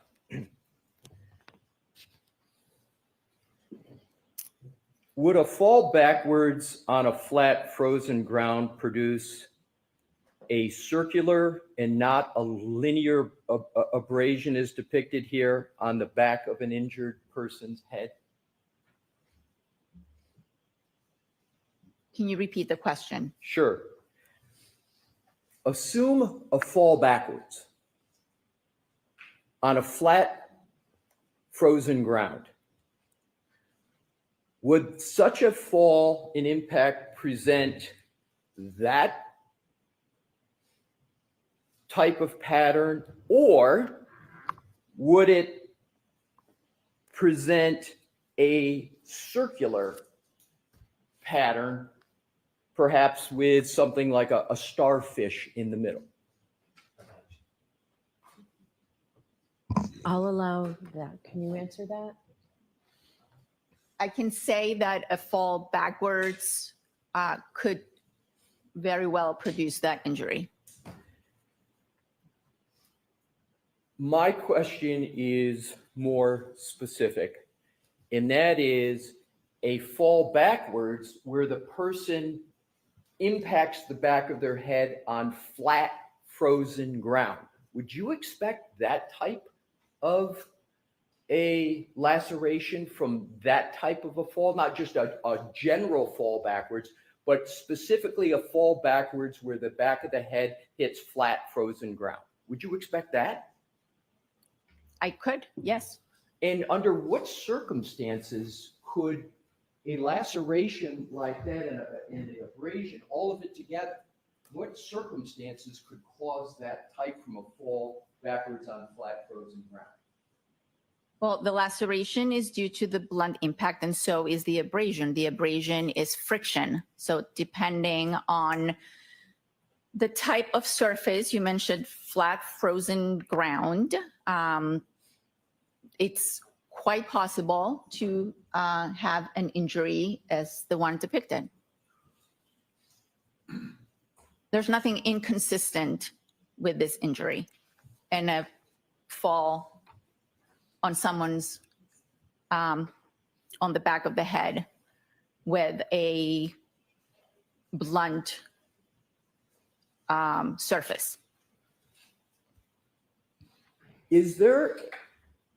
Are you familiar with the phrase pattern recognition in medicine?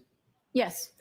And isn't pattern recognition something that requires training with regard to being able to recognize certain patterns and determining what could be causing that pattern? Yes. And just merely recognizing whether there is a pattern takes certain specialty training, etc.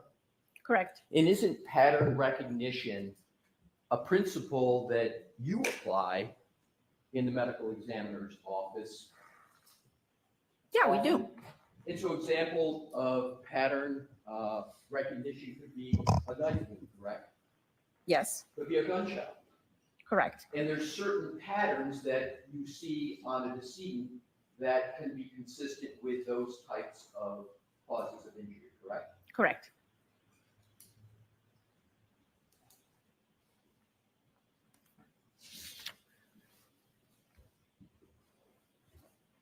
Assuming a fall backwards onto frozen ground and there being on a lawn with grass, would you expect to see any grass at all in the injury site?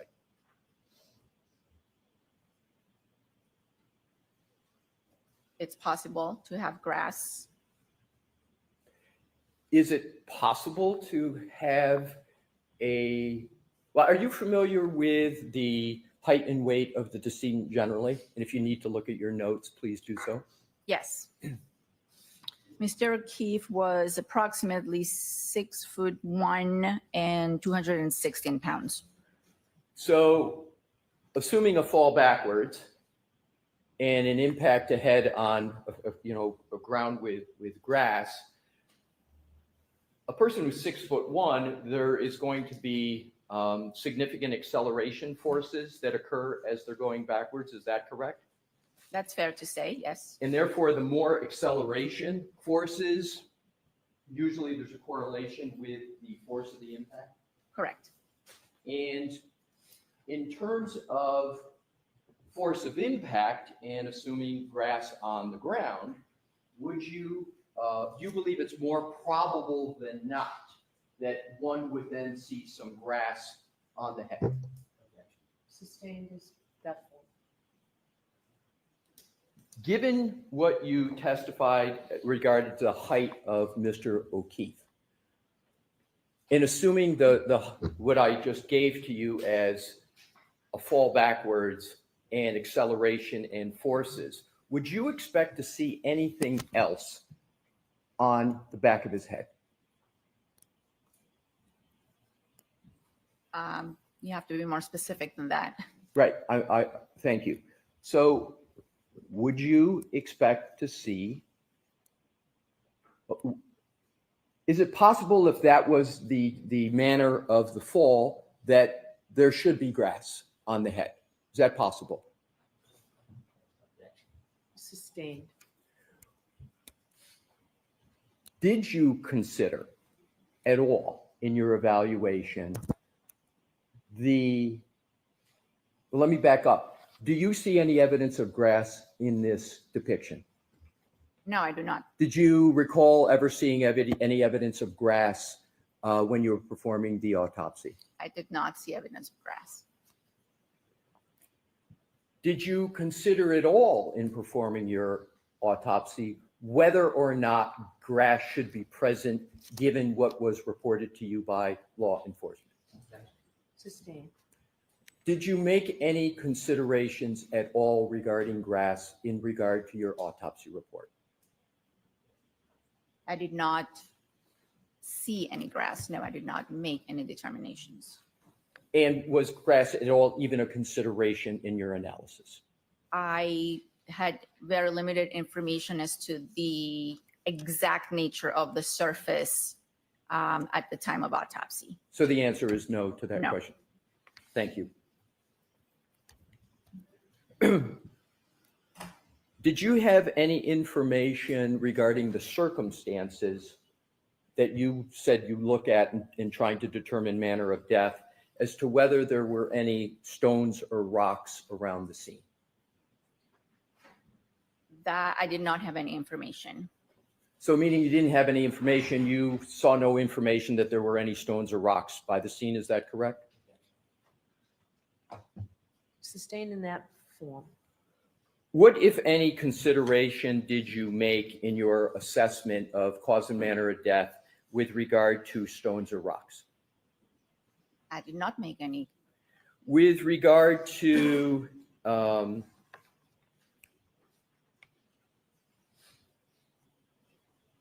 any other potential causes other than ground, did you consider any other possibilities that could cause the type of injuries that are depicted on the screen? There's a number of possibilities that could cause the injury. My question is, did you consider, not whether there are, but whether you considered them at the time you were performing the autopsy? I'm always considering at the time of autopsy what could have caused a certain injury. Did you put in your notes or your autopsy report any of those considerations? Are they documented? No. Now, in terms of differential diagnosis that we talked about, did you determine whether there were any other possible explanations for the injuries to the decedent other than what law enforcement presented to you? I'll allow that. Internally, I consider all kinds of other explanations. I have to look at the findings and the possible ways that those injuries could have been sustained and decide whether I have enough information and whether I am satisfied with the information that I have in order to conclude or determine a manner. Did you make any notes at all about the considerations you were just speaking about, other considerations, any notes whatsoever in any document in your autopsy report? Not in my autopsy report, no. Did you make any other notes of those considerations in any document that you created for this case at all? No, these are considerations that I've had and discussions I've had with colleagues in terms of evaluating these injuries. And I don't want you to go into what other people said, but I want you to finish your answer. Right, no, I did not make physical notes of my considerations. Your Honor, I'm going into a different category, so I just wanted to alert Your Honor to it. All right. And it will take more than 10, 15 minutes? Oh, yes. Okay. All right, jurors. We'll take the lunch and recess. So we'll see you in about 45 minutes. Rise to the jury. Okay. All right. So I have a lot to say. Unpack here with what we just heard. I've been getting back on YouTube, and I'm sorry for some of the typos. You know that I cannot keyboard. I'm not a great keyboard. The judge is worried about whether his next area is going to take more than 10 or 15 minutes for the lunch break. Of course it is. I mean, you know, he's not going to let Hank Brennan have the lunch break to prepare the cross until he finishes and see what the final area is. Okay. Now, I did love this cross up until one point, and I'm going to be, I told, whoops, hold on. All right. I guess that's that. Okay. I had one, and I told you we'd be very honest when we said it. You know, sometimes you can do too much. He had this witness. This is a great defense witness for them, a great defense witness. And the reason why Hank had to call her, because I thought about this when as soon as she got on the stand, and it said, you know, we all talked about him not calling her. He said he wasn't calling her, but as a predicate to Dr. Wolf, that's Isaac Wolf, who is the gamma ray neurosurgeon from Florida who runs clinics where he must bill a fortune, right? Not that that matters. Okay, good for him if it's the case, for his brain neurosurgeon, and probably saves a lot of lives and tries to save a lot of lives.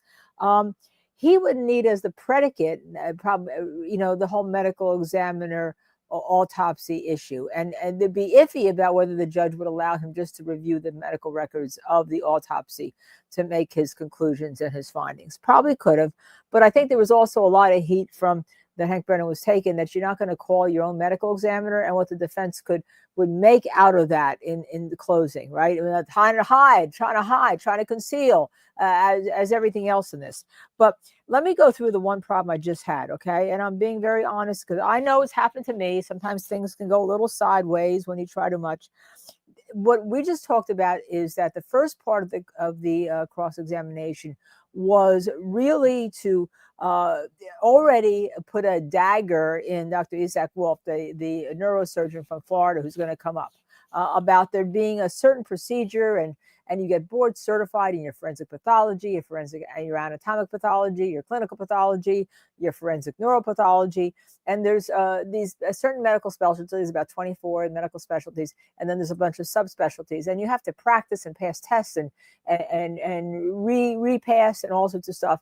And it means, like, you know, if you want to go see somebody for cancer, you don't want to go see somebody who specializes in gynecological matters, because we're a lot of women on this channel, right? You want to see somebody who specializes in cancer. You're going to Sloan Kettering, right? Why? Because they specialize and they have all sorts of certifications and all sorts of experts and all sorts of people that deal with this.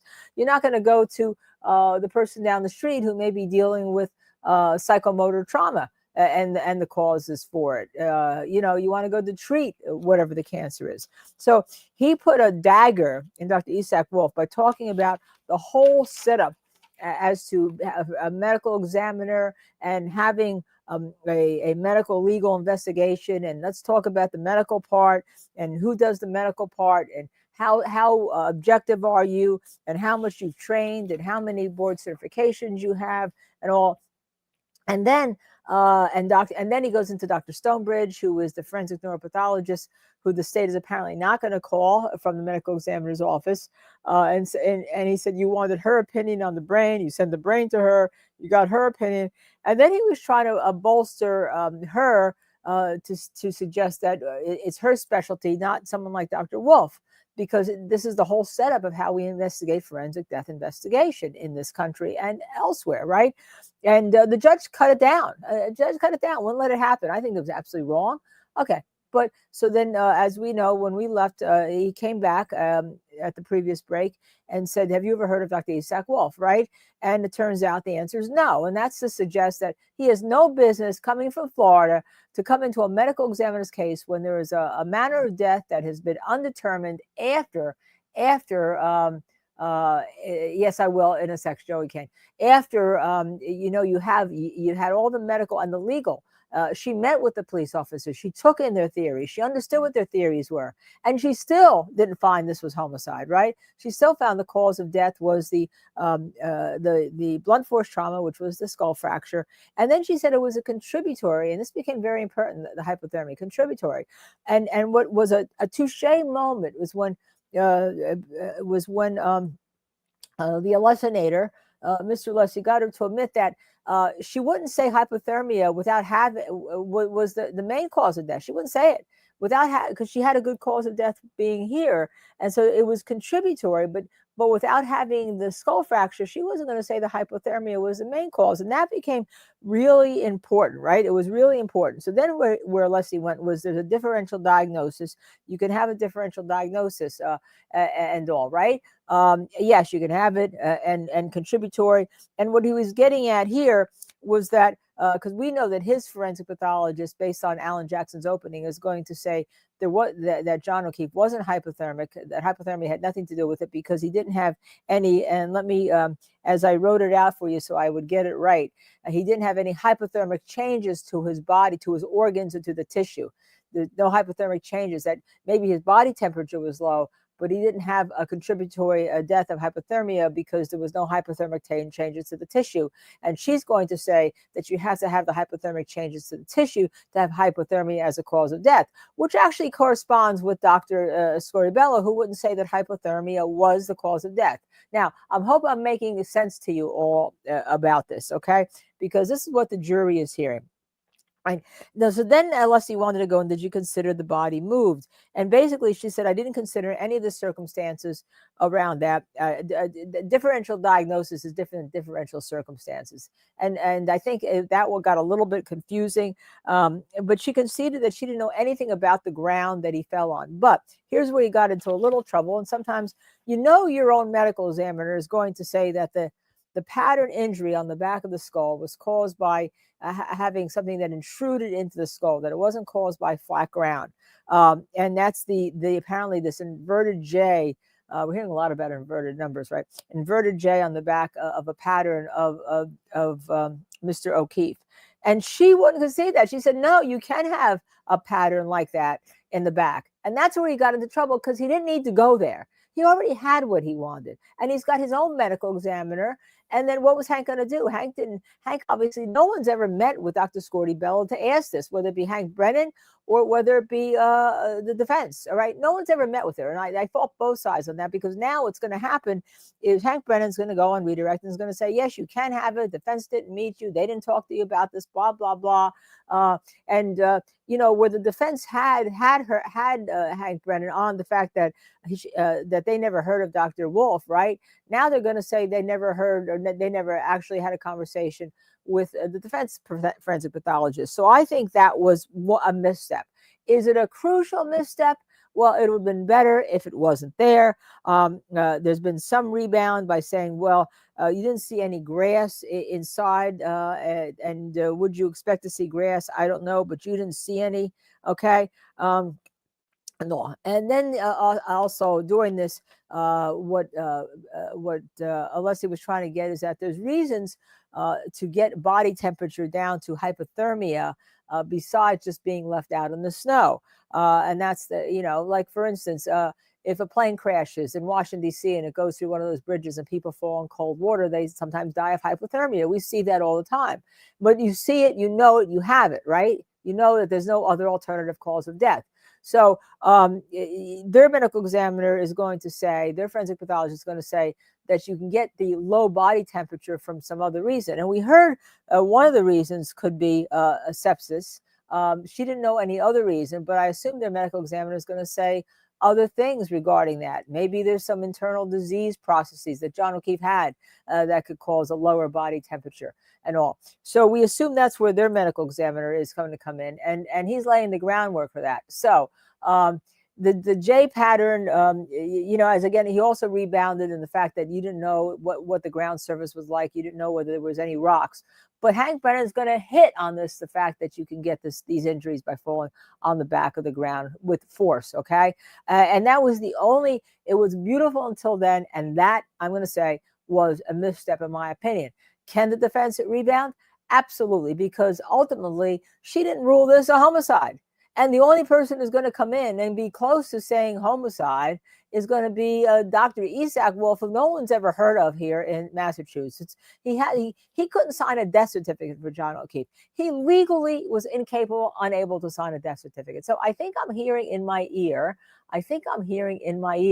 my very successful First Amendment champion. That's Michael J. Bryant. Okay? Yeah, I did nothing. You did everything. Yeah. He's actually going to take you for a few minutes. I'm going to come back because he has some breaking news updates on something major that happened this morning there. And then we'll come back and we'll talk about his view of what he listened to this morning. So I will see you in a few minutes. Happy birthday, Tubi. Just before you go, say happy birthday, Tubi. What's Maybe the, I'll get. is there a party later? Dog party? Yeah, well, maybe he's already got a hat and his own special tie that says everything. And his dog walker took him out for croissants and coffee and a pup cup at one of the coffee shops and all. So I'll see if I can get him to make a cameo appearance sometime, maybe nice. tonight. I don't know. We'll see. I'll see you in a few minutes, all. All right. Okay, so first of all, apologize for the cash, although it is good. It's good gear. But just got off the phone doing an interview with Mark Randazza about the latest decision on the buffer zone, and it's being racked as we speak. And at some point, like right after lunch, I will launch it. But let me hit some of the high points for you. And because of that, I missed some of the end of Dr. Blah blah blah blah blah. Something Bella, Cordy Bella, Scorty Bella. I never can. I have to see her names. It's Scorty Bella, I think. But I'm even writing that down. I always, and you know why I didn't plan for that? Did anybody? I think at some point, just as an aside, at some point the prosecution said, we're getting screwed here. We better bring in everybody we can, for better or worse. I don't think she hurts their case. She doesn't help it, right? I want to show you my logo perfectly straight. Yeah. So anyway, she's still on cross, and I missed a good chunk of the cross, except for some of the issues that relate to her reliance on other physicians, which is going to come back to bite them in the butt, because everything she said certain physicians should not do are going to be presented by the prosecution to support their belief in the manner of death. So anyway, that's an aside. So as you may have heard earlier today, the court, Judge C's court, and it was on her, issued a supplemental order regarding the buffer zone. So here's the background on this, just for those who aren't familiar with the whole litigation animal that has been grinding through the system pretty darn quickly, really, when you think about the law in general.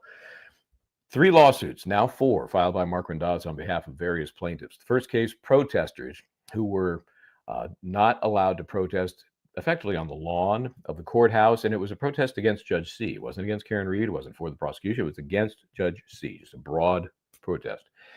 They were told they can't do that. Lawsuit number 1. Lawsuit number 2, myself and Tom CPU trying to do our journalist thing, interviews, take in the scene in front of the courthouse in the buffer zone. And then 3, Mr. Delgado, who, while I was there transiting the buffer zone, had a very, discreet lapel sticker on, ripped off. He was branded by the troopers. And that's the third suit, because that really involves assault and battery, in addition to the First Amendment rights issue. And then the fourth one just started. Erica Sloan, who I spoke to a couple of days ago when this happened.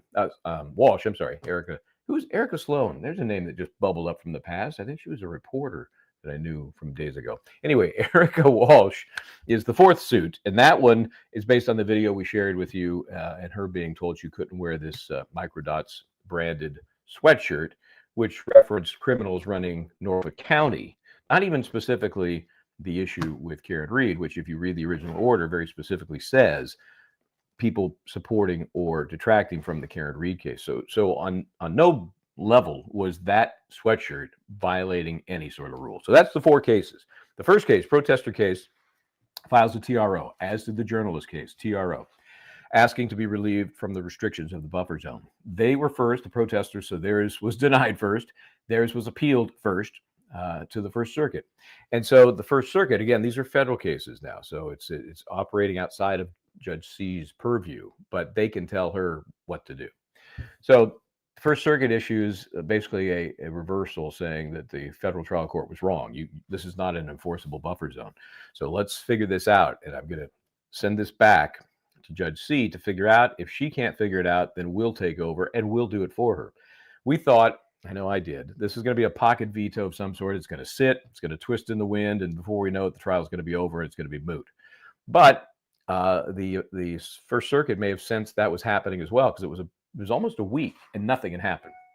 So Mark brings another emergency motion, and there is an order from the appellate court saying, hey, Judge C, you have 48 hours to do something on this before we do.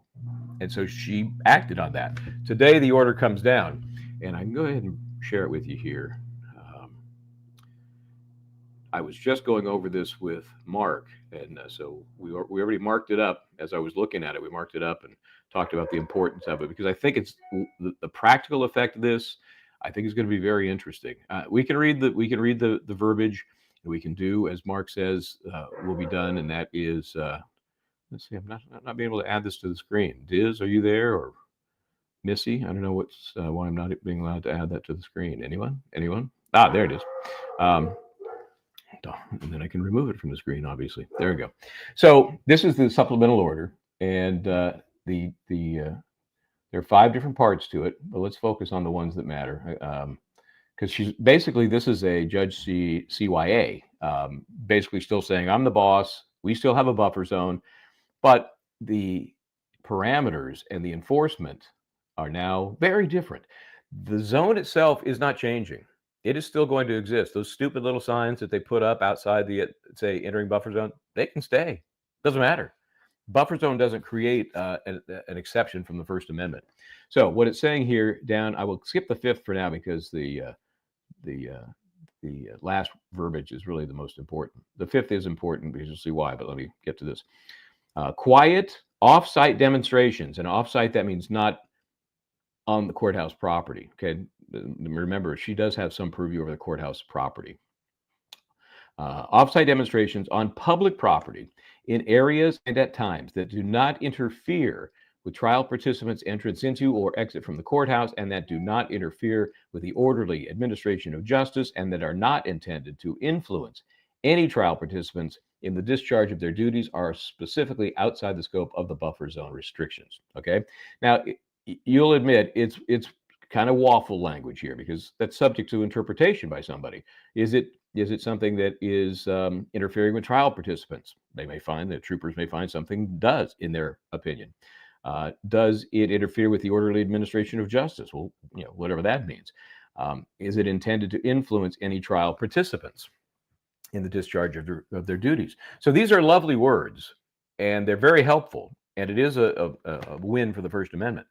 But what's going to happen in practice, right? So I get into all of that with Mark. We talk about the practical application. We talk about the theoretical, legal application. It is a win. I'll give you that. But it's still to be tested. And it could be tested as early as today. We just don't know. I wish I were up there, because I'd love to be testing it myself and or documenting those who do test it. Because I'll be shocked if Tom, my co-plaintiff in the one case, or Erica Walsh, any of these folks, Dina, Scott, if they start going back to where they were before the trial. I'm not even talking buffer zone restriction. Remember the area by the church, which has now been gobbled up by the new buffer zone? It was outside the buffer zone the first time, and that's where everybody would hang out. I've created, hashtag bring your ice chests, because that's when the weather is good, they would be hanging out there peacefully, just kind of this weird shared experience, right? So they can still do that. They will technically be in the buffer zone. Buffer zone, though, that's different than last year's outside the buffer zone. They can do that. We will see what happens. They can be at the foot of the stairs on public property, like Tom has done on many mornings, and record from there and report from there under these rules, unless the troopers start interpreting what they're doing as interfering with the administration of justice, interfering with trial participants, interfering with anybody trying to discharge their duties related to the trial, even though it's all on public property. So there's some wiggle room here where enforcement is going to tell us the real story. Okay. And again, so I'm going to post this. It's like the 20-minute interview with Mark about the practical applications here, the win that it is, but what it might really mean in the real world, right? So, and I've reached out to Tom as well to see if he's got anything planned to immediately do something. We'll talk to Scott as well. We'll try and get to him before tonight. I'm going to be gone tomorrow, so if there's any fallout from this, we can't get people on today. Certainly, LKB and her cadre and our mods will have something for you tomorrow. So that is, let me back up here just to one interesting provision, and Mark talks about this as well. They didn't even ask for this, right? I think I mentioned before at the circuit court, the First Circuit, when they were making their arguments, Mark said that there was this interesting back and forth with the justices about, anybody have suggestions, on how to work this out, how to make this go away and make everybody either somewhat happy or everybody disgruntled, like a typical compromise. And this fifth provision was not asked for, but check this out. Fifth provision: any person whose activity has been restricted by an officer enforcing this order may request review by a judge of the Superior Court, which shall be heard as expeditiously as possible, whatever that means. That's another thing subject to interpretation. So there's this this remedy that's built into this order that Mark said they never even asked for. And he does credit the attorney for the Commonwealth. Remember, they had a standing in this. They were fighting about it. I think his name was Mr. Hill. Watch the interview and you'll see him identify him by name. But he says that's where this came from. He thinks. He's not sure. It just popped up. Nothing he asked for. So if there are practical issues, as I've suggested, there will be. And I just know there will be. Hard man, hard ass, and his cronies, they're not going to put up with anything that they decide is an interference. And that's where the proverbial rubber is going to meet the road, because they're not going to give free rein to anybody. And what people are willing to do, hopefully peacefully, don't be assholes. I don't want to see any scenes where people are saying, the reporter is saying, well, it's mostly peaceful and there's buildings burning behind you. Do what you've done. Be classy. Do what you've done. Be there to support. I'm not sure yelling out at Hank Brennan when he arrives is a great idea. Just be above that. Be there. If you're supporting Karen Reed, and remember, this goes for both sides. I'm still waiting for somebody truly supporting the other side, and I'm not talking about that goofball Del Pietro. Is that his name? I've seen him lurking in corners and around buildings, but there's not a presence. Let's put it that way, for those that might be supporting the prosecution. So this goes for everybody, and if you just be cool, be there as a show of support, signs and everything. You can have signs. You can have signs. You can have your pink clothes. You can do whatever you want, or blue clothes. Under this new modification, that's how it is interpreted. And I think as early as tomorrow, we might get a sense of whether or not people are going to play nice. So, Linda Kenny Bodden, that's the latest on that. I just kind of gave a little primer of what's going to be in the interview with Mark, but I'll boil down for you what I think is the biggest concern and what we will wait to find out. You noticed that. Tell everybody how you all were working, getting this interview, taping this interview, getting it ready to put online, so we turn it around and cut it so you all have it while we were here. So just to serve TV, it never sleeps. Never sleeps. Yeah, he was. I had to. I reached out. I said, Mark, congratulations. Can we, do something? I know he said, well, I'm about to get on a plane to New York. So I had it all worked out. I was going to interview him when he was in the car from the airport tonight. On the way into the city, because that takes a while, right? And so he said, okay, let's do that. And then while I was in the midst of something else, he sent me a note. Hey, if you can do it now, I've got a half hour. So we set it up and we did it. So anyway, on this order, I gotta say, what an amazing person he is with this First Amendment. He is. And reading about him, he had this severe cancer 2 years ago, and he talked about it a lot publicly about his on the floor. And then they told him never be the same. And he beat it, and God bless him. And then he's bodybuilding, and then he does this incredible work where he's just in the air all the time at different places that people need him. And wow, I just say, wow, were you lucky to have him representing you? Definitely. Wow. And most importantly for me, he's a cool dude.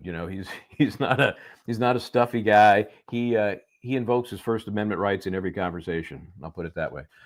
Which always makes it fun to talk with him. So I was just mentioning that in this order, there is actually a remedy for people who feel they've been bothered, harassed as a result of this new definition of the order. And yes. Whether you'll get review of the issue within a reasonable time, I don't know. But it says here it'll be heard expeditiously. Just reach out to the Superior Court. So as I was saying, I think she has to. I think she has to do that. I don't think she. Well, I don't know if it'd be her, but anybody. It can be anybody in the Superior Court, any judge. So here's my question, and I reached out to Tom, and I'm hoping we'll chat with him maybe tonight, maybe Scotty, maybe Dina, somebody that will immediately decide what they want to do. because it isn't. People have to understand the buffer zone is still the same. The parameters are not changing. The size is not changing. It's all the same. The signs can stay where they are.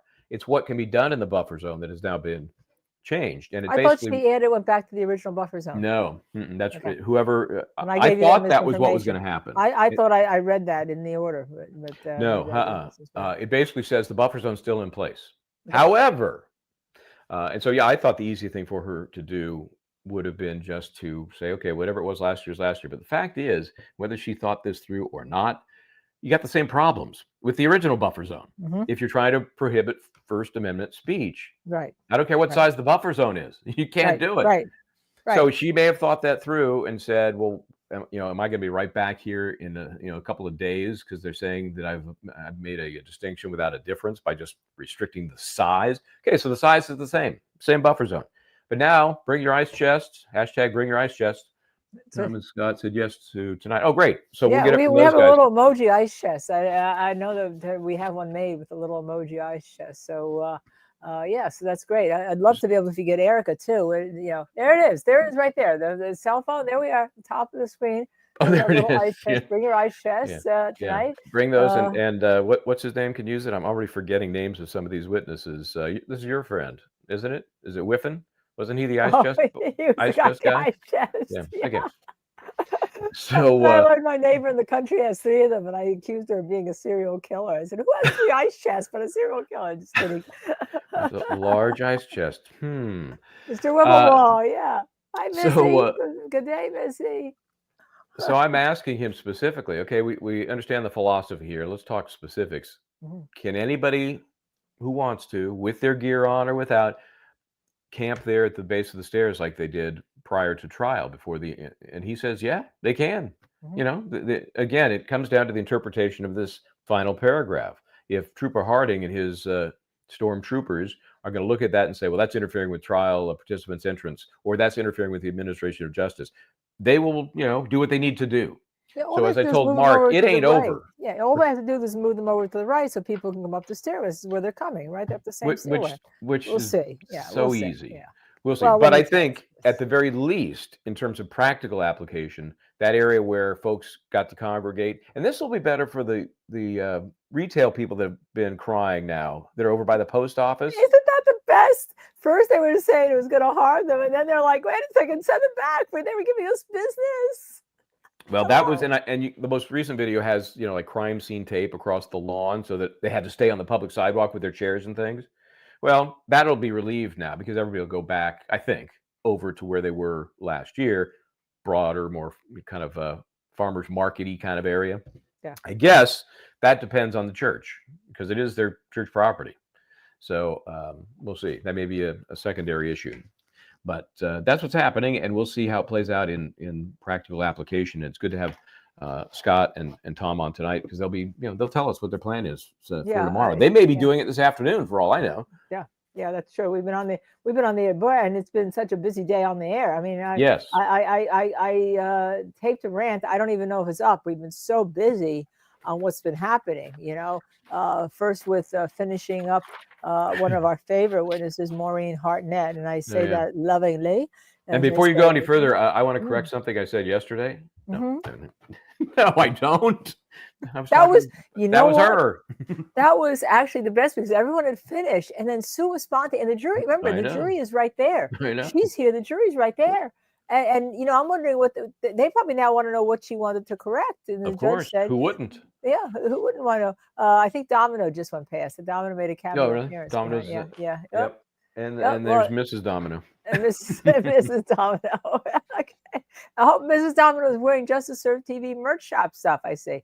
Okay. I did. Well, I have my sweatshirt. Did she just steal my sweatshirt? She might have. I think so. Anyhow, so it was really interesting because I'm thinking to myself, at the sidebar, what are they saying? The defense is saying, we have no discovery on this. We have no discovery when she wasn't correct. We didn't meet with her. It could change your whole thing. Rule 14, Your Honor. Rule 14. Oh my gosh, it would be ugly. So let me ask you, your guess. One of two things happened. Either she had some sort of epiphany at the end of her testimony and overnight or something, or she talked to somebody. She was still officially on the stand, she should not have been talking to anybody. Somebody But talked to her. Somebody, one of maybe those her two things boss. happened. I Either think it's she somebody, on her own her did it, or boss, somebody right. talked to her. Maybe her boss talked to her or something like that. I think I always call these station house adjustments, where they say, "Well, I'm not talking about your testimony, but If we were, if we were, don't embarrass, just like when Yuri came back and all of a sudden he understood English, right? yes, his Yuri third Buchanan, language. I Yeah. called them say that somebody talks to them about maybe their attitude and how you answer questions. But it's somebody I talked. She just didn't have an epiphany in how she answered a question. I mean, come on, it doesn't happen that way. You and I both know that. Highly unlikely. Yeah, it's more likely somebody said you might want to clean this up, but I think whoever told her that either didn't know or forgot to suggest how to best even broach the subject. Right. Now that's why I But don't think it was the live on the prosecution. stand, Right. It wasn't is the not the prosecution. time. Yeah, it wasn't the prosecution. It was, and I'm not even suggesting that. It sounds like more like somebody that she worked with. Is some superior or whatever said, this is not how you do stuff, and we don't say this or X like that. Maybe it was now, Michael Proctor. He's no longer connected to anything. how many? You know what? I wanted to at the beginning of this trial just keep a scorecard every time the name Michael Proctor was mentioned, because it's a lot, and I'm sure that people have to wonder, what is Michael Proctor? Okay, Michael Proctor. But I have to say, I was worried that the judge was going to let him clean it up, because if you think that you've left the jury with a false representation of some sort, what could that possibly be? And it wasn't the prosecution, because they would have said when they came, on like we want to question her again or something like that, and they didn't. And the judge said, her questioning is finished. Yeah, that's it. Yeah. And now it's just this big matzo ball hanging there with the jury to figure out for themselves. What was it? Was it important? Was it not? And, and what happened? Yeah, it just and welcome to the United States of America and the justice system in Dedham, Massachusetts. And if you think this is bad, go back and read about Sacco and Vanzetti, because maybe it's connected to this courtroom, Michael Bryant. So we started with that. You got the best part. That was the ending. That's when she got off the stand today. But there was Hank. My view, and maybe you didn't hear this. I think you probably were around still with this. I thought he struggled on her redirect. He really struggled, right? He was not his normal snappy, get to it, pointed questions. It was a lot of wandering. Yeah, and then we got to the best part, I thought, of hers on today's testimony is we learned that apparently there's some dirt and debris and stuff that were on the sweatshirts and the sweatshirt that was in a bag. And at one point she says, yeah, and I dumped the bag and I look at it, right? Then she said, well, I can't remember if there was, but I know it was on the other thing, so there had to be in the bag.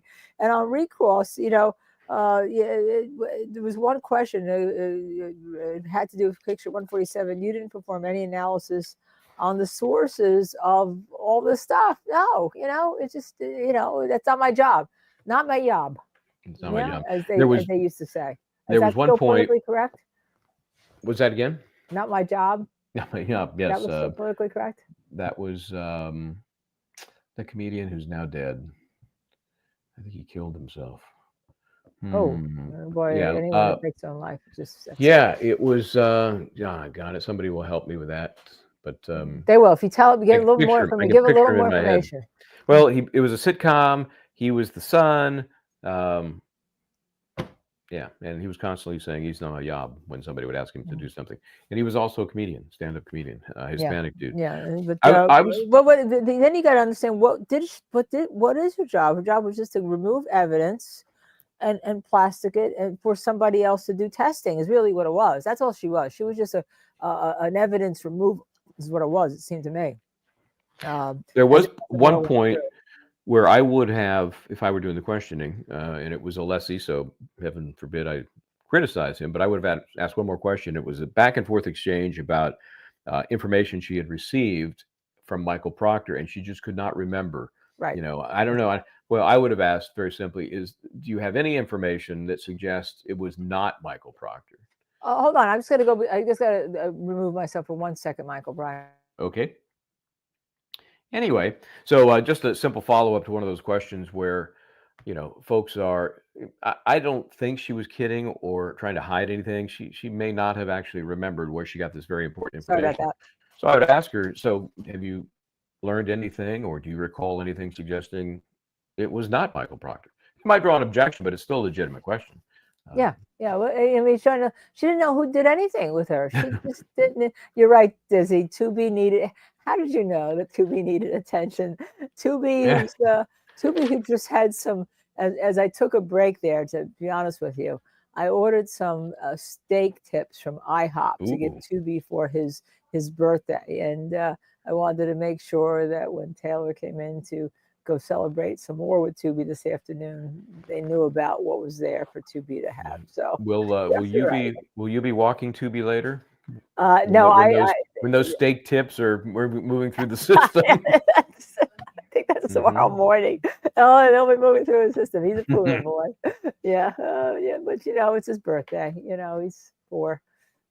So anyway, Freddie Prince, Chico and the Man. That's your answer. Yeah, there you go. Freddie Prince. Okay. Freddie Prince, Chico and the Man. Okay, very good. So I knew our chat knows everything. They know. Yep. They know absolutely everything.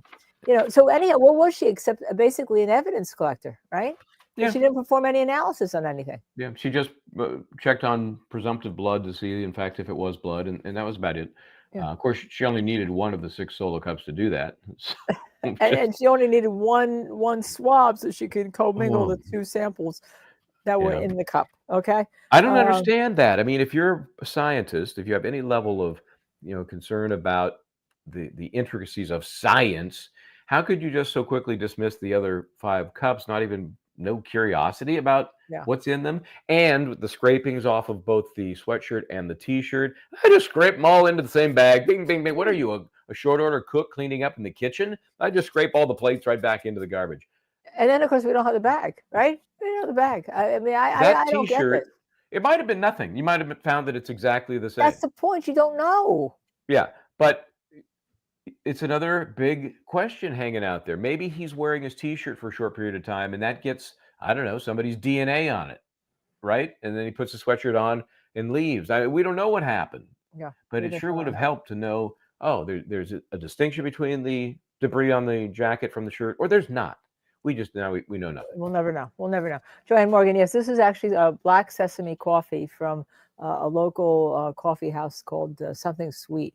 And they do a lot of they're actually Japanese owned, and they do a lot of Japanese coffees, and that's why it's black sesame, because sesame is very important in Asian cooking. So anyhow, so that's where we are. Yeah. So today I thought actually her testimony was great again for the defense, because Hank just struggled so much with regard to her. And then what she said.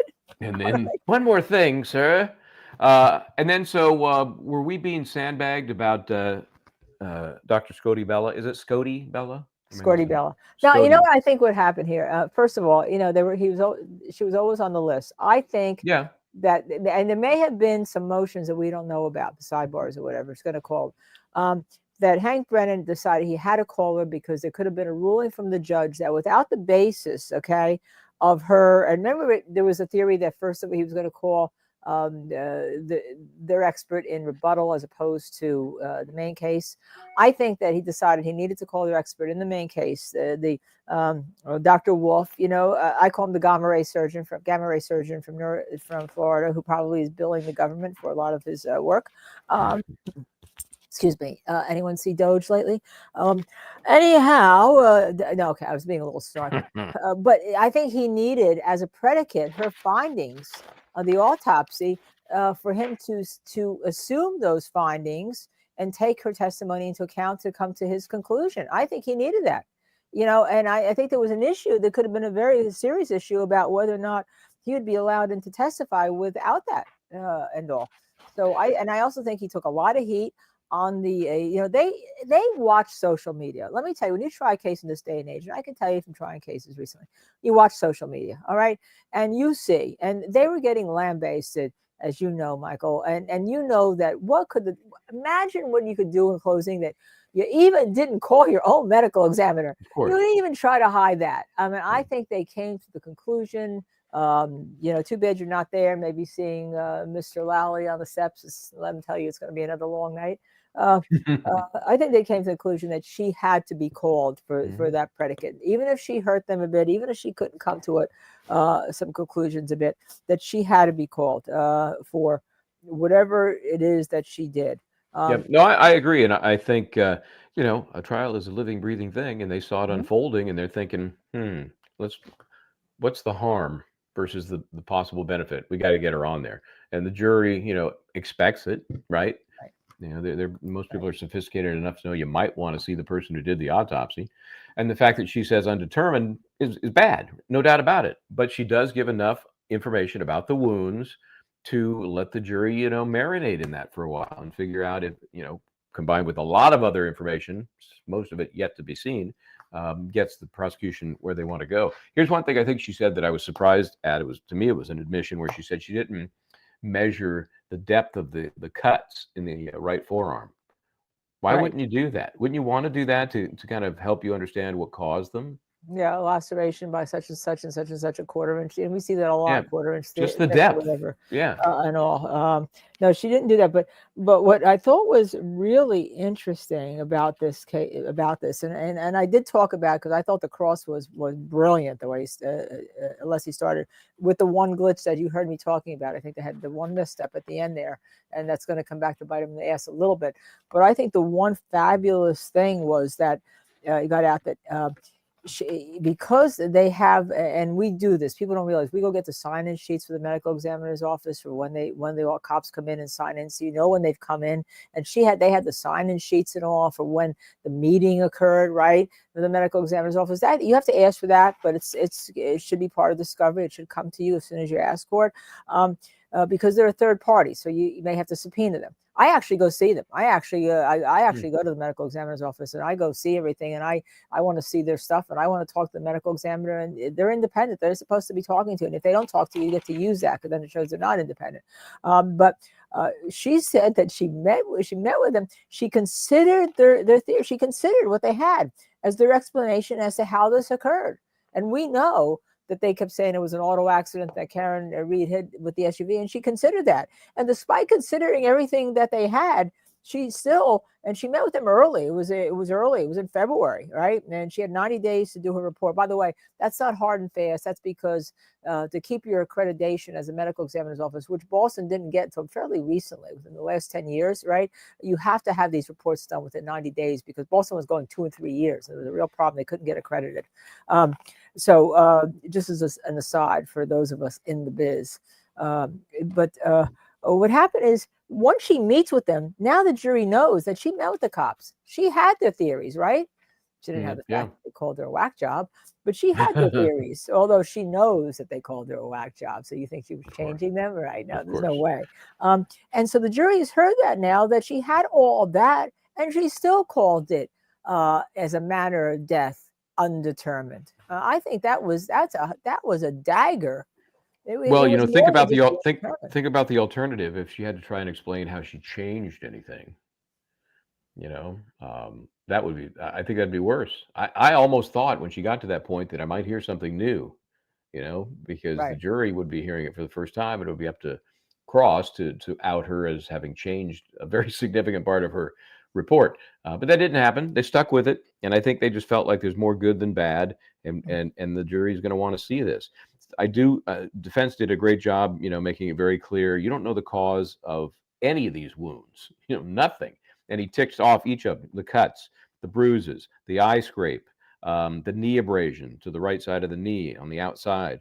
Only thing she knew the cause of, or had a better opinion on, was the rib fractures, caused by CPR. Yeah, and everyone has done cases, and we do cases and do murder cases. When you get CPR, you always find rib fractures. CPR is a very, very violent thing, and people don't realize how violent it is to the body. It always causes rib fractures and stuff, because you're breaking that chest to get into that heart. To get to the heart, you've got to break past those ribs. Everyone thinks, oh, CPR, so they see it on TV, but it's extremely violent as to what happens to the body. And that's why you can't, when you see rib fractures, don't assume it's because it was a fight on the rib fractures. If somebody's had CPR, it usually is CPR. They're consistent, and there's a lot of writing on that and all. So I'm glad she stuck with that. And I'm glad the prosecution didn't undo that either, because they know the truth about that. Yeah, I think it's a gimme, and it's not worth fighting about. It's, I mean, in and of itself, without explanation, you might think, oh my gosh, that's a car backed into him. I mean, you could. So it had to be explained away, and the prosecution did the right thing. Yeah, they did the right thing there, and all. Here's where I thought the defense got into problems. Because at first they got it so that when Dr. Wolf gets on the stand, they're going to say, "What the heck is this guy from Florida who does neurosurgery? Where is he coming in? He can't even sign a cause of manner of death. He didn't meet with the cops. He's now coming in as a hired. He's going to be the classic hired gun. Okay, Yeah. you want to talk about hired guns? This will be the classic hired gun. And then." But I thought that by going, because they know their own medical examiner is going to say that this was an impact with an item that went into the skull. That's where you're getting that J impression from, that pattern from, that we haven't really seen. That she said no, that could be caused. That same pattern could be caused by a hit to the flat ground, and they didn't need to go there. That's a self-inflicted wound there. I mean, I don't think it's a great one, a big one, but it's a misstep. And for Melissa, who seldom does missteps, that was a misstep. You don't need that. You had your own medical examiner who's going to say that. And I've been in those discussions. Why am I going to go undo that? I'm going to have my own medical examiner come in and say, forensic pathologist, I should say, not medical examiner. The wound to the back of the head, I always thought was bigger, but it's about an inch.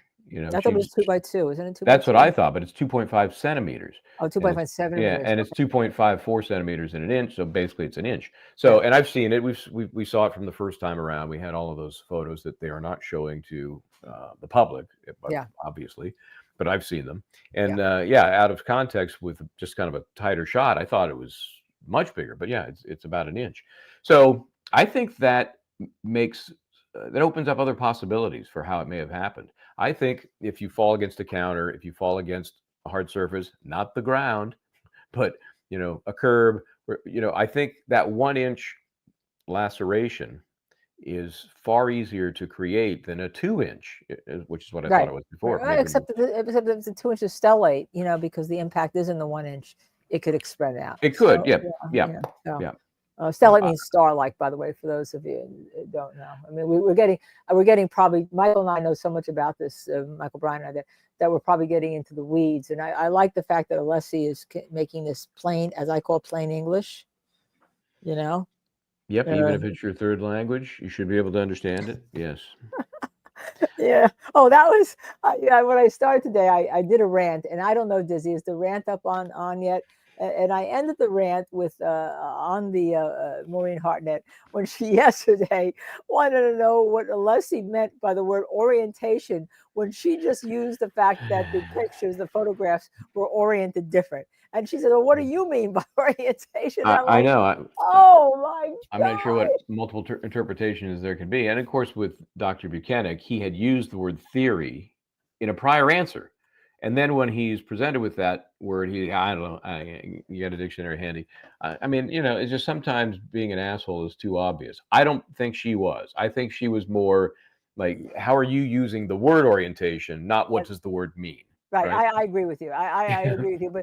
But it was just one of those things that just hit me as funny, because, normally you say, and I think I know what she means. She was saying, I was saying oriented. What are you saying? Are we talking the same language? Right. Are we meaning the same things how we're using this word?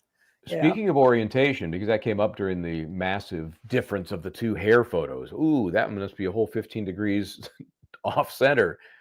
That I only heard part of it. I was doing some other stuff, but it sounded like, again, this was a massive cleanup on aisle 5 for Brennan.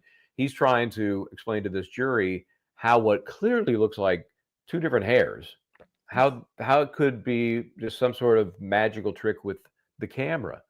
I don't know that he did very well. And he also talked about, have you heard about water being an adhesive? So he's trying to counter the logic that says there's not a chance in hell the hair or the glass stayed on that car during its travels post 12922. Do you still have I your posted glasses? it. I know you no, I posted- cleaned up. did, I had my did. own cleanup, and Yeah, I know you posted. I reposted it this I morning might because slice my hand on a piece I missed, but I think I got everything. because of that. I was like this morning taking my little things that I bought, and I'm like, Yeah, here it it's goes. amazing what little puff of wind can make something that small Well, sail. yeah, I know. It's just a little puff of wind. It's something, now if I try to take my button and go, so no, it's not going to happen, right? Even in the wind. But So, yeah, and there were such important points made about, well, was it embedded in the bumper? Oh no, it was just resting there. Okay, all righty. yeah. And then she Okay. didn't find any sand or salt, which was really Yeah, interesting. and I like that too. In fact, I Yeah. was going to do an Explain experiment until I got that, yeah. sidetracked with Mark. I was going to take, I may still do it just because I think it's a great thing to do. Take this, strap it to my truck, the back, like basically over my existing light. Right. There's some moisture here now. It's not snow, but it's been raining, kind of dreary. And there's always road dirt. So to a much lesser degree, I'll bet you that gets covered with crap. Yeah, well, my truck And- gets covered with crap when I go and up the to conditions country. now are far better than they Yeah. were during that storm. So I think he made a great point there. And why would that be so pristine on the inside? We all have to take our cars out and take the hoses out and wash them, right? And stuff like that when we went out in the dirty weather. What, it gets covered and that with is crap. nasty. Yeah, nasty on paint. Yeah. It's living in the East that's key. In California we never had to worry about it, but out here, man, you got to wash that crap off. Right. Yeah. So anyhow, so Alessi was doing a great job. I thought they did a great job, bar that one misstep, because they don't need it, because their own medical examiner is going to say. Now, their medical examiner is also going to make the distinction between hypo. I thought it was really interesting that, again, she wouldn't say that hypothermia, and this was good for the defense. Hypothermia was the cause without having the skull fracture. It was contributory, but it wasn't the cause. Without the skull fracture, she couldn't say that. And I thought that was a great thing for the defense, because then it got into, well, do you know how many other reasons why you could have hypothermia? Because the defense is making a distinction, and I wrote this down, and I wrote it in our YouTube chat, that hypothermia is low body temperature below 94 degrees, but hypothermic changes is the damage to the tissue. So, you're not going to die of hypothermia usually, because you usually see the damage to the tissue that goes along with it. That's what my understanding is. Here, let me Google hypothermia. Okay, Google cause long to die in cold. Didn't you say hypothermia? Yeah, I said hypothermia. Cause long to die in the cold. Okay. Yeah. Yeah. And I know that we know their medical examiner from the opening of Jackson's going to say that he didn't have hypothermic changes. Yeah. That is. You Want to see me? I'll see you at sidebar. Followed by pound. Sidebar again. Of course, they're back, but they're not back. Yeah. So when you go back on, I'm going to take a break. I may come back on for the wrap up. But I'm going to be listening, because this is my, this is kind of like you my love area. this stuff. I love this stuff. As a matter of fact, I only have to go because I have a 2:15 appointment. So it's going to take maybe an hour, maybe 3:30. But I love this stuff, so I have to. This is my area. Yeah. And for all of you who know that they mentioned this morning, you know that I met my husband at an autopsy. Okay. This is my area. That's romantic. Guys and girls. I know, the romantic autopsy. Yeah. But even when I was a prosecutor, when I started out, I was assigned to what we called the evidence unit, which was then the crime scene unit. It turned into the crime scene unit because that's when everyone started changing the names and all. So this is what, as a lawyer, I adore this stuff. And I adore the way Leslie started out with something that I had not thought about, which is to really put a damper, a hole for when Dr. Asik Wolf comes up that they've never heard of, which I thought that was great. Hey, we always judge, you won't let me go into this. So how do I get around the fact that he's not qualified to be in? Yeah, I think it was great. Yeah, because he basically had her tick off each of the things, and she's almost laughing at times, right? Right. So you're not qualified to do an autopsy. Right. So he did a great job of laying the foundation for when their expert comes on board and he can ask questions like, well, do you realize the medical examiner in this case thinks you're not qualified? No. That's, of course, the judge will be objection. Of course, but that's the bottom line. You're not qualified to sign a death certificate for John O'Keefe, are you? You weren't qualified to do a cause of death, are you? And you weren't qualified. I mean, you're just going to, before he even gets to anything, you're going to be on that. So, it's going to be it's going to be brutal. But I'm sure he's getting a fair remuneration, right? Yeah, Yep. a fair I'm payment I'm to come sure. in, and his time is valuable, I'm sure. And he apparently does really good work in Florida, I'm sure. But I think when you're trying to go around by bringing somebody completely out of state who's in a completely different field than this, then that's a real problem. I have no problem bringing another medical examiner from another state who says, look, she may be really good, but she hasn't had enough experience here, and she missed this and that type of thing. That's done all the time. Usually they get together, they sit and they talk as to why they may be wrong or right. But that didn't happen here. They didn't sit and talk, right? So, Yeah. No. And so we'll see what there is left, what kind of meat there is left on this bone. Oh, you're gonna have a lot of fun. Before they get to, I mean, before they get to, there'll be some attempt to redirect here, but certain things you just can't fix. Yeah, there's certain, right. There's certain, and the fact that she listened to the police and she listened to their theory of how this happened, and she still she wasn't buying. Well, that's because she's a whack job. Well, yeah, that's because and they called her that afterwards. Well, if we had gone, if they'd gone, blah, blah, blah, somebody else had gone. What were they going to say? They were going to pound her over the head. They were going to threaten her. There have been cases where medical examiners have been threatened by the police and lost their job because they go to the council and say, they didn't call this a homicide. You can Google them. There was one case in Texas. I think there was one in Michigan. She actually sued or whatever, if I recall. So there have been cases. So don't downgrade how important it is when the police go after a medical examiner for being a whack job, for not coming on their side. All right, I'm going to leave you, Michael. You're in great hands. You've got a great audience. There's almost 1,000 people with us. Please hit that like and subscribe button before I go. Please make me happy. And I'll hope to see you around 4. If not, I will see you at 6. All righty. Have fun.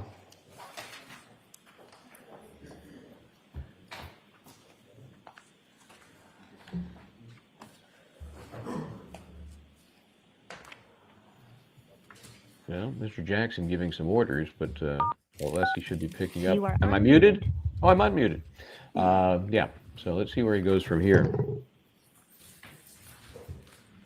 I think the points he made about the lack of qualification of others, hypothetical others, which will soon become real, bone and blood experts.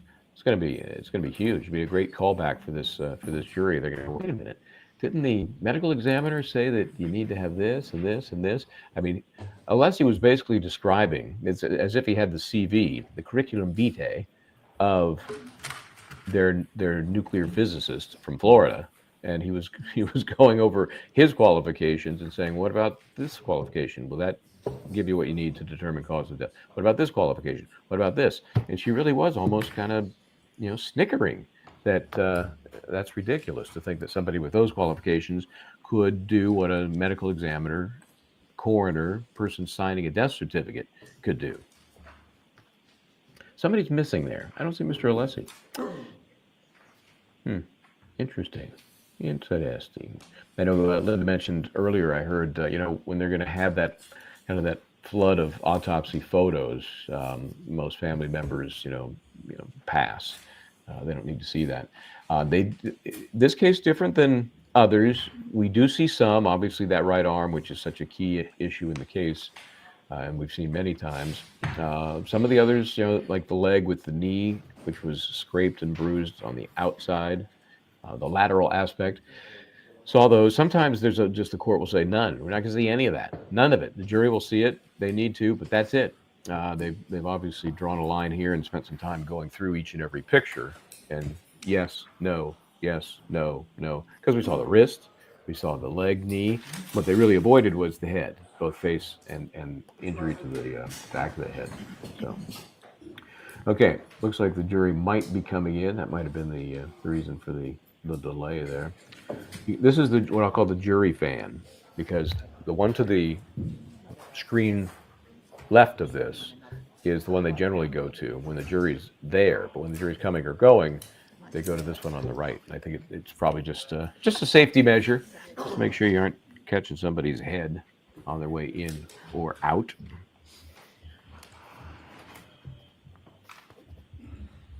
What do you guys think about Scotabella's demeanor did she seem testy at all? Did she seem defensive? Did you feel like she was cooperative, trying to help the prosecution, just doing her job? I got a little hint here, whenever you're ready. here and there of defensiveness. Good afternoon. Okay, here we go. Dr. Scordi-Bello, and welcome back. Thank you. I want to move on to a slightly different aspect of the hypothermia discussion. So you've acknowledged previously that hypothermia is a very difficult diagnosis to make, correct? Correct. And you acknowledge that in your grand jury testimony in this proceeding, correct? Do you recall that? I do. And you indicated in that grand jury proceeding generally that diagnosing hypothermia is based on contextual clues. Is that correct? On autopsy findings and investigative information, yes. Right. And the last part, investigative, and that's that legal part, sort of the law enforcement contribution. Is that correct that you're referring to? Correct. You diagnosed Mr. O'Keefe with hypothermia based upon certain medical data that you believe you observed in the gastric area and the pancreatic area. Is that correct? Correct. And just for, I think most people will get this, just be clear, gastric is sort of synonymous with the stomach. Stomach. And then we know the pancreas is a separate organ. And in your autopsy, you observed for example, the lining of both the stomach and the pancreas. Is that correct? I'm sorry, what was the word you used? Let's start with the stomach. Did you observe the lining of the stomach as part of Mr. O'Keefe as part of the autopsy? Yes, I observed some hemorrhages in the lining of the stomach. We'll get to that, right? But I just want to talk about the organs and what aspects of the organs first, and then we'll get to that. And with regard to the pancreas, what aspect of the pancreas did you observe? I examined both the external surface and the tissues around it, as well as the pancreas itself by making several cuts. And there was also a histopathology report that was relevant to both the stomach and the pancreas, correct? Correct. Histopathology? Spell it, Mr. Lassie. Histopathology.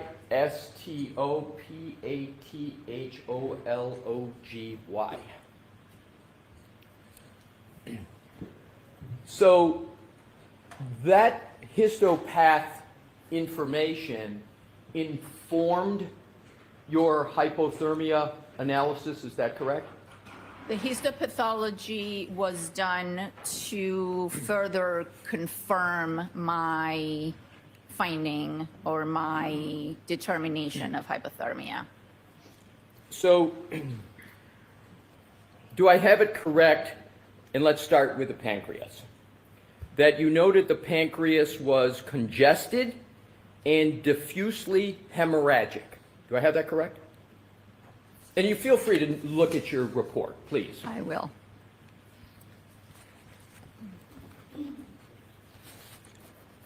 And I specifically, if it helps, I'm Yes. looking at Page 4. the report of autopsy. It's not numbered pages, but it would be 4.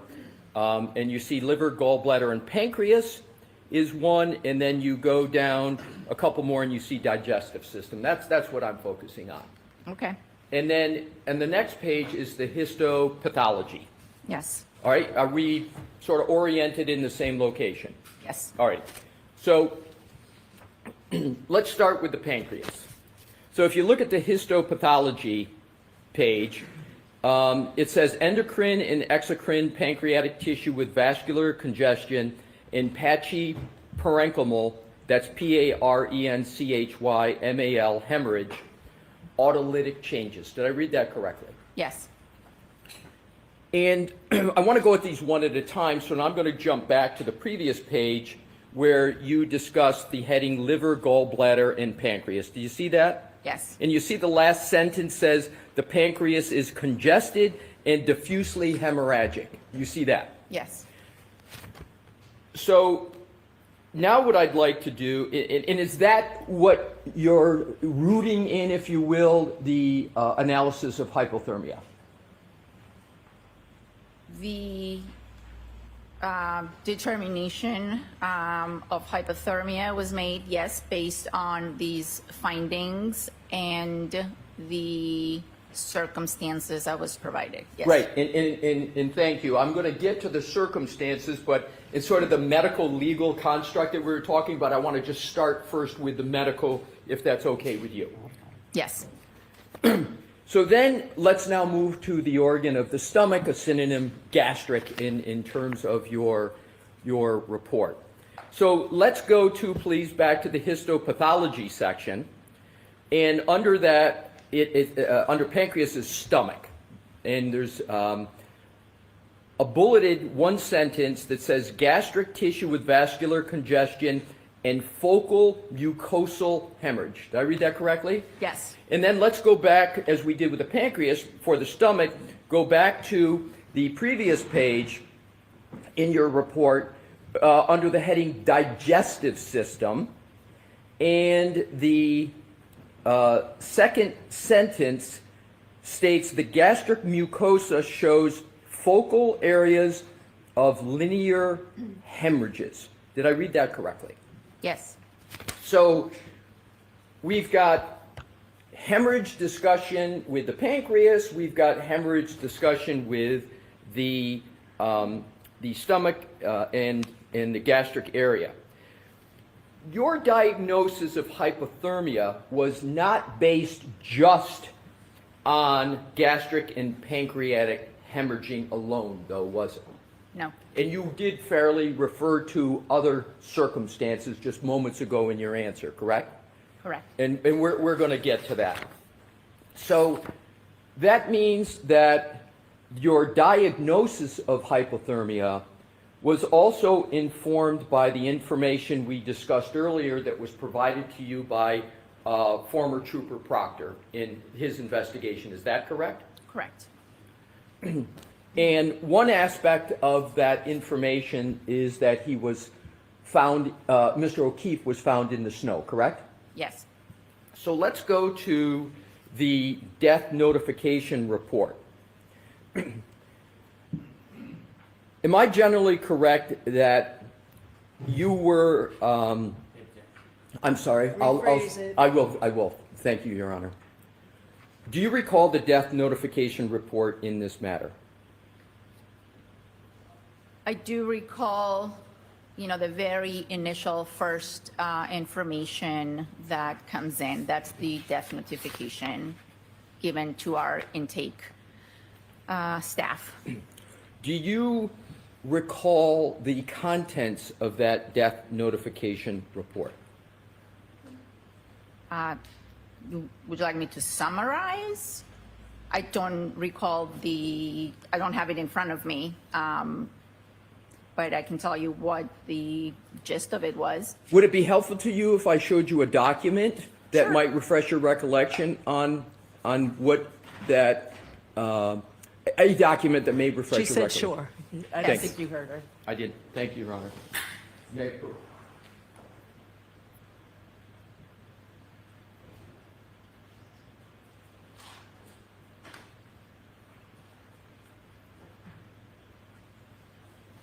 Yeah, put your. Yep, Check just it. show Mr. Brennan. Yeah.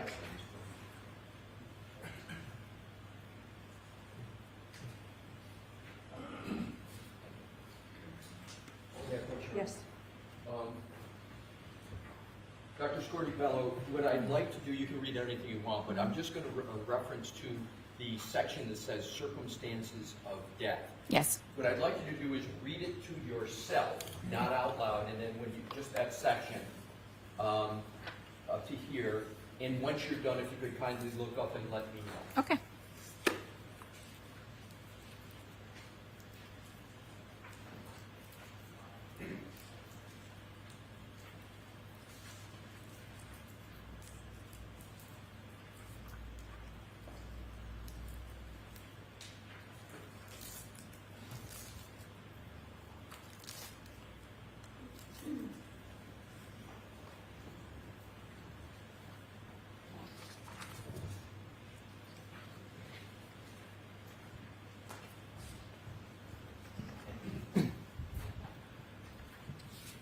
Dr. Scortibello, did that refresh your recollection with regard to the circumstances of death section of the death notification report?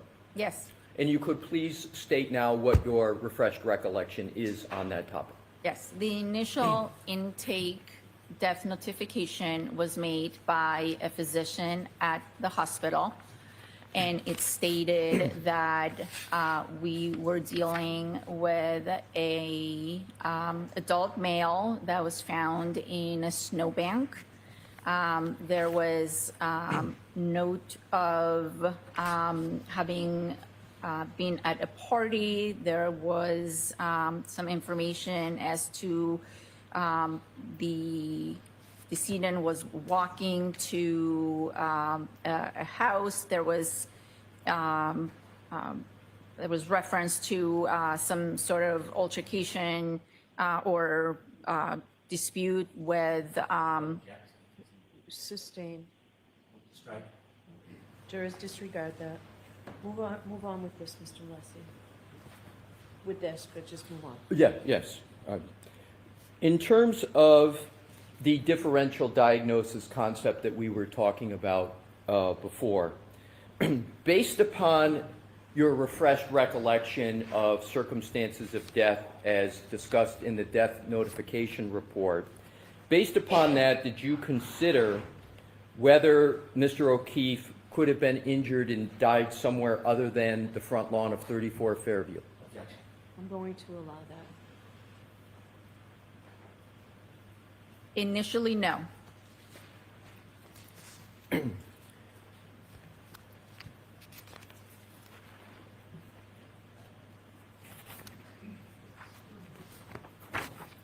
Let's go to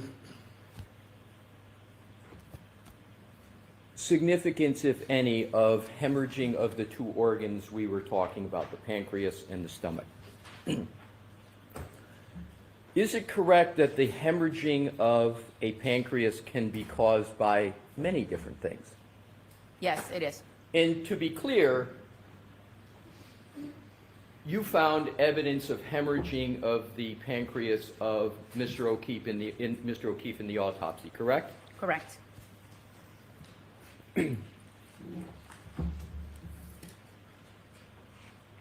And is it correct before the grand jury, you yourself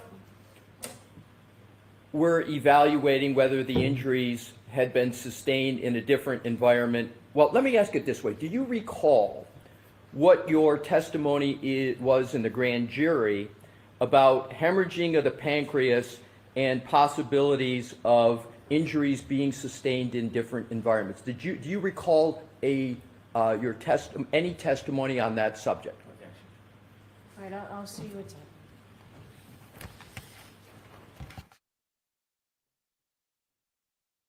All righty then. I'm a little distracted here. Apologize if you hear some stray sounds popping through every now and then. I'm trying to post this Mark Randazza interview.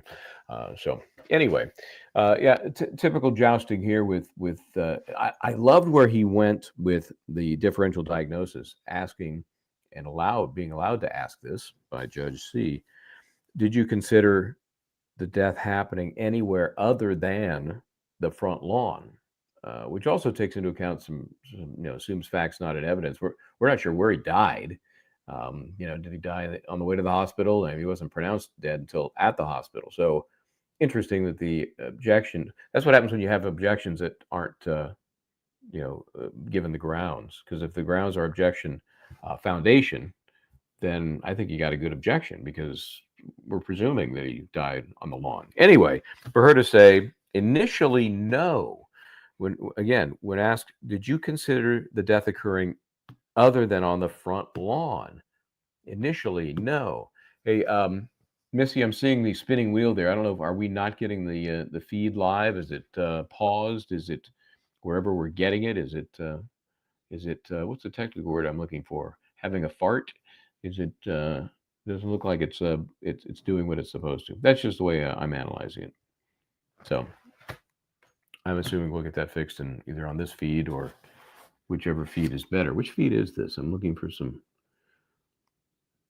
I don't see any sort of signs. Oh, no, it's still Court TV, or maybe we switched to Court TV. Anyway, so I was waiting to see if he would follow up on that. Maybe there was a long pause, which really kind of allowed that to waft over the jury. Well, she didn't think that the death might have occurred elsewhere. And the fact she said initially no. Okay, well, it begs the question. Well, did you change your mind at some point? If so, what did you learn that changed your mind? And if you think he may have died somewhere other than the front lawn, where was that? What leads you to that, if not conclusion, suspicion, concern, question? I mean, that's a pretty open field there. Maybe he's going to circle back. He's got that win that initially, no, she didn't consider it somewhere else, because that doesn't look good. That's like, well, why not? Aren't you open to every possibility?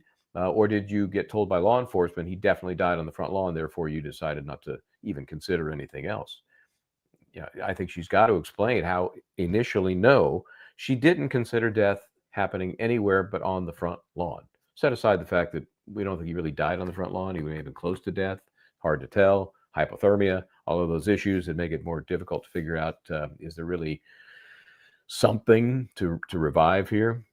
I think I saw a note in the chat about the issues with a cold person that has been injured and possibly dying, and the theory that you need to warm them up to determine whether they can be saved, because their body functions may have slowed so drastically as a self-preservation method in the extreme cold that you don't know.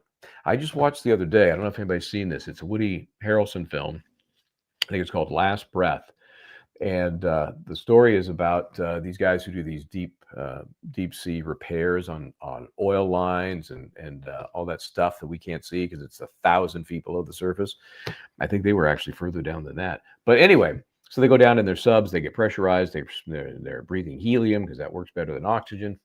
And one of their guys got cut loose from the umbilical cord, which sends the helium down to them, and they have a little pod that floats above the work site, and that pod is attached to the bigger ship at the surface. So they drop that down, divers go out of the pod, but they're connected by a hose. One of them gets disconnected. No air, nothing to breathe for 27 minutes. He has no oxygen, and they bring him back into the pod, and it's a true story, by the way. And for dramatic effect, of course, they've basically written him off. They tell the people in the ship up above, got nothing here, 27 minutes. And then he breathes, but has no brain activity. Bottom line is he's fine. How does that happen? They say maybe because of the cold temperature of the water, it may have preserved his bodily functions and his brain to the degree that he was able to live longer than you might normally think without oxygen. So, anyway. May I, Your Honor? Yes. Thank you. At the grand jury, did you testify as follows?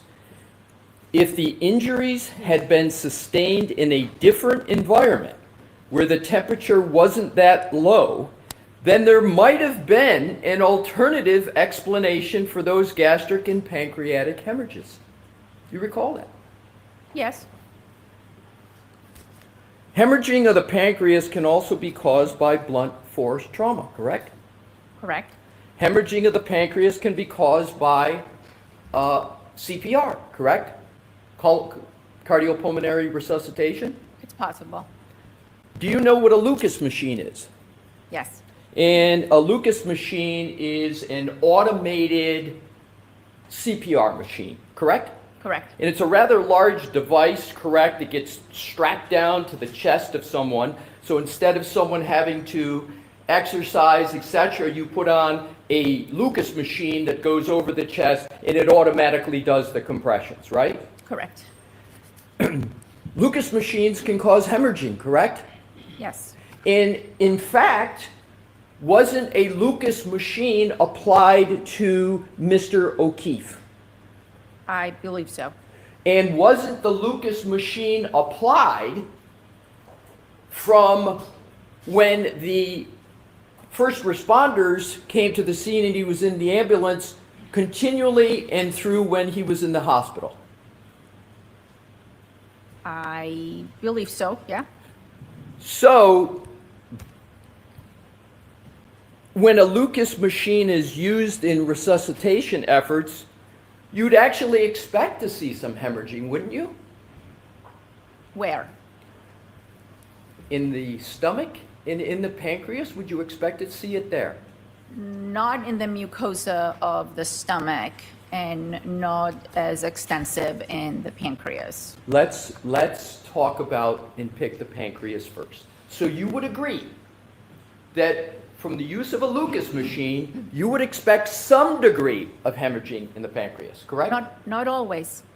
But it's certainly possible that a Lucas machine causes hemorrhaging of the pancreas, correct? It's possible. And now let's move to, and there was evidence of hemorrhaging in the pancreas of Mr. O'Keefe, correct? Correct. Now let's move to the stomach. Isn't it possible that a Lucas machine could cause hemorrhaging in the stomach? Personally, I have not seen it in that context. But do you rule that out? I can't rule it out. I can only tell you my experience. So your personal experience is you don't believe you've seen that, but you can't rule out that a Lucas machine causes hemorrhaging to the stomach. Is that correct?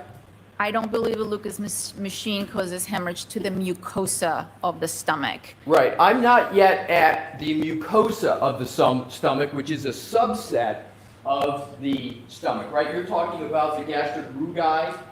Talking about the inner lining of the inner stomach. lining, and another name for the inner lining of the stomach is the gastric rugae, R-U-G-A-E, correct? Yes. So I'm just talking about the stomach in general, not a subset of the stomach. Is it possible that a Lucas machine could cause hemorrhaging in the stomach? Not in the stomach, around the stomach, in the soft tissues of the torso. Okay.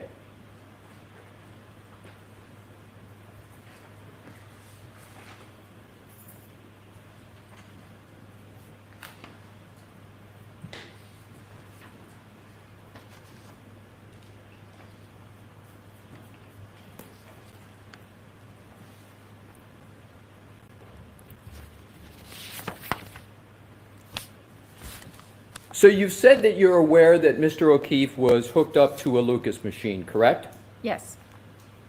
And are you aware of the length of time that Mr. O'Keefe was hooked up to a Lucas machine? No, I am not. Do you know how many compressions per minute a Lucas machine causes? I would have to say close to 60. Would 100 compressions per minute be a reasonable amount of compressions for a Lucas machine to cause? Sure.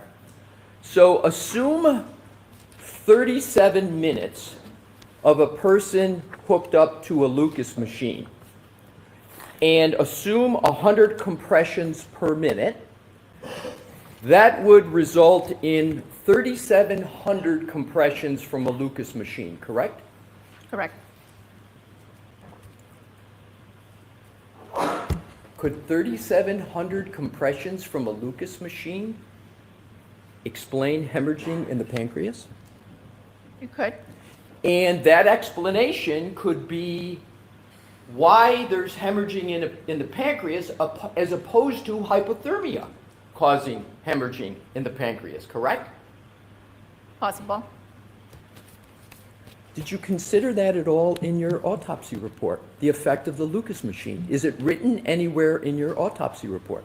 I do consider changes due to cardiopulmonary resuscitation. The rib fractures that were observed were attributed to CPR. Usually we will see some amount of hemorrhage in the soft tissues, but in this context, with the gastric findings, the pancreatic findings, and the information that he was found in the snow with a body temperature of 80 degrees, I My opinion was that those hemorrhages, along with the gastric hemorrhages and his body temperature, were consistent with hypothermia. My question was, does your report state anywhere the words Lucas machine? No, And you agree that a Lucas machine could cause hemorrhaging to the pancreas, it can cause hemorrhage in a lot of tissues, but including the pancreas. including the pancreas.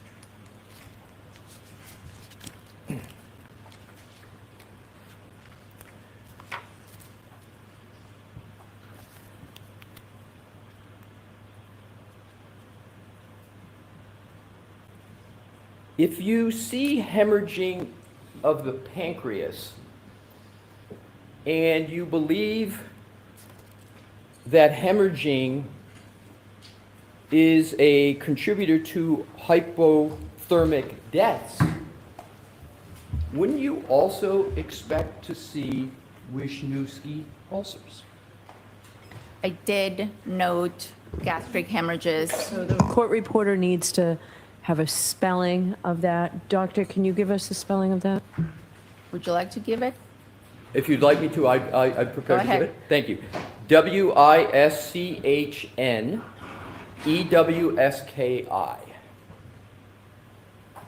So, can you just tell the jurors what Wisniewski spots or Wisniewski ulcers are? Wisniewski spots are small hemorrhages, small areas of bleeding in the mucosa of the stomach that are thought to be associated with hypothermia, among other things. They're believed to be either a reaction to stress due to the hypothermia or some form of what we call reperfusion injury.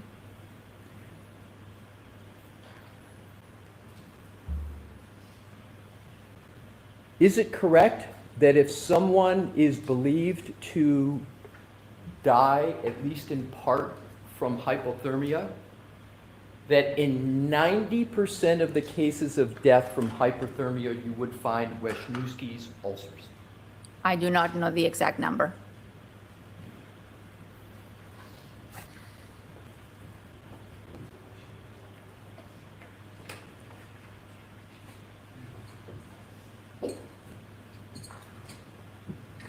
Is it that you're not recalling what the percentage is for the percent of cases for death of hypothermia that you would expect to find Wisniewski's ulcers?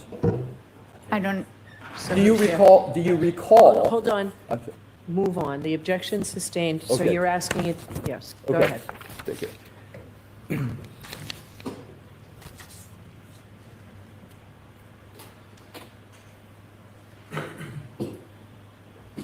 There were no Wisniewski's ulcers present in Mr. O'Keefe, is that correct?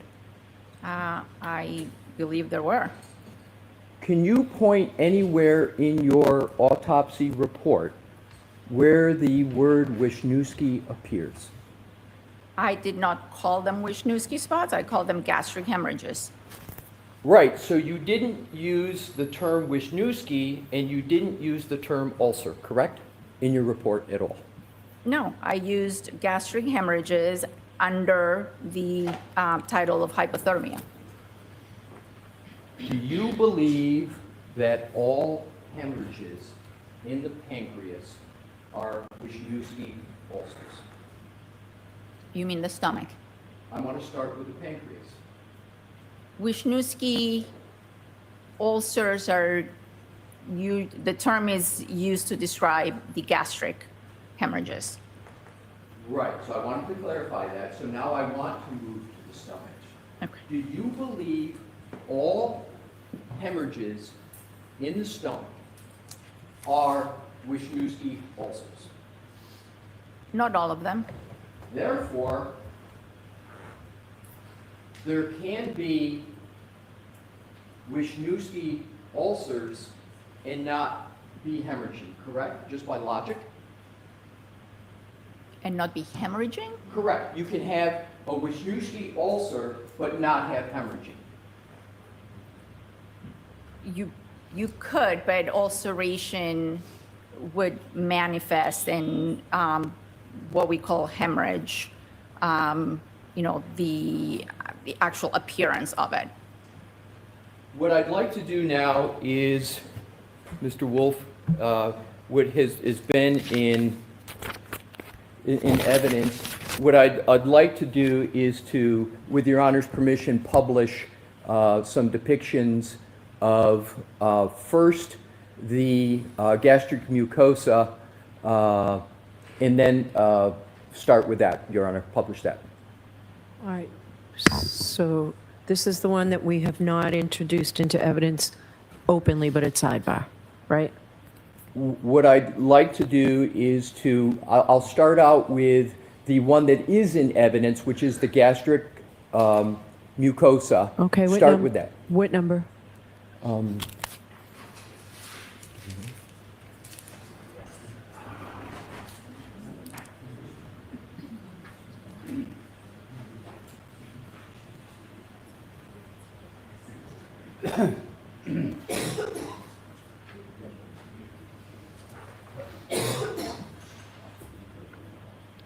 Your Honor, just to... Okay, so that was the one I was referring to that we did at sidebar, not in open court. Okay.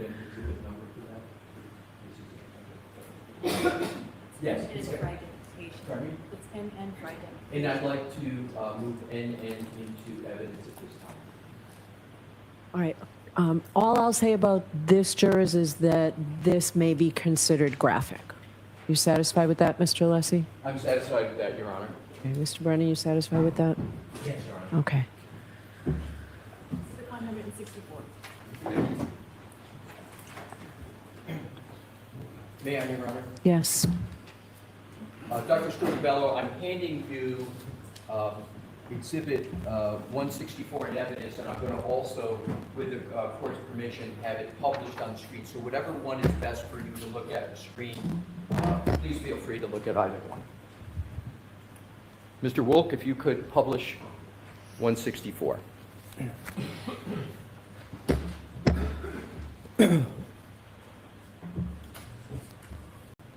Dr. Scorbello, do you recognize 164 as well, you describe what 164 is. This is a picture of the stomach of Mr. O'Keefe after it was removed and opened and the contents were removed. And what you're looking at, this pink-red surface is the mucosa. That's the lining of the stomach. And you had used the word rouge before. These are the folds. The stomach has a lot of folds. And what you can see here are small areas that are redder than everything else. That's hemorrhage, that's blood. And these are the gastric hemorrhages that I described. Right, so those are what you just showed. There's darker areas, there's just a few of them. That is what you refer to as hemorrhages, correct? Wisniewski's was correct. Well, you didn't use Wisniewski's in your report, correct? You referred to them as hemorrhages. Correct. Okay. So what I'd like to do now is to, if I may approach, Your Honor, yes, for the chalk.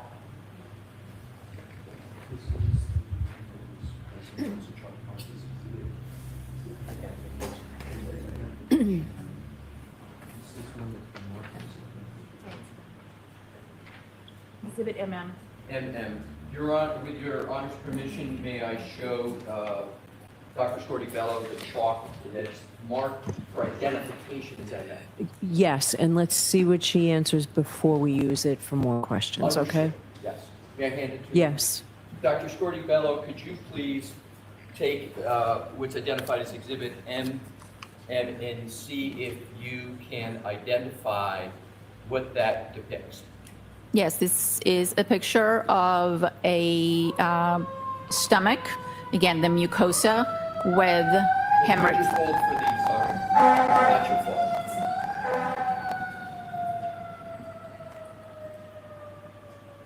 Your Honor, can we take a break? Yes, Jurors.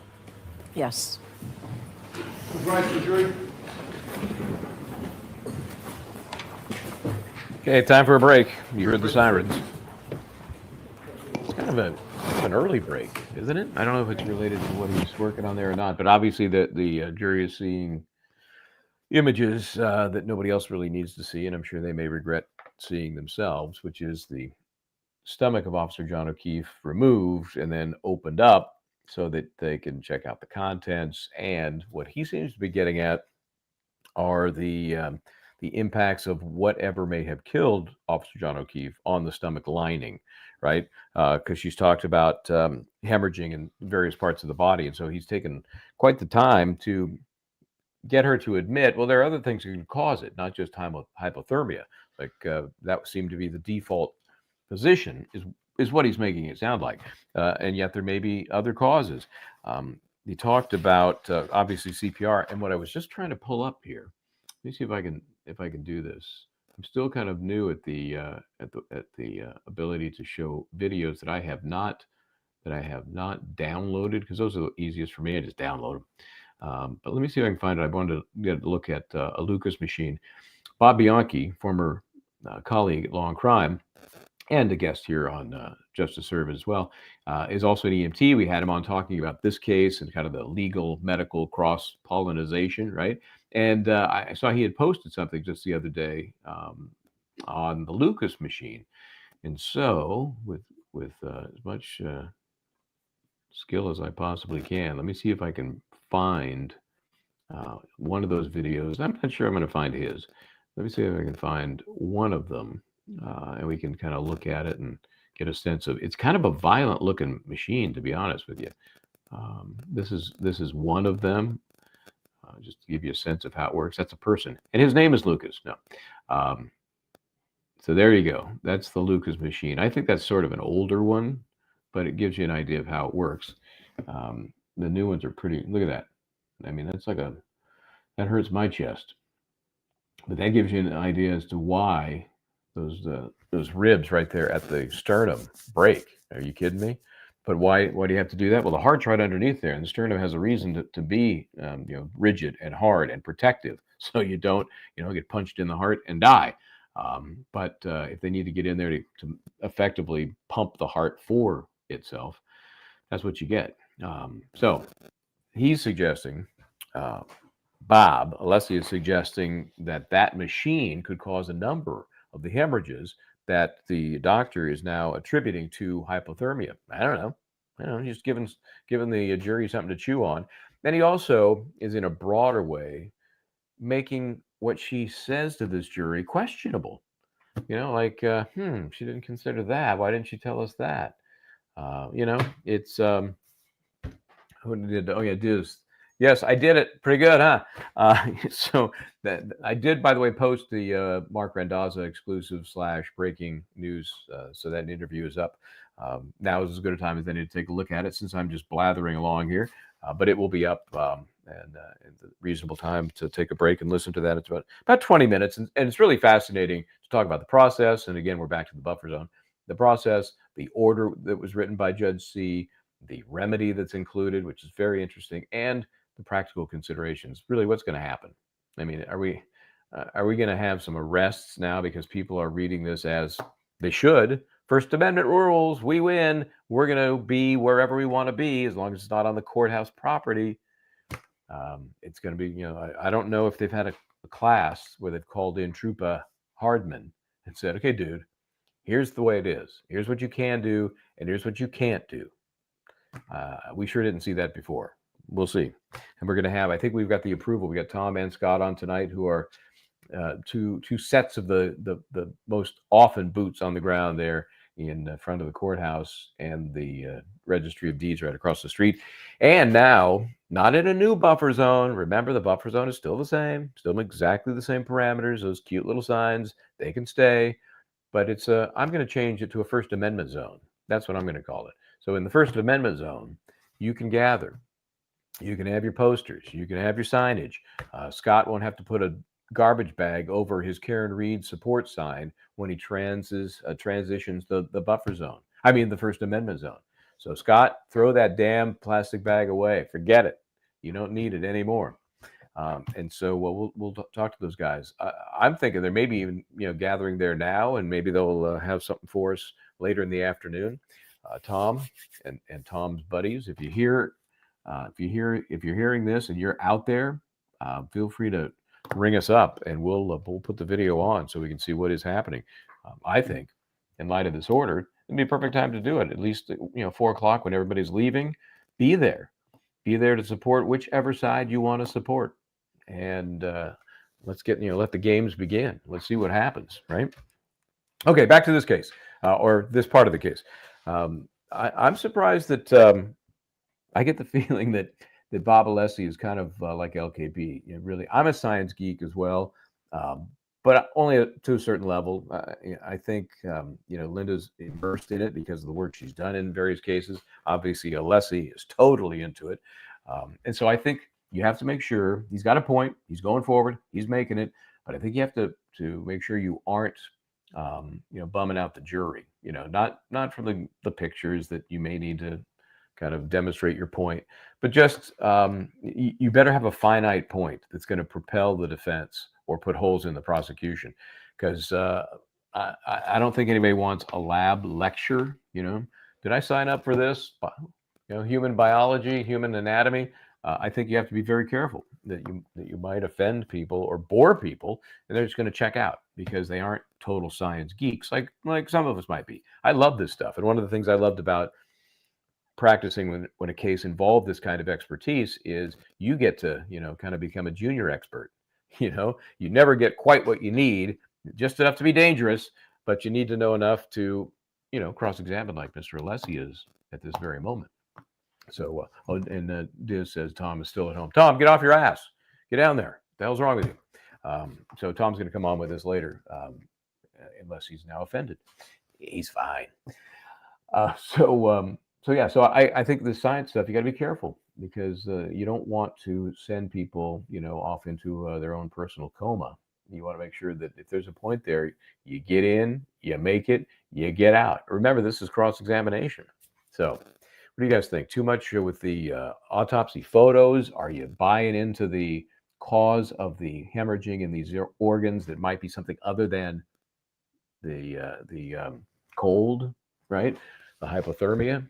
I'm just curious if it's working for you guys, because I guarantee you, of those 18 people on the jury, including the alternates, some are not loving this. So, what else did they get into in this secondary part of the testimony that I found interesting? He goes into great detail on Lucas. We just saw that machine, 100 a minute, 3,700 total is based on the facts as we know them in this case.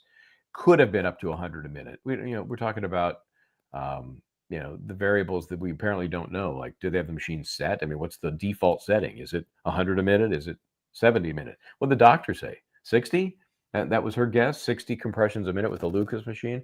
I guess, in all fairness, she's probably not using the Lucas machine too often in her line of work. By the time these folks get to her, the Lucas machine ain't doing any good, right? Okay. So I'm looking here at some of the responses to whether or not this is working with people. Some people think Bev looks angry, doesn't she always? I think she always looks like somebody just peed in her White Claw. I don't understand why. It's not a bad gig being a judge. So, okay, what was the other thing? The judge warned the jury that some of these most recent images could be considered graphic. And so, anybody seen stomach contents? Yeah, it's not a pretty sight. Most of our organs are not attractive. All right. There was another. And so he's trying to make a point too of the Wisniewski spots. Remember that, the Wisniewski spots, which can show up in these various organs as a result of hypothermia, but also apparently from other causes. When he first said Wisniewski spots, I said, hey, wasn't that the character in Monsters Inc.? That was Mike Wazowski, but you can see how it It's an obvious mistake. So we'll find out if he's going to dig more deeply into the causes of hemorrhaging in the pancreas primarily, and now he's on to the stomach. We'll see if he's got other organs that he wants to get into. But I know I'm telling you, he's got to be careful. You don't want to lose the jury, get them glazed overlook at midway into the afternoon session, right? They're just sitting there thinking, I got about an hour and a half left. Please, let's not go too much deeper into this stuff. Not everybody, but I guarantee you, of the 18, there will be a handful at least that are feeling that pain. I'm looking back at some of the testimony that came up earlier today because we didn't get around to talking about it. We got sidetracked with the old First Amendment, which is a good thing to be sidetracked with. Talking about I just felt so sorry for Miss what's her name again? Hanches. Because she got back on the stand, which of course she didn't want to be Hartnett, Ms. Maureen Hartnett. I'm sure the last thing she wanted to do was come back for day number 2 of this process. And now I'm just curious what she wanted to change.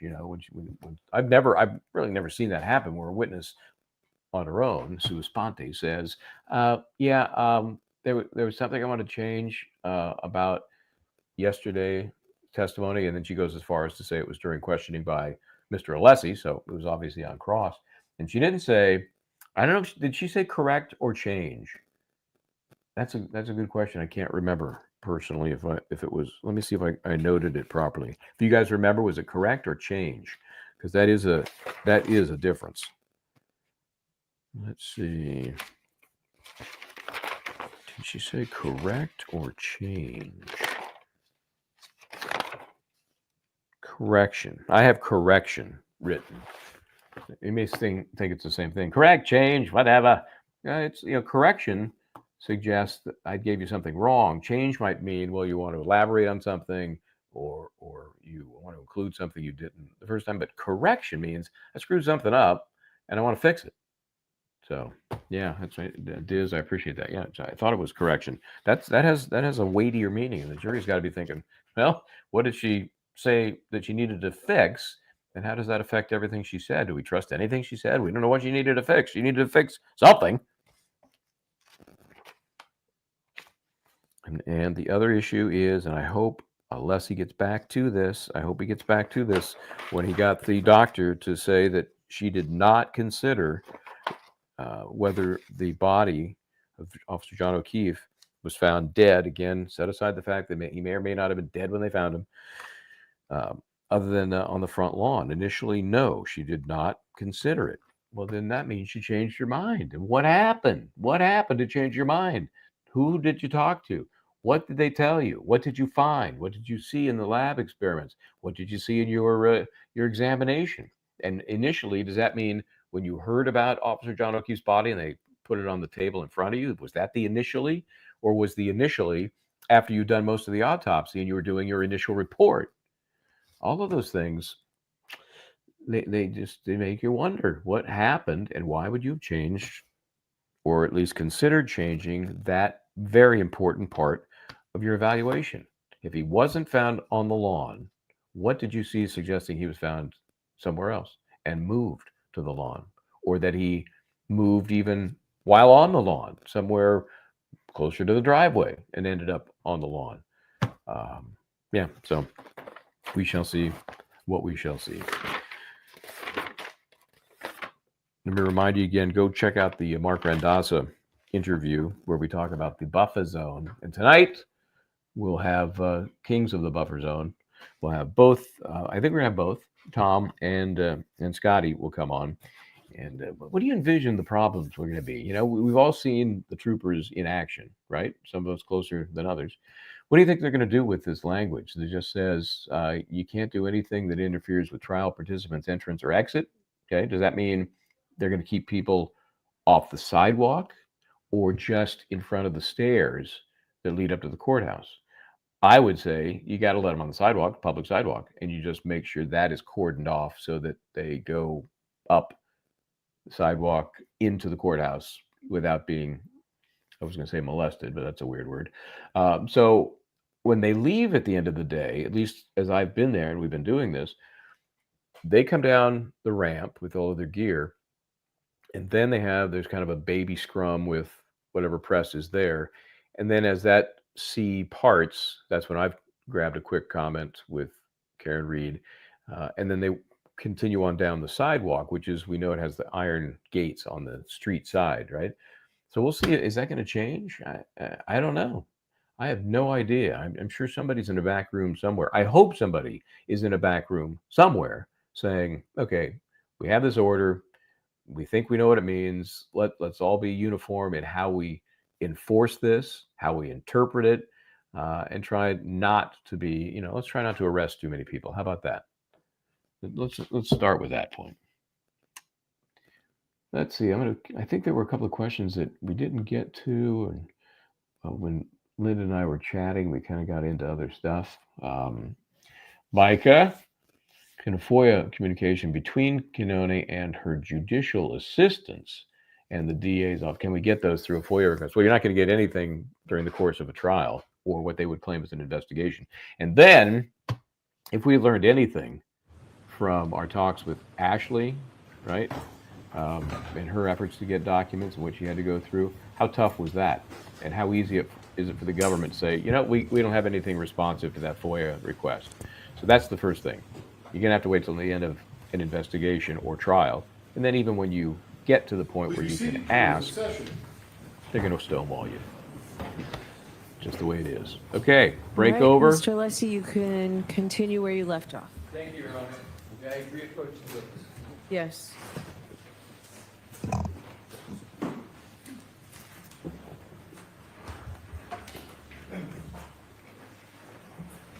Dr. Scordi-Bello, you have in front of you, which has been marked for identification as MM, and you were discussing that. Do you recognize that document? You can sort of start over to reorient. You recognize that?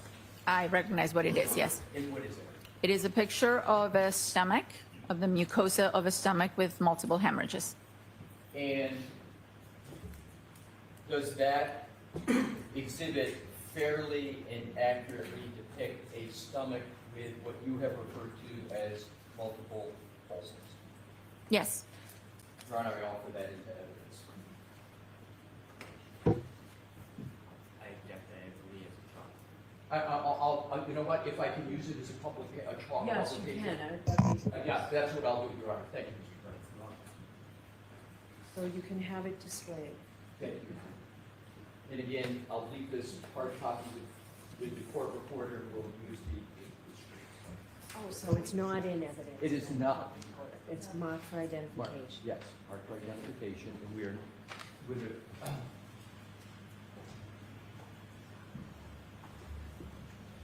Mr. Wolf?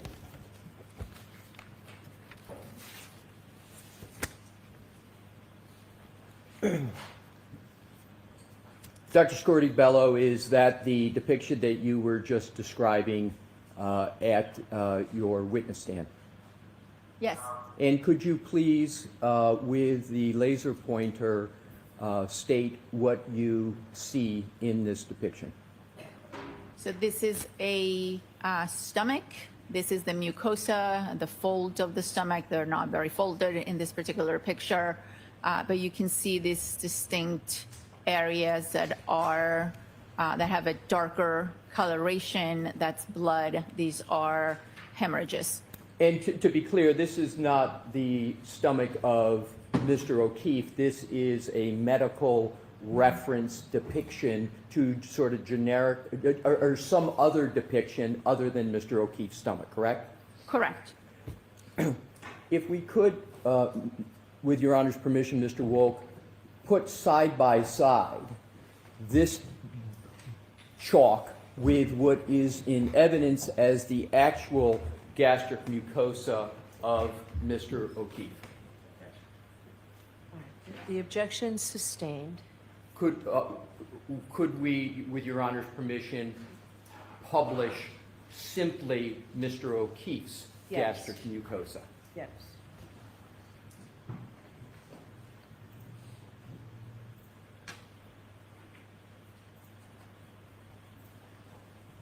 Isn't it correct, Dr. Scordi-Bello, that there are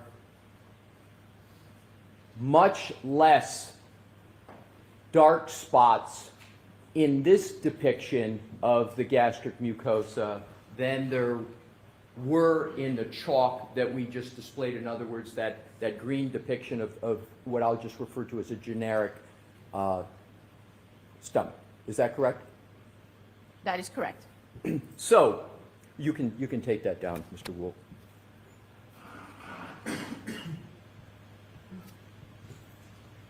Isn't it correct that for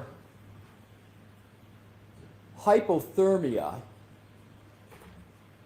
in the presence of Wisniewski's ulcers or spots, that you have to have a predominance of the stomach covered by the spots for them to be Wisniewski ulcers? I think there's different levels and different grades. In hypothermia, particularly death from hypothermia, wouldn't you expect to see a predominance of those ulcers, meaning they take up most of the stomach lining? Isn't that what you would expect to see? Not always. I have seen that. I have also seen cases with much fewer spots, as you refer to them. But isn't the majority of the cases that you have seen where someone has actually died from hypothermia that the ulcers predominate, take up greater than 50% of the stomach? Yes. And what percentage of the, and I'm trying to avoid putting it up again, so what percentage of the gastric mucosa of Mr. O'Keefe would you estimate is taken up by the ulcers that you have identified? I would say somewhere between 10 and 15%. Just 10 and 15%. Thank you. Now, if we could look to the issue of continuing with hypothermia, let's go to frostbite. Did you note any evidence of frostbite on the deceased, Mr. O'Keefe? No, I did not. Do you know what the weather conditions were in Canton, New York on the early morning? I'm sorry, I keep saying Canton, New York. My apologies. Do you know the weather conditions in Canton, Massachusetts, starting at midnight on January 29, 2022, going through 6 a.m. on January 29, 2023? It was very Snow? cold. There was a blizzard coming. They called it Snow? a blizzard, right? Correct. And when you say very cold, in addition to very cold, do you recall whether there were gusting winds? I believe so. And do you understand that when there's a very cold temperature in Fahrenheit and you add gusting winds, that is called, when you apply the two together, that's called wind chill, right? Correct. And with wind chill, doesn't the phenomenon of wind chill mean that the wind combined with the temperature brings the actual temperature down, and in addition to bringing it down temperature in a wind chill calculation, it also has a physical effect on the body, correct? Wind chill. Doesn't wind chill also cause greater effects than if there was no wind? Correct. So in medical terms, the wind synergizes with the temperature and exacerbates the effect on a human. Correct. And with a wind chill, isn't it correct that you would have a greater chance of frostbite than if there was no wind chill effect at all? Yes. So, You saw no signs of frostbite on Mr. O'Keefe, correct? At the time of my examination and at the time of autopsy, no, I did not. Did you see frostbite at any other time with regard to Mr. O'Keefe? I only examined him at the time of autopsy. So at the only time you examined him, which is at the time of autopsy, you had 0 signs of frostbite, correct? Correct. Dr. Scordi-Bello, now that you have gone through your this part of your examination here today, would you like to amend in any way your opinions as to whether hypothermia was any cause of the death of Mr. O'Keefe? No, I don't. I still believe that there were hypothermic signs. Hypothermic signs, correct? Yes.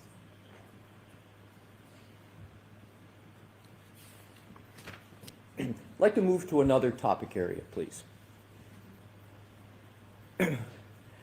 You did not include in your autopsy in any fashion any discussion of whether Mr. O'Keefe's injuries were consistent with a motor vehicle accident, did you? No, I did not.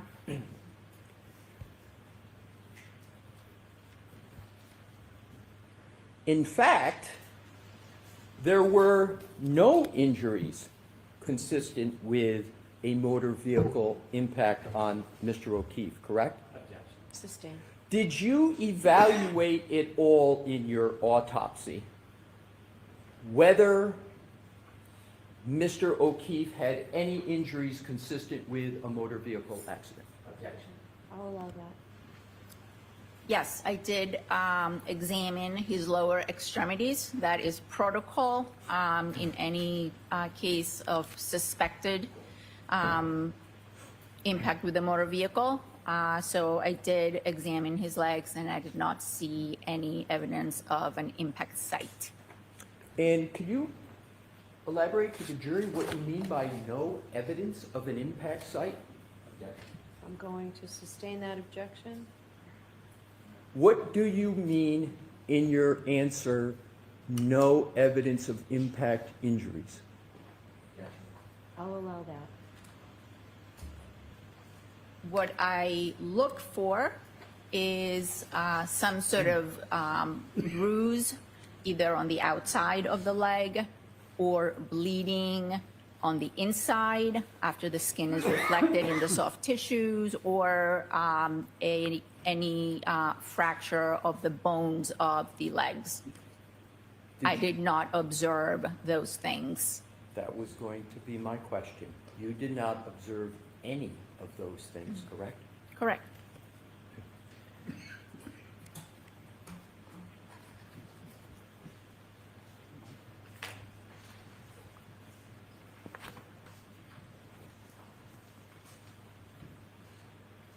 I'd like to turn to, please,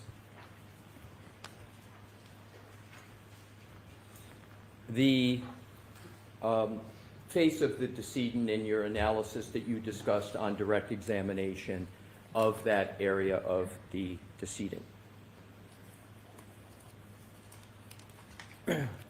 You talked about ecchymosis, you recall that? Yes. In medical literature, there's a synonym for ecchymosis. It's sometimes referred to as raccoon eyes. Is that correct?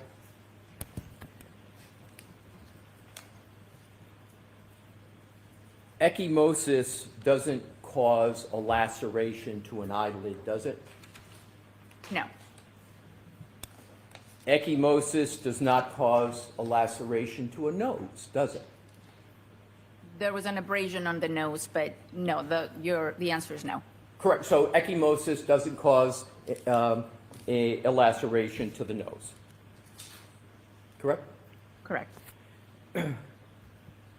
Did your report at all evaluate whether there was any significance of the laceration to the eyelid that you spoke about in your direct testimony? What do you mean? Other than just noting that there was a laceration to the eyelid, did your report at all evaluate the potential significance, if any, of that laceration to the eyelid? I noted it and photographed it, and it was part of the totality of the blunt impact injuries that I noted on both the face and the head. Do you believe that the laceration to the eyelid could be caused by a blunt impact injury? A laceration, by definition, is a blunt impact injury. Do you believe the eyelid laceration was caused by a blunt impact injury from falling backwards and hitting one's head? Not from falling backwards and hitting one's head, but that area at some point came in contact with a blunt object or surface. Okay, if I could follow up on that, please. So you agree that if a person falls and hits the back of their head, that they cannot sustain an eyelid injury, is that correct? Correct. All right. And if somebody falls backward and hits their head, they can't sustain, from that impact back of the head, a laceration to the nose, correct? Correct.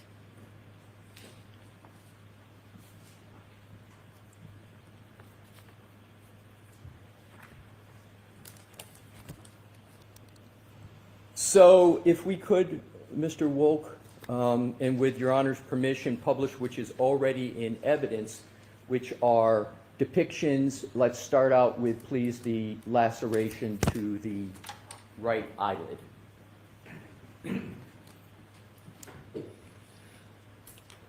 And Dr. Scordi-Bello, is this the laceration to the right eyelid that we've been talking about of Mr. O'Keefe? Yes, it did. Yes, it is. And that injury could not be caused by a fall backwards and one hitting their head, correct? No. I'm sorry, we'll just need, and then I'm going to repeat the question.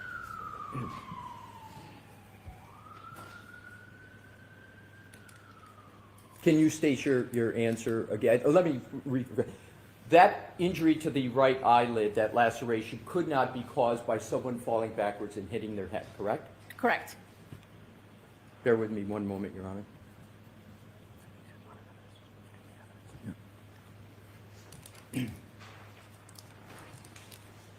May I approach, Your Honor? Yes. Show Mr. Brennan.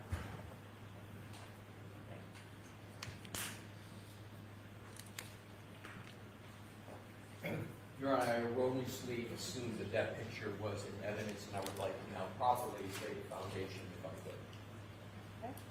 could. Dr. Scordi-Bello, you see what's in front of you. Can we mark this? So, Mr. Brennan, are you objecting to that coming into evidence? Okay, so let's just put it in evidence. 165. Thank you.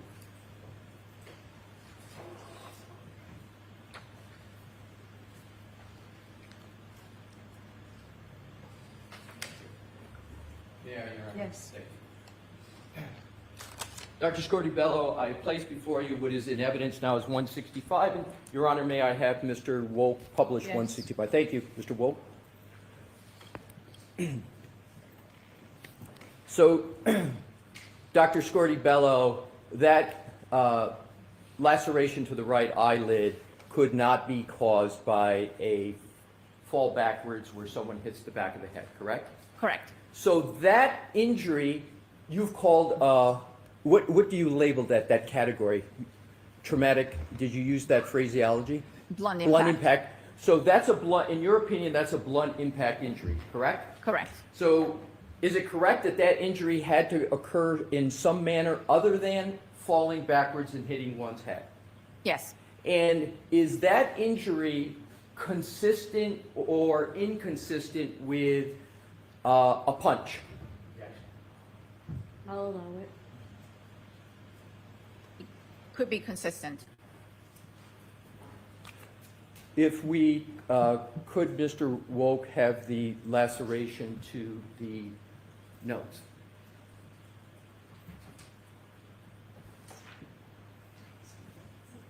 I'm sorry, hold off on a moment.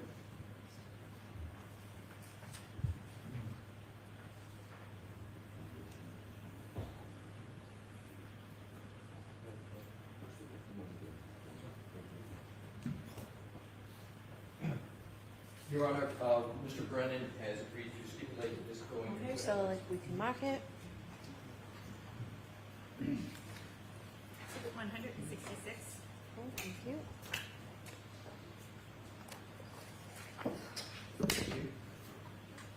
May I, Your Honor? Yes. Thank you. Dr. Scordi-Bello, I have put before you what is in evidence is 166, and Your Honor may, Mr. Wolf, publish. Yes. Thank you.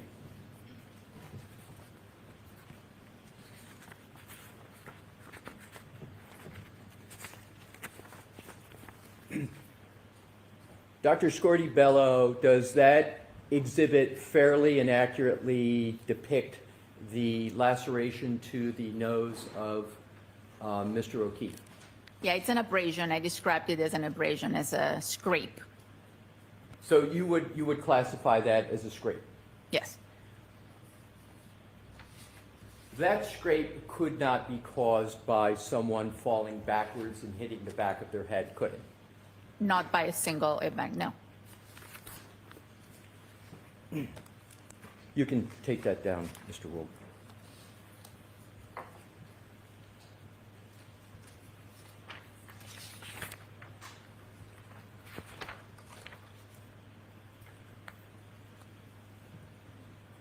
On your direct testimony, you talked about injuries to the right arm of Mr. O'Keefe. Do you recall that? Yes, I do. And is it correct that you, in your autopsy report, did not determine the cause of those wounds to Mr. O'Keefe's right arm? That's correct. With Your Honor's permission, I would like to Mr.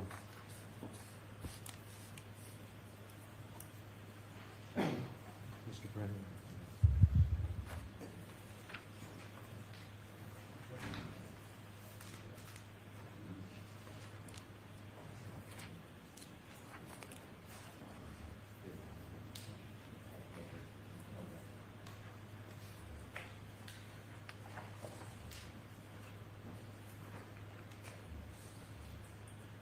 Your Honor, Mr. Brennan has agreed to stipulate into evidence these two photographs. May I please have them marked Yes. as next in evidence?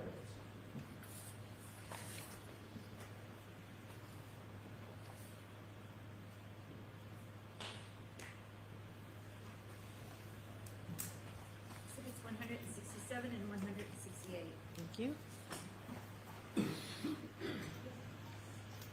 I'm going to do the same thing, if I may, Dr. Scordi-Bello. I'm going to leave these with you, but I'm also going to, with the court's permission, have them published. Okay. Use whatever one best allow you to answer the question. Your Honor, may I have Mr. Wolf publish those two? Thank you.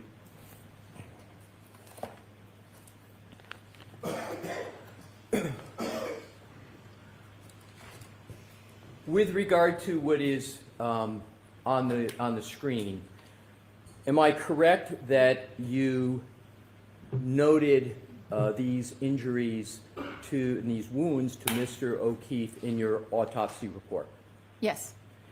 And am I correct that you noted that there was a pattern to those wounds? Correct.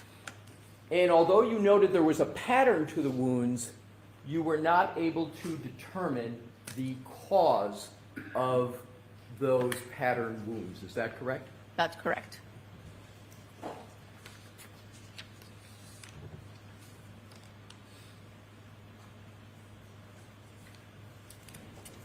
Are those injuries consistent with a dog bite? Based on our answer to the last question, ask something else. I'm sorry, couldn't hear you. Ask another question, sustain.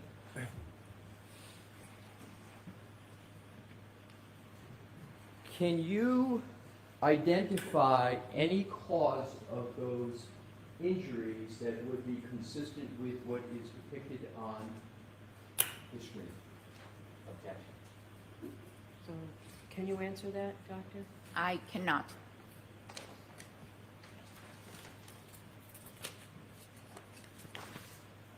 You can take that down, Mr. Wolf. Thank you.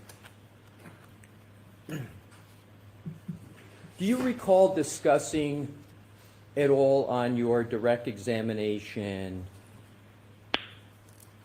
Well, let me ask it this way. Did you evaluate at all in your autopsy a gray hoodie sweatshirt of Mr. O'Keefe? No, I did not. So, were you aware that there was clothing associated with Mr. O'Keefe when he came as part of the autopsy? He did not have any clothing that came to us. The clothing was removed at the hospital and was packaged and I believe submitted as evidence. So the clothing of Mr. O'Keefe, a t-shirt or a hoodie, didn't make its way to you? No.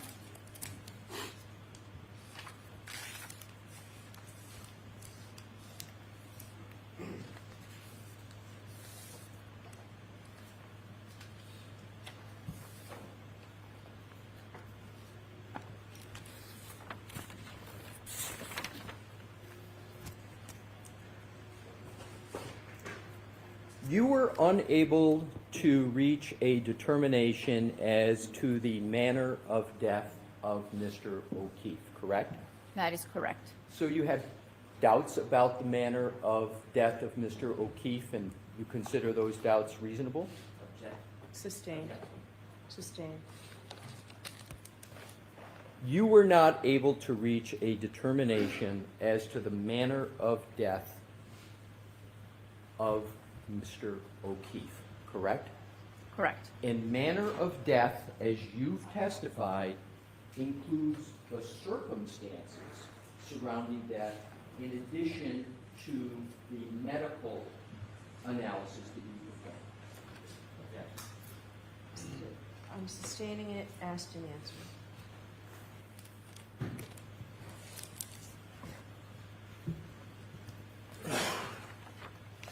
Thank you for answering my questions, Dr. Scordi-Bello. You're welcome. All right, thank you, Mr. Leslie, Mr. Vernon.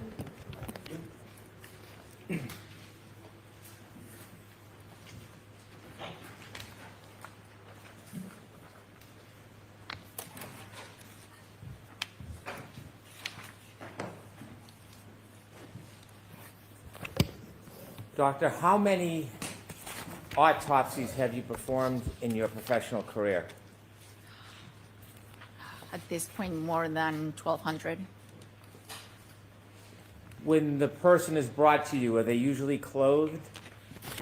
It depends on the circumstances. If a person comes directly from their residence, they may or may not be clothed. If the person comes from a hospital where they went first for treatment, many times the person is unclothed. They may be wearing a hospital gown, but in most cases that clothing has already been removed.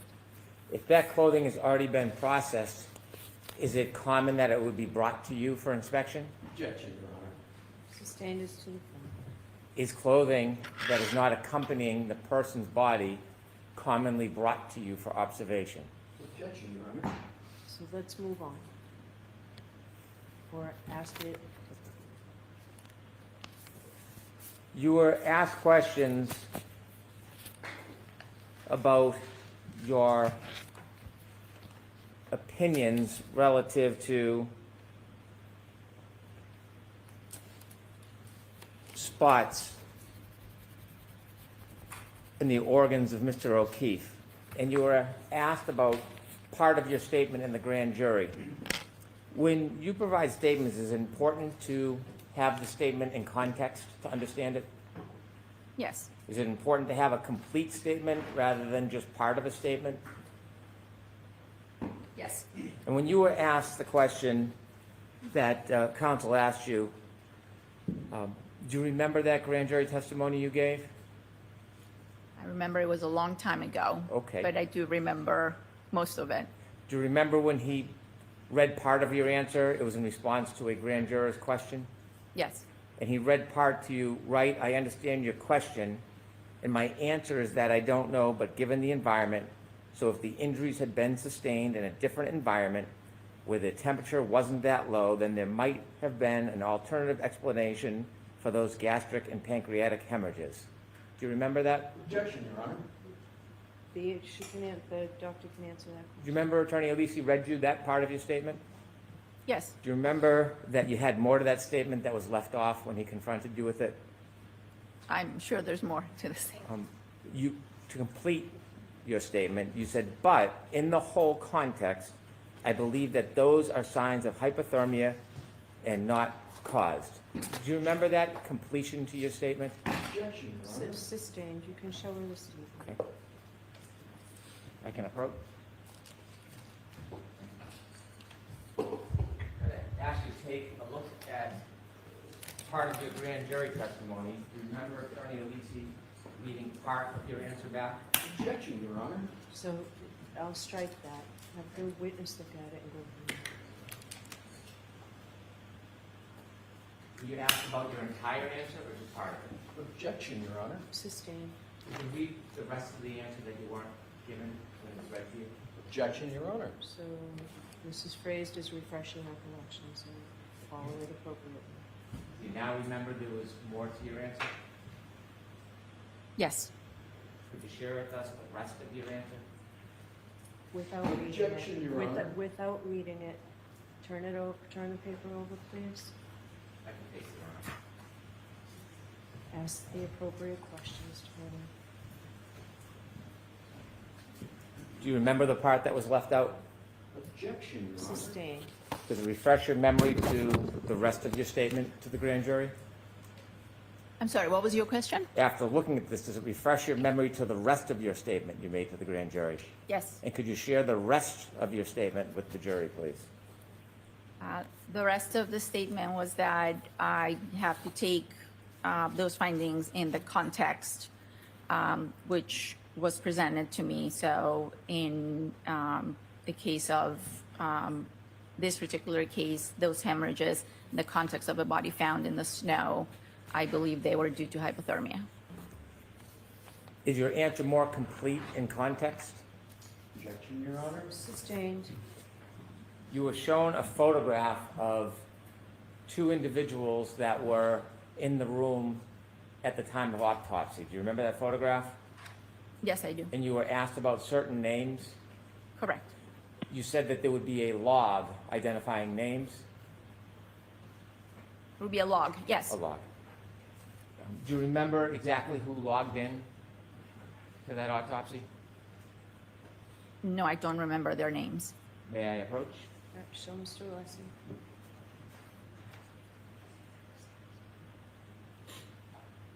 It's part of the end of the report. It's in there. Take a look. You have it.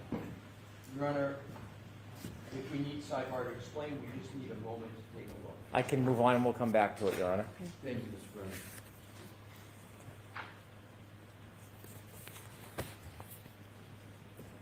You mentioned that Mr. O'Keefe's body temperature was a little under 81 degrees when he was brought to the hospital. Yes, that's what the hospital records stated. And again, a normal body temperature is? 98 degrees.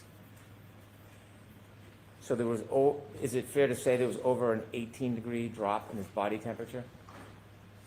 Correct. You shared with us that you generally understood it was a blizzard and cold outside. Do you have any experience on how rapidly a body temperature will drop outside? The body temperature? Yes. Objection, Your Honor. Scope. And it's within the scope. Let's see if she's got the basis for it. The rate that the body loses heat depends on a number of factors. Depends on conditions, weather conditions. It depends on the original temperature of the body, and the higher the gradient between the body temperature and the environmental temperature, the faster the drop will occur. You were asked if there's any signs of frostbite. There was no type of freezer burns or anything on Mr. O'Keefe's body, was there? Objection, Your Honor. Sustained. Was there any type of burns on his body that would suggest that he was put in some type of machine or environment where there was cooling, mechanical cooling? Objection, Your Honor. Sustained. Sustained. Move on, Mr. Brennan. You were shown a photograph, a chalk, that had spots on them. Do you know where that photograph came from? I do not. Do you know who that was from, what person that was from? No, I do not know the context of that picture. Do you have any information on the circumstances which led to that condition? I do not. Do you have any information about what caused the condition that you saw on that chalk? I have seen similar pictures in textbooks depicting gastric hemorrhages or Wisniewski spots.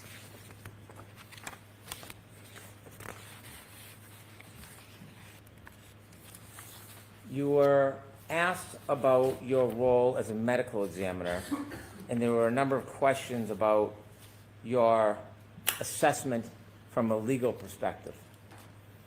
Yes. You mentioned that you had information from a police report. How many police reports were you given?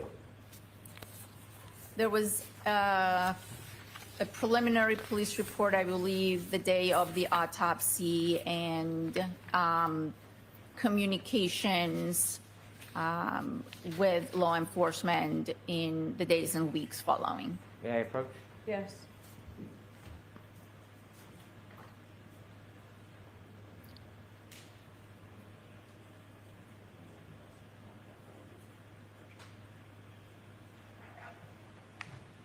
Showing you a document. Do you recognize that document?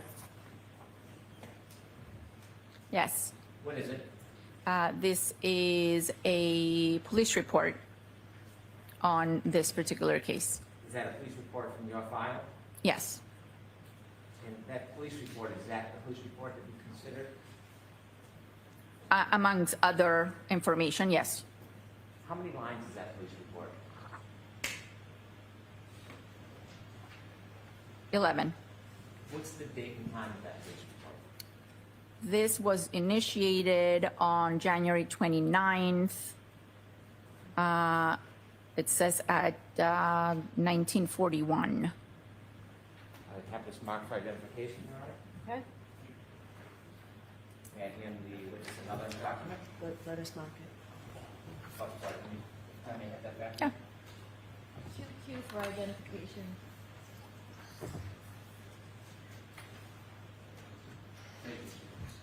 May I approach, Your Honor? Yes. Second document, was that another document in your file? Yes. And is that another report that you considered? Yes. How many lines is that report? 5. I'd move to have this marked for identification, please. Okay. Thank you. Exhibit RR for identification. May I approach again? Yes. I'm going to go back to the questions I asked you about logging in and refreshing your memory. Mhm. I'm going to hand you a document. I'm not going to ask you to read it aloud. I'm just going to ask you to look at it.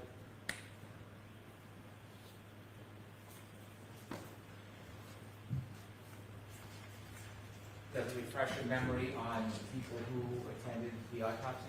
Yes. And who were they?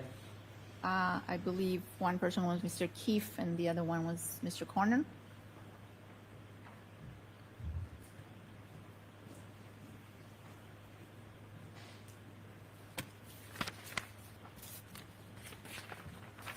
Are you part of the criminal investigation team? No, I am not. Did you go to the scene and evaluate any evidence? No, I did not. Did you do any of your own detective work or investigation in this case?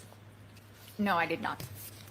So when you were asked questions about your role as the medical examiner in your medical evaluation of Mr. O'Keefe's body, you were also asked whether you considered any part of the legal aspect. Do you remember those questions?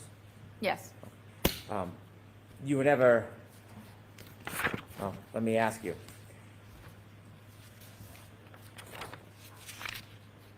You submitted the death certificate on April 14th? Correct. I want to talk about some of the things that you may or may not have known about or considered at the time you wrote your death certificate or filed your death certificate.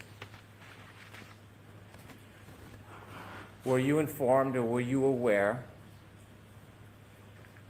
that before you filed your death certificate, there was information in the investigation that police spoke to a first responder by the name of Timothy Nuttall, who reported that the defendant, I'm going to allow it. that the defendant said, I hit him, I hit him, I hit him. Were you aware of that I became aware of it at some point. during your 90-day window? I believe so.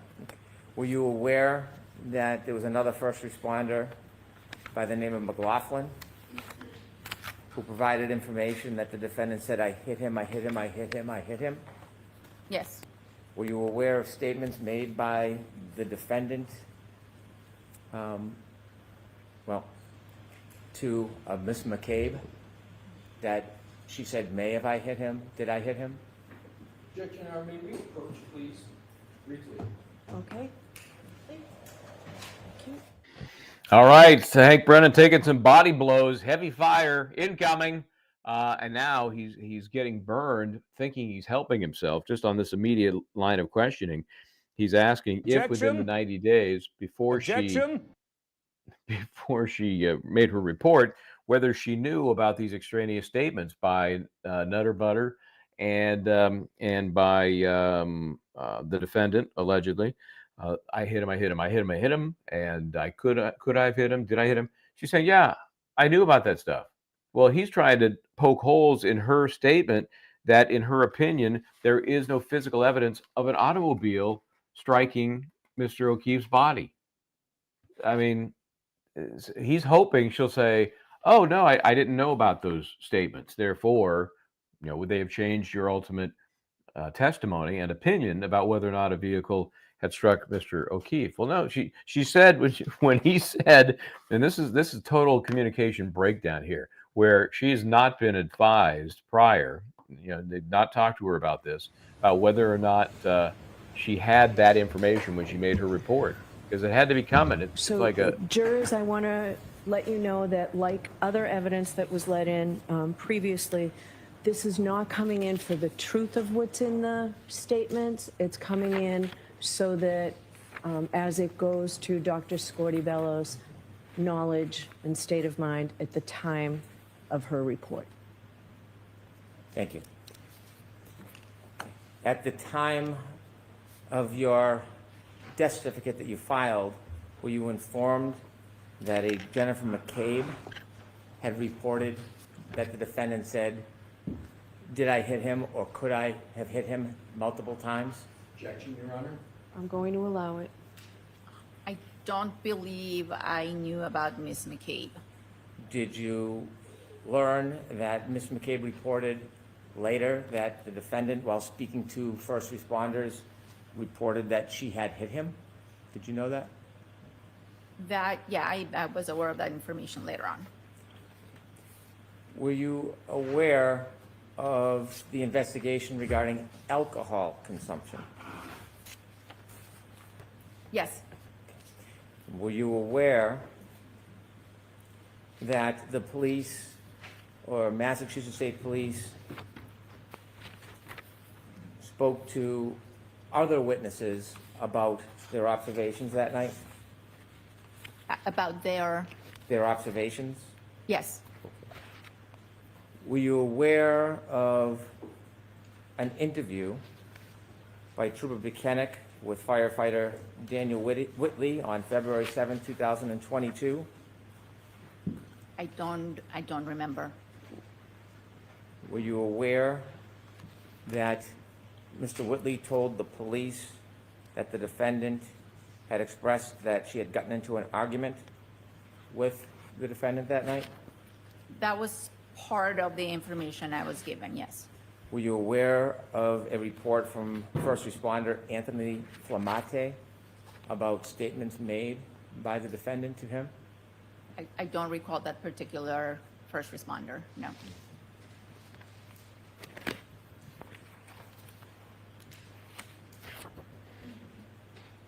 Were you aware of statements provided by Kerry Roberts to the police that the defendant had called her,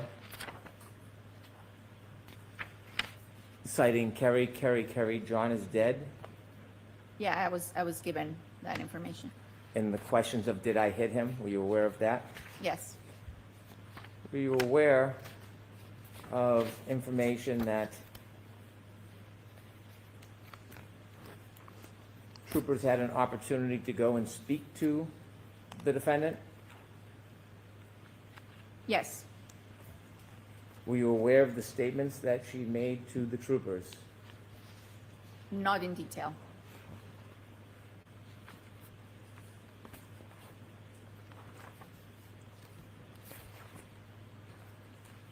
Were you aware that when they spoke to her on January 29th, she informed that she had a broken taillight on her vehicle but did not know how it happened? Objection, Your Honors. I'll allow that. Yes, I was provided with that information. Were you provided the information that she had never observed John enter the residence? I believe that was part of the original information, yes. Were you aware that she informed relative to the broken right taillight she didn't know how it happened? Yes, I was. Were you aware that members of the Massachusetts State Police obtained John O'Keefe's phone and did a forensic data analysis on it? I was not aware of that until much, much later. After you filed your report? Correct. Were you aware of location data that was obtained from John O'Keefe's phone before you filed the death certificate? No, I was not. Were you aware of healthcare data on John O'Keefe's phone before you filed the death certificate? No, I was not. Were you aware of battery temperature data on Mr. O'Keefe's iPhone before you filed your death certificate? No, I was not. Were you aware of voice messages left on John O'Keefe's phone from the defendant before you filed your death certificate? No, I was not. Were you aware of text messages between the defendant and John O'Keefe before you filed your death certificate? No.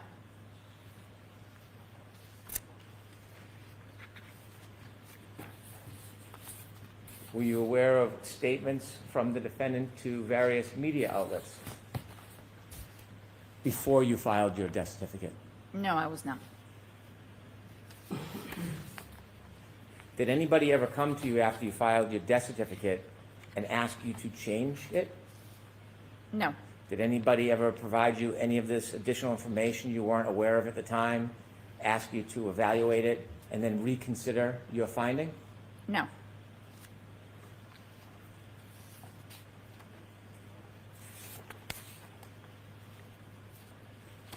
You were asked some questions about impact injuries. In your experience, are most pedestrian collisions where there's injuries to the lower legs either frontal or rear impacts? Objection, Your Honor. I'll allow that because I'll allow that. Most pedestrian fatalities that we see are with impact with the front of the vehicle. When you gave the perspective that you looked for impact injuries, was that with consideration of your experience that most collisions are frontal impact injuries? Most collisions involve frontal impact, yes. How about cases where you've had an opportunity to observe people who sustained injuries from being clipped? Not hit, but just being clipped. Is your opinion any different in your experience? Objection, Your Honor. Sustained in that form. Okay. How about a side swipe injury? Is that different relative to your expectations to lower extremity injuries? Objection, Your Honor. Sustained. A bruise on the knee, is that consistent with a side swipe impact? Could be. Did you do any type of biomechanical analysis of any alleged collision in this case? No, I did not. Were you asked to? I'm not qualified to do that. And so when you talk about injuries from a collision, are you in part speculating about what could happen to somebody? Objection, Your Honor. Sustained in that form. Are you giving a direct opinion in this case about how the injuries were caused? Objection, Your Honor. Sustained. You were asked questions about a nose laceration. Yes. And you offered that was not consistent with falling backwards on the head alone. Correct. You were asked if that was consistent with a punch. Correct. Objection, Your Honor. That's not the testimony. That's your objection. That is, Your Honor. There is not a question. Did you provide an opinion that it could be consistent with a punch? I did provide that opinion. Could it be consistent with broken glass? It's possible. Could it be consistent with sharp shards from broken plastic? Possible. Could it be consistent with first aid? I'm sorry, what was Could it be consistent with first aid treatment? Anything is possible. Do you have any firsthand knowledge of how the laceration on the nose happened? I do not have firsthand knowledge. Did you know at the time you filed your death certificate that there was plastic pieces of taillight found near Mr. O'Keefe's body around 5:45 p.m. on January 29, 2022? I do believe some of that information was communicated to us, yes. Thank you. All right, Mr. Lessie.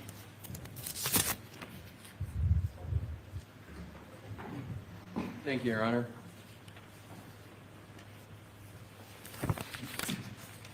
Dr. Scorti-Bello, this Attorney Brennan just asked you questions about alcohol consumption.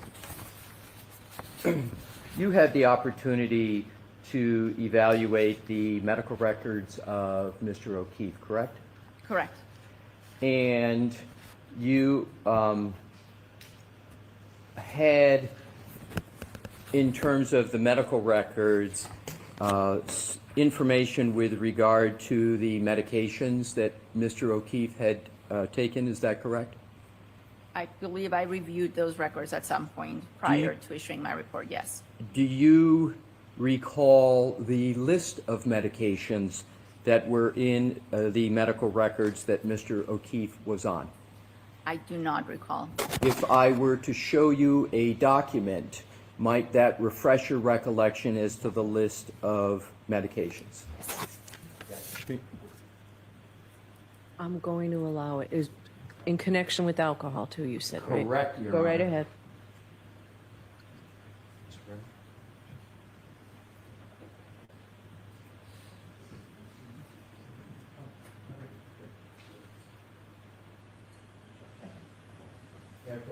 Yes. Dr. May I, Your Honor? Yes. Dr. Scorti-Bello, may I stand by the witness here? Yes. Thank you. Dr. Scorti-Bello, I am providing you with a document. Up at the top it says John O'Keefe, and I would like to draw your attention to medications. And to expedite it, I am going to focus on the fourth item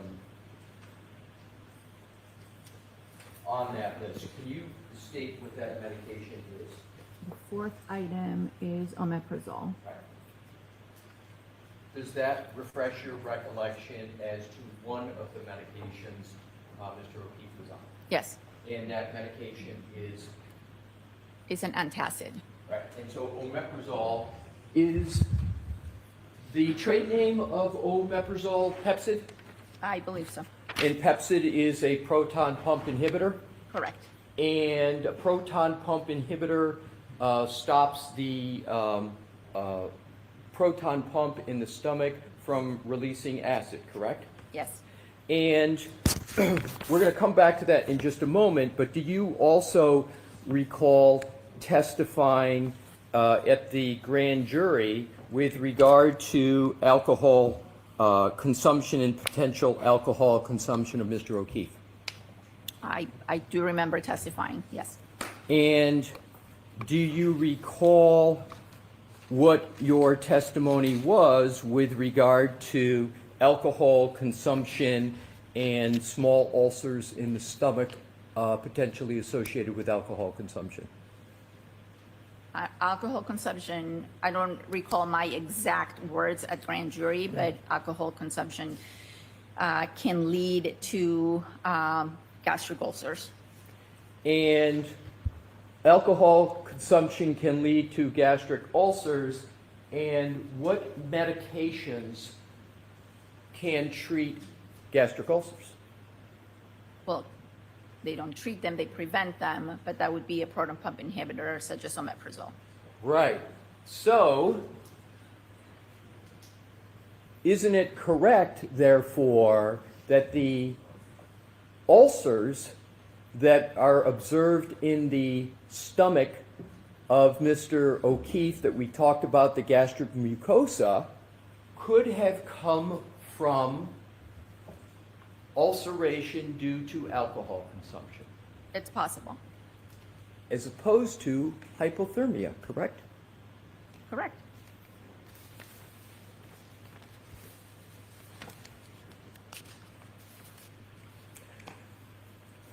Attorney Brennan asked you questions moments ago, and actually several of them, of which included the words, did I hit him, could I hit him? Do you recall those questions? I do. And isn't it correct that you had that information before you issued your final findings in this matter in April of 2022? Yes, I did. So, even though you had all that information, you still were unable to conclude the manner of death of Mr. O'Keefe, correct? Correct. Thank you, Dr. Scordi-Bello. All right, doctor, you are all set. Thank you, Your Your Honor. Honor. I'm going to see counsel at sidebar. Don't end like that. Don't end like that. Don't end like that. What did you have in mind? I had it back on. The question, there should have been an ending, and it had the reason. Yes, we have all that information, but the reason, sir, we do autopsies is because people get wrongfully convicted by confessing, and that's why we do autopsies. The truth of the matter is, no matter what, despite all that, there are no impact injuries, sir. I mean, that's where he should have been going. He should have been going with that. Despite all the fact, there's no impact injuries, right? So despite all the fact that you had all those statements, there's no impact injuries, right? Despite all the fact you had everything that Mr. Brennan recited to you, there's no impact injuries, right? And with no impact injuries, there's no car collision, right? That's it. Sit down. I mean, I'm like dying here. That's a misstep. That's a misstep. I'm sorry. That's a misstep. Well, he did get that in earlier. You could have used it as a punctuation, but it was very it's a clear punctuation earlier. earlier because Hank Brennan went back and repunctuated with all that. Okay. Yeah, but he got nothing out of it because she just made it clear. Yeah, I knew all that. I knew all that. The one statement she didn't know was Jen McCabe's statement. Well, big deal. It's no different than any of the others. I know. Maybe it's just a style. I think that should have been like. That's why we do autopsies, is to get to the truth. Okay.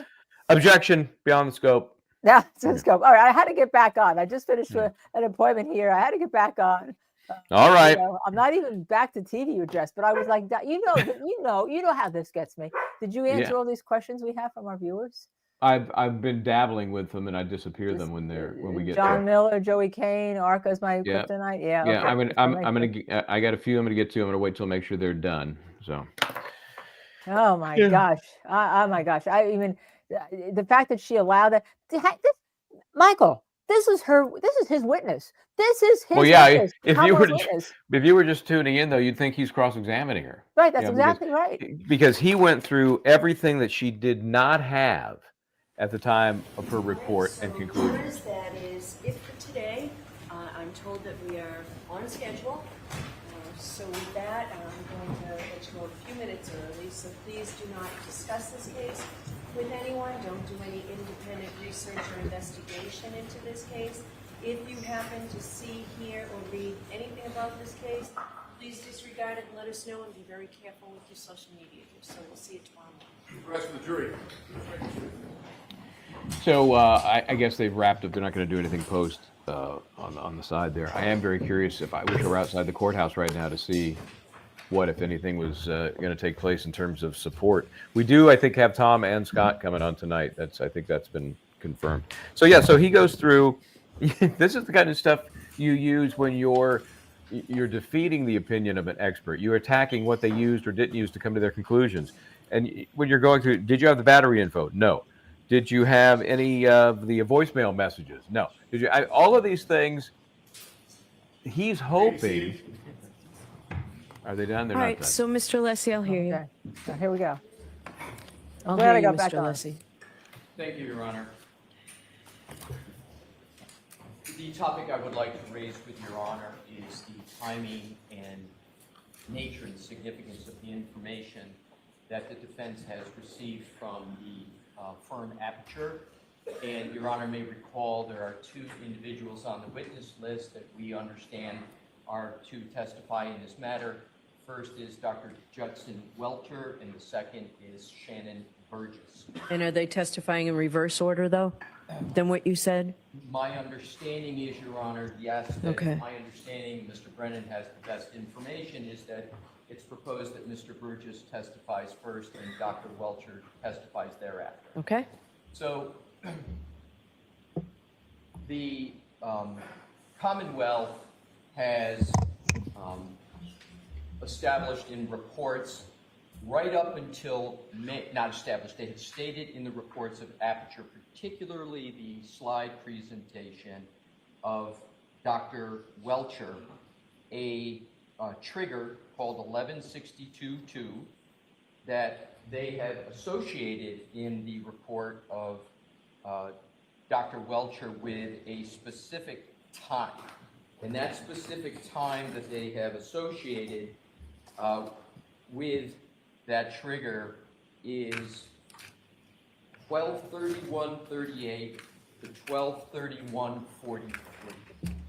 And we have been assuming that information, and this is from best memory, but I believe it's slide 137 or so, where this statement is in the slide.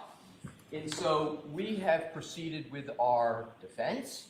We have proceeded with the work that has been assigned to ARCA based upon that time period.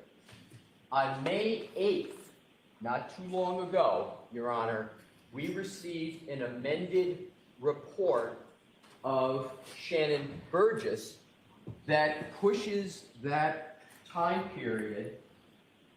Now, I'm just going to get it. So, although it was dated May 8th, we received it actually on May 11th. And in that report, Mr. Burgess states that he is making an amendment, and he is now stating that that infotainment trigger of 1162.2 is further back in time, and it is past 12/31/43. Do you have the time? I'm going to get the exact time, Your Honor. It is 12/32/16. And Your Honor may recall that the seconds, literally seconds, matter in the analysis of many factors. I won't go into them other than to say I went through and developed testimony with regard to the cross-examination of Mr. Whiffen. He had a timeline. He talked about much human volitional conduct. Suffice it to say that that information is literally by seconds determinative in some ways of various analyses. So we basically commissioned, if you will, ARCA to be looking at matters based upon the infotainment trigger 1162.2 of 12/31/38 to 12/31/43. As of May 11th, we received information that has changed that. Now, Your Honor, that is a Rule 14 violation among other issues, but I wanted to start there. It's a Rule 14 violation. It's obviously, as I stated, an amendment of a report of a significant matter. And also, with regard to the defense's ability to provide a defense, we have to be able to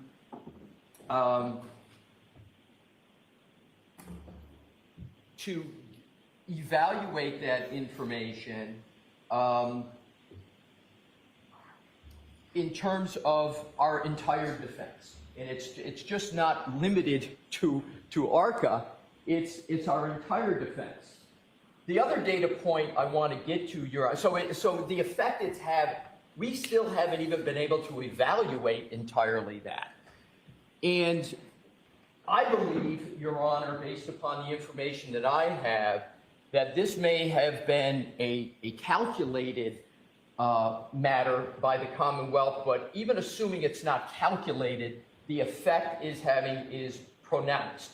So what I want to do, Your Honor, is to look at what the reason Mr. Burgess has given, which leads me to be very concerned about a calculation and a strategy calculation here.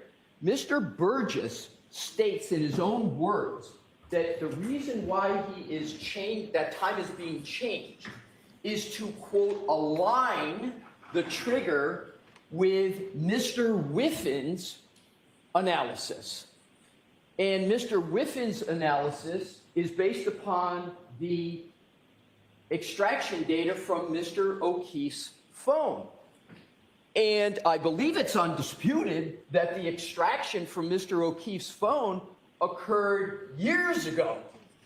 And the data from that has been extant, it's been available years ago.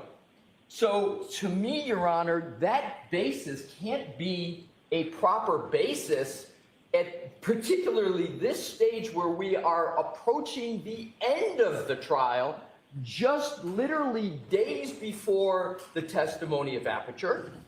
And we are in a very, very almost impossible, challenging situation. So, Your Honor, there are obviously, Your Honor knows the situation here.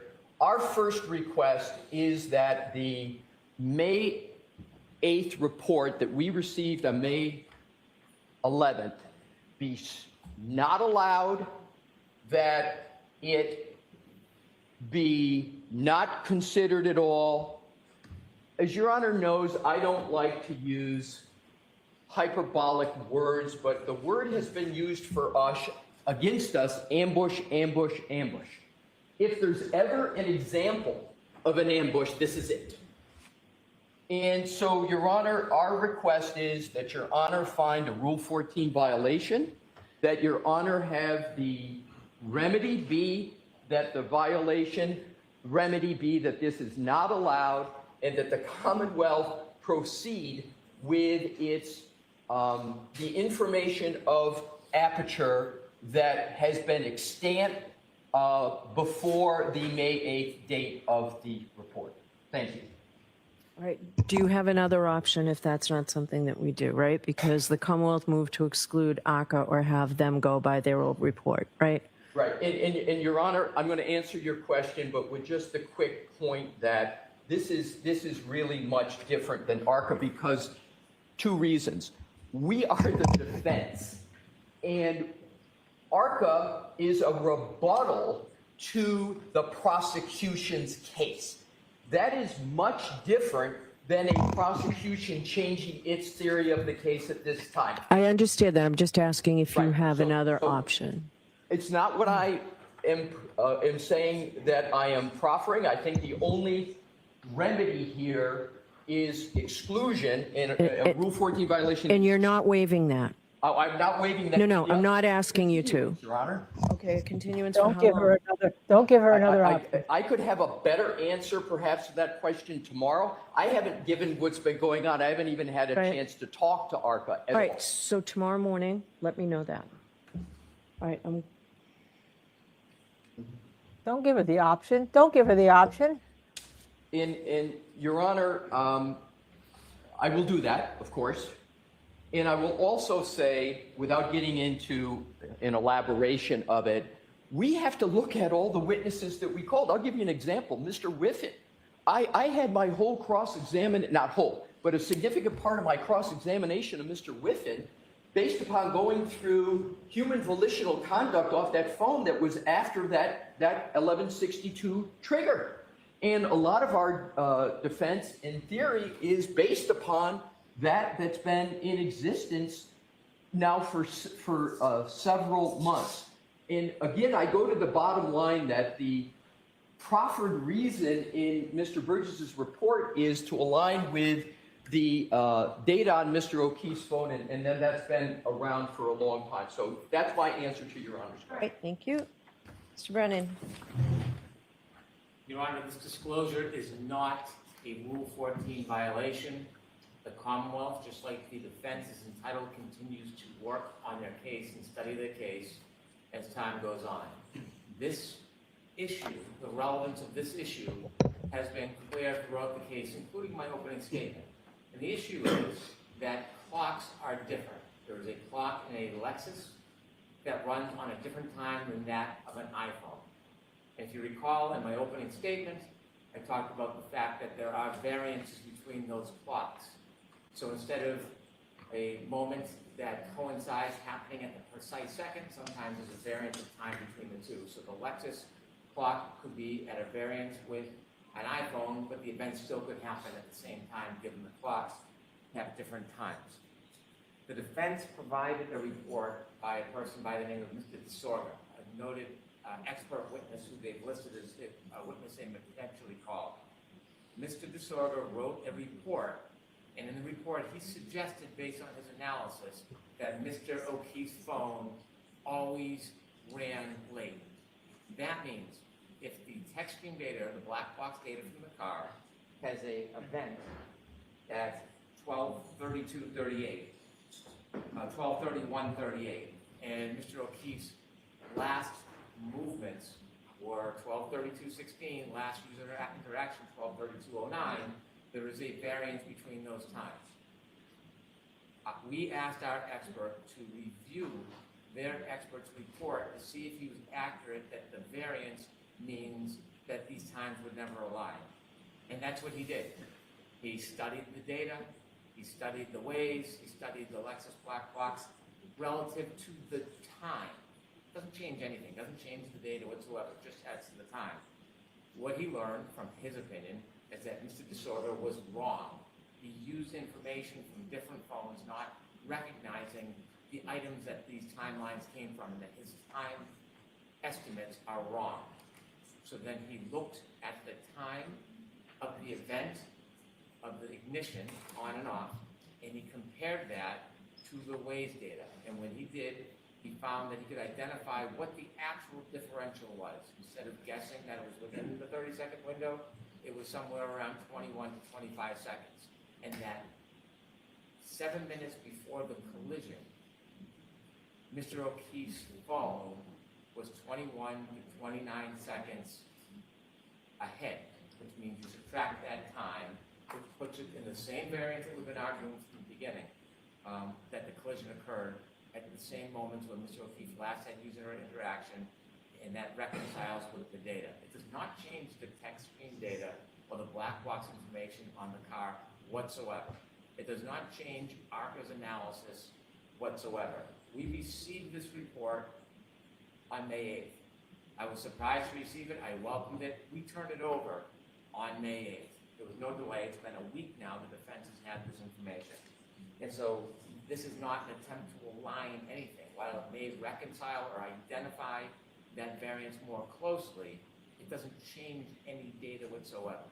And so this is not a Rule 14 violation.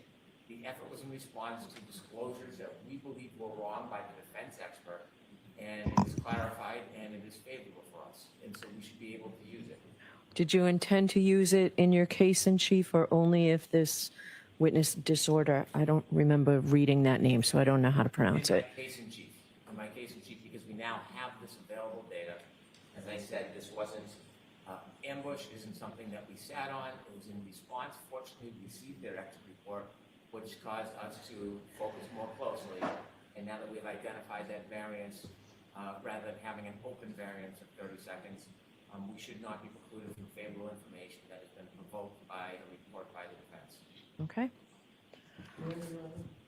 Yes. I'll do it quickly. Okay. Attorney Brennan has provided a lot of information, and he has accurately provided information, but he's got the time completely wrong and the significance respectfully completely wrong. I'm going to hit his 4 categories quickly. He said, he referenced Mr. DeSorbo, who is a defense witness. Two points about Mr. DeSorbo. First, Mr. DeSorbo provided his expert report within the reciprocal discovery deadline. Okay. And he provided that report months ago. Okay. So if, as I heard Attorney Brennan, he's saying the reason why we're getting something on May 8th is because Mr. Burgess supposedly is responding to that. That was months ago. Okay. The more apt point is, or an even more apt point is, Mr. DeSorbo was responding to the information of Aperture. It wasn't like Mr. DeSorbo was coming up. He was rebutting as defendants do. So, and it's Mr. DeSogra, D-I-S-O-G-R-A. Again, D-I-S-O-G-R-A. So that's an important point with regard to Mr. DeSogra. Now I want to go to Attorney Brennan's comment about clocks are different. I agree with Attorney Brennan on that.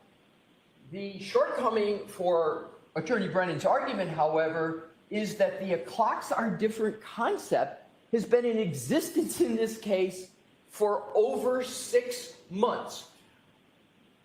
I can give you by memory Mr. Whiffin's report of December of 2024, where his report went into the different clocks and what their significance was. So that is almost 6 months ago, at least 5 months ago, the issue of different clocks has been in existence in this case. So therefore, the issue of different clocks dates back to then.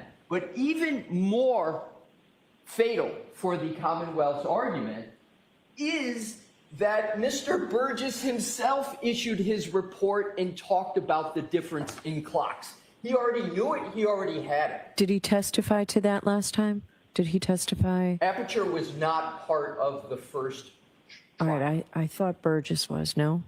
No, neither. Okay. No one from Aperture was. Yeah, I knew Your Honor. Aperture was, and I thought he may have been something. The name just sounded Neither familiar. Burgess nor Welcher were part Okay. of the first trial, but they were retained.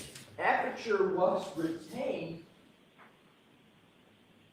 I believe, in October of 2024. Okay. And at best for the Commonwealth, Aperture had, and Mr. Burgess and Dr. Welcher had Mr. Whiffin's report that talked about the clock differences. So the clock differences cannot be, as the Commonwealth is proffering, some sort of new information that caused Aperture to provide a new report. This variance that Attorney Brennan talked about, it's called the clock drift. A more layperson's term is a variance of time. Mr. Burgess, in his original report months ago, has a whole section on clock drift. That's not a new concept for him. He's just changing the drift. Okay, so what I'd like to do, because I want to address the other issue and I don't want to keep people here too long, can you wrap it up, Mr. Alessi, or is that? In 60 seconds. Okay. Thank you, Your Honor. Your Honor, the last point I wanted to make, and I think I heard Attorney Brennan correctly, is he said he was surprised that he got this report dated May 8th. That's what I heard. So if the Commonwealth is surprised that they got it, that should mean, to me, Your Honor, be an outstanding, fetching reason to not allow it, because they're surprised to get it. And I can lastly say this, Your Honor, there's nobody that's more surprised to getting this than the defendant when we got it on May 11th. Okay, thank you. The other issue about calling your expert on rebuttal, Mr. Brennan, based on the late disclosure of the ARCA materials. What's your argument on that? I won't iterate the entire past, but Your Honor has found discovery violations. Your Honor has found that I want to phrase this properly, efforts of the defense were improper. And inevitably, we've now received an extraordinary amount of discovery on the most important issue in this case, well beyond the discovery deadlines, without any excuse.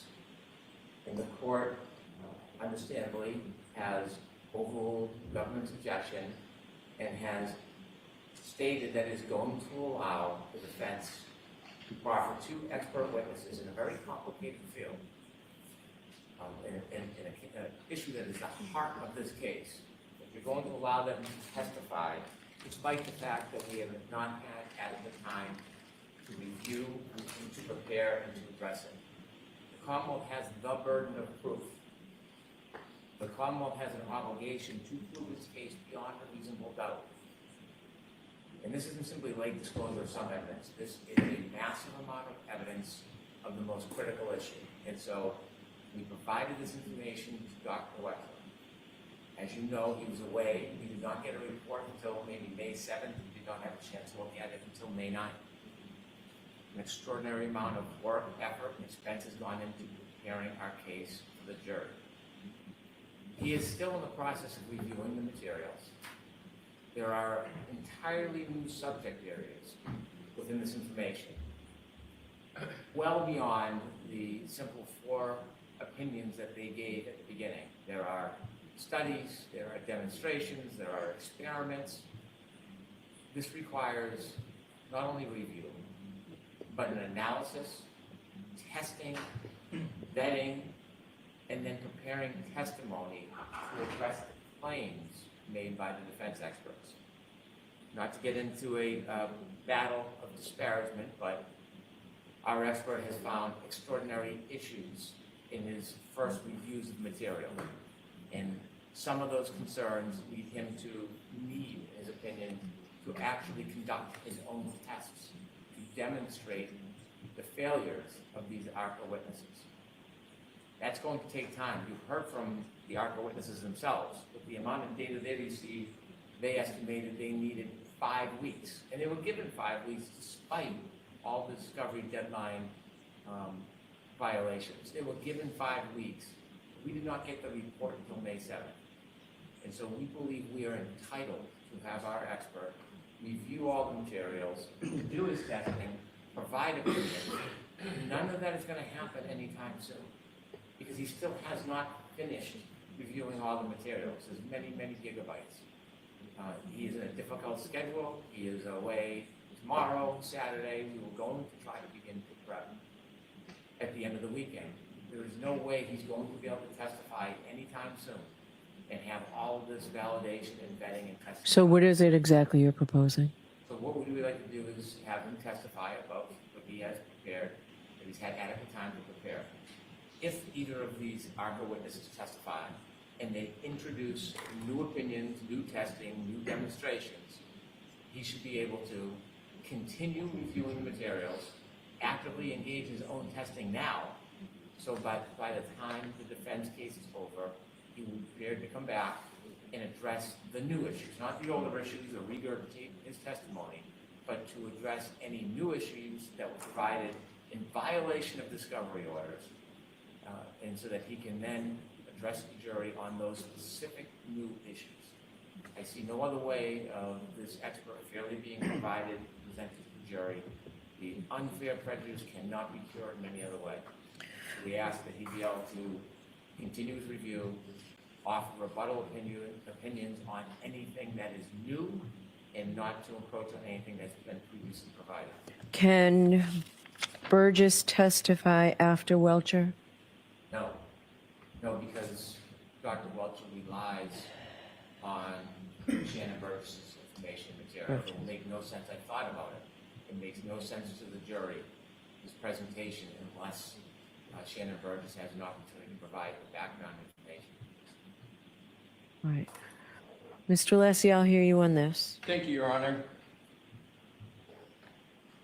I think and I understand that it's very well understand the time of the day, so I'm going to do this hopefully efficiently. When we're talking about ARPA and the information of ARPA, it's very important analytically to put them in their two proper buckets. The first bucket is the information and opinions of ARCA that have been in existence since February of 2024. Yeah, let's focus on the beyond. Let's focus on. Okay, good, because my pithy conclusion is there should be no prejudice on that. And I don't think the Commonwealth's even suggesting that. So we're focusing just on the quote new information bucket. Your Honor, it's very important to understand that what ARCA is doing is in response to the testing of Aperture. ARCA did not come up with new approaches. We, again, to state the obvious, are the defense. We get to rebut what the prosecution has put forward. And so what ARCA has done with the new information, new testing, is simply to rebut what Aperture has done. So I do not understand the length of time or the lift, if you will, that's being proffered for Aperture. Now with regard to the time period, Your Honor has already determined what the appropriate approach is for the new information from ARCA. When Dr. Rentschler was on the stand, or Dr. What you said, when can you get me the information? And they said, I think it was May 6th or May 7th, whatever, and they met the deadline. They did it. We proceeded along with the trial with that information. We complied with that request to continually try to claim that there should be ongoing remedies of something that's already been decided. I do not understand. So I did leave open. I did leave it open to address. You did leave open the time, but Your Honor didn't leave open that you were going to continue to address this matter as if the defense is making perpetual violations. There was a determination made, and then the question was the remedy. So I'm just addressing the Commonwealth, positing that somehow there's continuing violations. My final 2 points. What Mr. Brennan is seeking is improper. What it's seeking is the most extraordinary situation, which is have Aperture come before the jury, testify to certain things, have ARCA have to come on, and then have Aperture come back and essentially have almost a rebuttal to a rebuttal as of right. I do not understand that process. I do not understand that proposal. It inverts the order of proof. It prejudices the defendant because it almost ipso facto gives a double rebuttal rebuttal to the defense. I believe, Your Honor, the final point is, if Your Honor is inclined to give Aperture more time, and I haven't even heard a deadline yet for Dr. Welcher. It's still open. What I would recommend, Your Honor, is that we follow the proper order of proof. We determine when Aperture can conclude its review of the ARCA work, and that there be a reflection that keeps the order, namely that the prosecution comes in with Aperture, Dr. Welcher, and Mr. Burgess, and then the defense, as part of its case in chief, puts on ARCA, and we make the determination as to what happens there. Otherwise, what we're happening is here, it's almost a self-serving matter where the Commonwealth is getting to put on certain witnesses here from our witnesses and then have an automatic rebuttal. And Your Honor, I just think that's improper and prejudicial.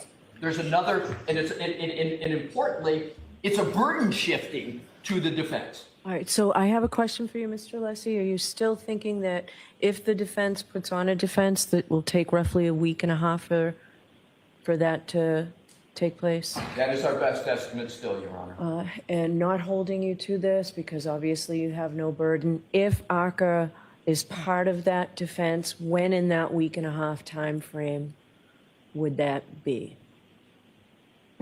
We haven't made a final decision, Your Honor, but we're pretty close that it would be toward the end. Okay. All right. I needed all this information now, so I appreciate it. All right. Thank you. Court, all rise. All right, so thank you while I do nothing. Okay. Goodbye. Goodbye. Goodbye. You know, What a because mess. she's in a bind. She's in a bind. First of all, she's created this mess, right? She rushed everybody. She rushed everybody. She rushed everybody. And now the prosecution knows their case is shit, okay? And they're going back and having experts change the timelines. I would have held with the Leslie says first. Sorry, Your Honor. We have created a whole case responding to this, and we cannot respond. That's it. That's it. Yeah, there's no alternative. There's no alternative. He's giving her an alternative, and I think that was a mistake. Yeah, we'll see if he does, because he said he would look at again the new information he's been provided, see if there is any sort of accommodation. But if you look at the information provided, as I understand it, and I don't claim to understand every decimal and minute issue they're talking about with this time frame. And I mean, you think the jury's going to be absorbing this? No, they need some straightforward information. But the quarrel seems to be that Hank, Mr. Brennan, is trying to tweak what they know as this clock adjustment so that it better suits their timeline. Right, with a timeline that has been ragged and been disproven. That's the problem so far through cross. I mean, quite frankly, if you had any other judge, this case should be dismissed now on motion at the end of the prosecution's case, because they didn't prove a homicide. There's no manner of death. There's no manner of death. There's every witness turns into a defense witness. It's just bizarro. And my real question was, okay, I understand, Mr. Brennan, what you're trying to do. What's the new information that has changed this report, other than how poorly you're doing a trial? What's the new information? They said it's not new. That's what I know. Unless he said that they went back and looked at Whiffen, and Whiffen had said something that he said like 2 years ago, and now as a result of that, they realized they were wrong and had to move their timeline to make it, the triggering event being, like a minute difference, which they've been to 12:45, they've been to 12:31. Yeah, they've been all over the map there. They're all over the place. I'll tell you, if you're relying on Whiffen and you're tying your wagon to that star, bad idea, because he's already been shot to hell. So now you're trying to sync up with his information. I don't know how that helps you, unless you think the jury's so dumb they'll just be looking at a very big picture here. Yeah, but this is unfair. This is unfair to the defense. This is truly. Of course. We are at what's changed, Your Honor. What's changed is we've been in trial for 4 weeks. That is what has changed, Your Honor. What's changed is their case is looking bad. That's what's changed. Oh my God. Okay. No. I had to get back on because I was at the medical examiner, and I rushed on and all, but I didn't want to interrupt. I shouldn't have interrupted. That's all right. I'm just going to bang out these. Let's bang out these questions, because then got to re-rack. I'm just going to hang out, and you can bang out the questions. I'm just going to hang out and watch you work. This is Arca even infiltrating our questions. Arca is kryptonite. Justice Serve TV. Once a witness has testified and they're done, can Aidan Carney still be charged with witness tampering because they're done and more? Well, the triggering event, I hate to use that word, triggering, since it just came up, is conduct that happened before. You can't erase conduct that happened before. So if the conduct before was criminal, intimidating witnesses, it doesn't matter whether they've testified or not. Now, you're not going to, once that somebody has testified and they're done, you're not going to see new charges of intimidation for that witness. Although, in the absence of a finality in this case, you can't say never, because what if there's a hung jury and we have a third trial? Well, then those witnesses truly aren't done yet, and you might be intimidating them for a future trial. So, yeah, important point there is their finishing testimony has nothing. It doesn't relate back to prior conduct. If that was tampering or intimidating, it's still the same. All right. But that's a good question. Madeira Beach. I mean, Madeira Beach is almost at her spending limit. She's been so busy donating to her. Thank you. That's right. She's been so great, but she's Vice Bev needs to be to F off with her time constraints. So says my patient, aka the judge. Yeah, because she's taking care of a judge who has been very gracious also in the judge's support with us here. And but if you insert a curse word, Super Chat won't allow you to purchase. Get Mark Randazzo on. We got to get Mark Randazzo on that, right? Yeah, Why shouldn't you be able to support somebody if they exercise their First Amendment right to insert a curse word? Thank you, Madeira Beach. Yeah, I agree. Speaking about, can I just interrupt you on something totally different? Speaking about good judges, I just read that somebody has been nominated for the Georgia Supreme Court. I wonder who that is.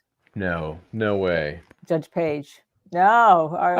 Okay, good. That doesn't surprise me. That's good. If you'd said Glanville, then I would. No, Judge Page. However, if she goes there, she loses control of all those motions, and all the probation, issues. So the question becomes, before she goes, does she eliminate all that? So because I know she doesn't trust what's going to happen. But speaking of good judges who deserve something good, Judge Page. Good for her. So what is the process? We're calling her by her first name. We're calling her by her first name. Judge Page Whitaker. What is the process there? Do they have to be confirmed by some state authority or what? I don't know. I don't know. Interesting. Yeah, good for her. I think she won people over, no doubt about it. Of course, it was a low bar she was replacing, but nonetheless, I think not over the United States. Not over the United States. She's a good one, right? Yeah, and so and I wasn't too sure with her initially, but then she. Yeah, me neither. Because in my opinion, she was way too deferential to Glanville initially. If there had been a decision made under him, she was not really, anxious to overturn it. But she started to get her own pace and her own feel. And now, as you were saying, you got probation issues with Young Thug, Jeffrey Williams, with everybody that took a deal. They took it under conditions set up through her, and she specifically said, these are going to stay my cases. If there's an issue, as there was, right? There was already an issue on a claimed violation, and she heard it. And well, actually, she didn't hear it. She disposed of it basically with the goodbye. Yeah, right. Yeah. Sorry. Yeah. So you're right. That if I were those folks on probation, I would be very concerned about her being removed from the mix. So you have some other questions, Michael? Oh, yes. Let's see. What do we got here?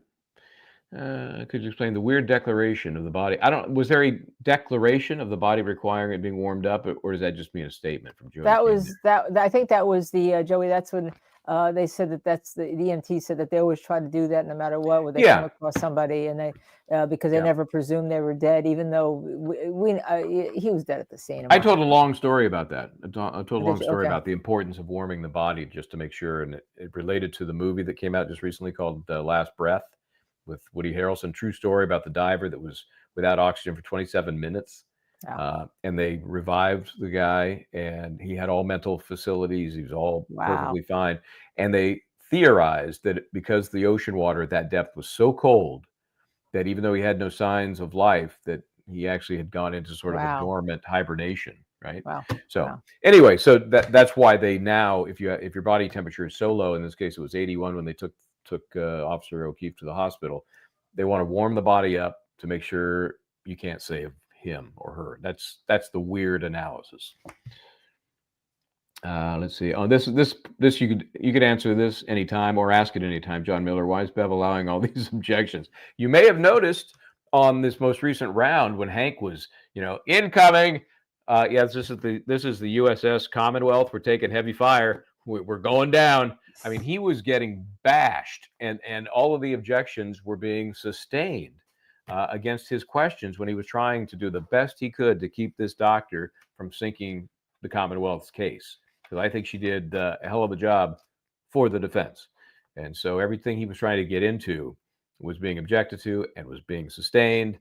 It was not a good day for Mr. Brennan. Not a good day at all. Plus, he had problems with his redirect on Maureen Hartnett, who we've kind of forgotten because it seems like it was so long ago, but it was only this morning. Well, yeah, that was, like I said, he did not have any moments today that I would try to remember. I'd be trying to forget them all. Bad, very bad. So what are we doing tonight? We're gonna have Tom on. We're gonna have Doug on, Scott on, and we're gonna look at some of these moments, maybe some of these bad moments. Right. Some of these moments, and sometime if we ever get time, we'll go back to Higgins, but we haven't had time to do that. I know. Yeah, and we should announce that if you we also have tomorrow night, just looking ahead, a very special show, even though we will be missing you, Michael Bryan. Okay? That's what makes it special. I'm out of here. We're going to do it we're going to have the regular daytime show, although I'm going to have someone help me at 4:00 because it doesn't even give me a chance to take a coffee break when you're not on here. I'm gonna miss my partner tomorrow. Well, you can jam that Mark Randazza interview in there. They give you, that's a 20-minute break. Just throw that in there. We can always jam some interviews in there at lunchtime, answer some questions and jam some interviews in at lunchtime, because at nighttime we're going to have Cheryl McCullough, probably one of the best crime scene people around, along with Joe Giacalone, and also Lauren Conlon, who's been covering the Diddy trial. Both of Cheryl's never been on our show. She has her own podcast. She's a major player, as you know. It'll be her first appearance on Justice Served TV, and we are looking forward to having her answer all your questions. So start sending them in. Start, getting on that. We'll have the thumbnail on, the notification on. Hit like, subscribe, share, and start putting your questions there, because it's going to be an hour of questions with both her and also Lauren, because we haven't talked about the P. Diddy case much, but there's been a lot happening. And I mean, she's I'm guaranteeing that Lauren is scheduling some therapy sessions, because it is such outrageous testimony about what was happening in these freak-offs. And now, I'd like to be on this jury. They're going to watch them. They're going to watch recordings of these freak-offs to document the crimes, if any, that were committed.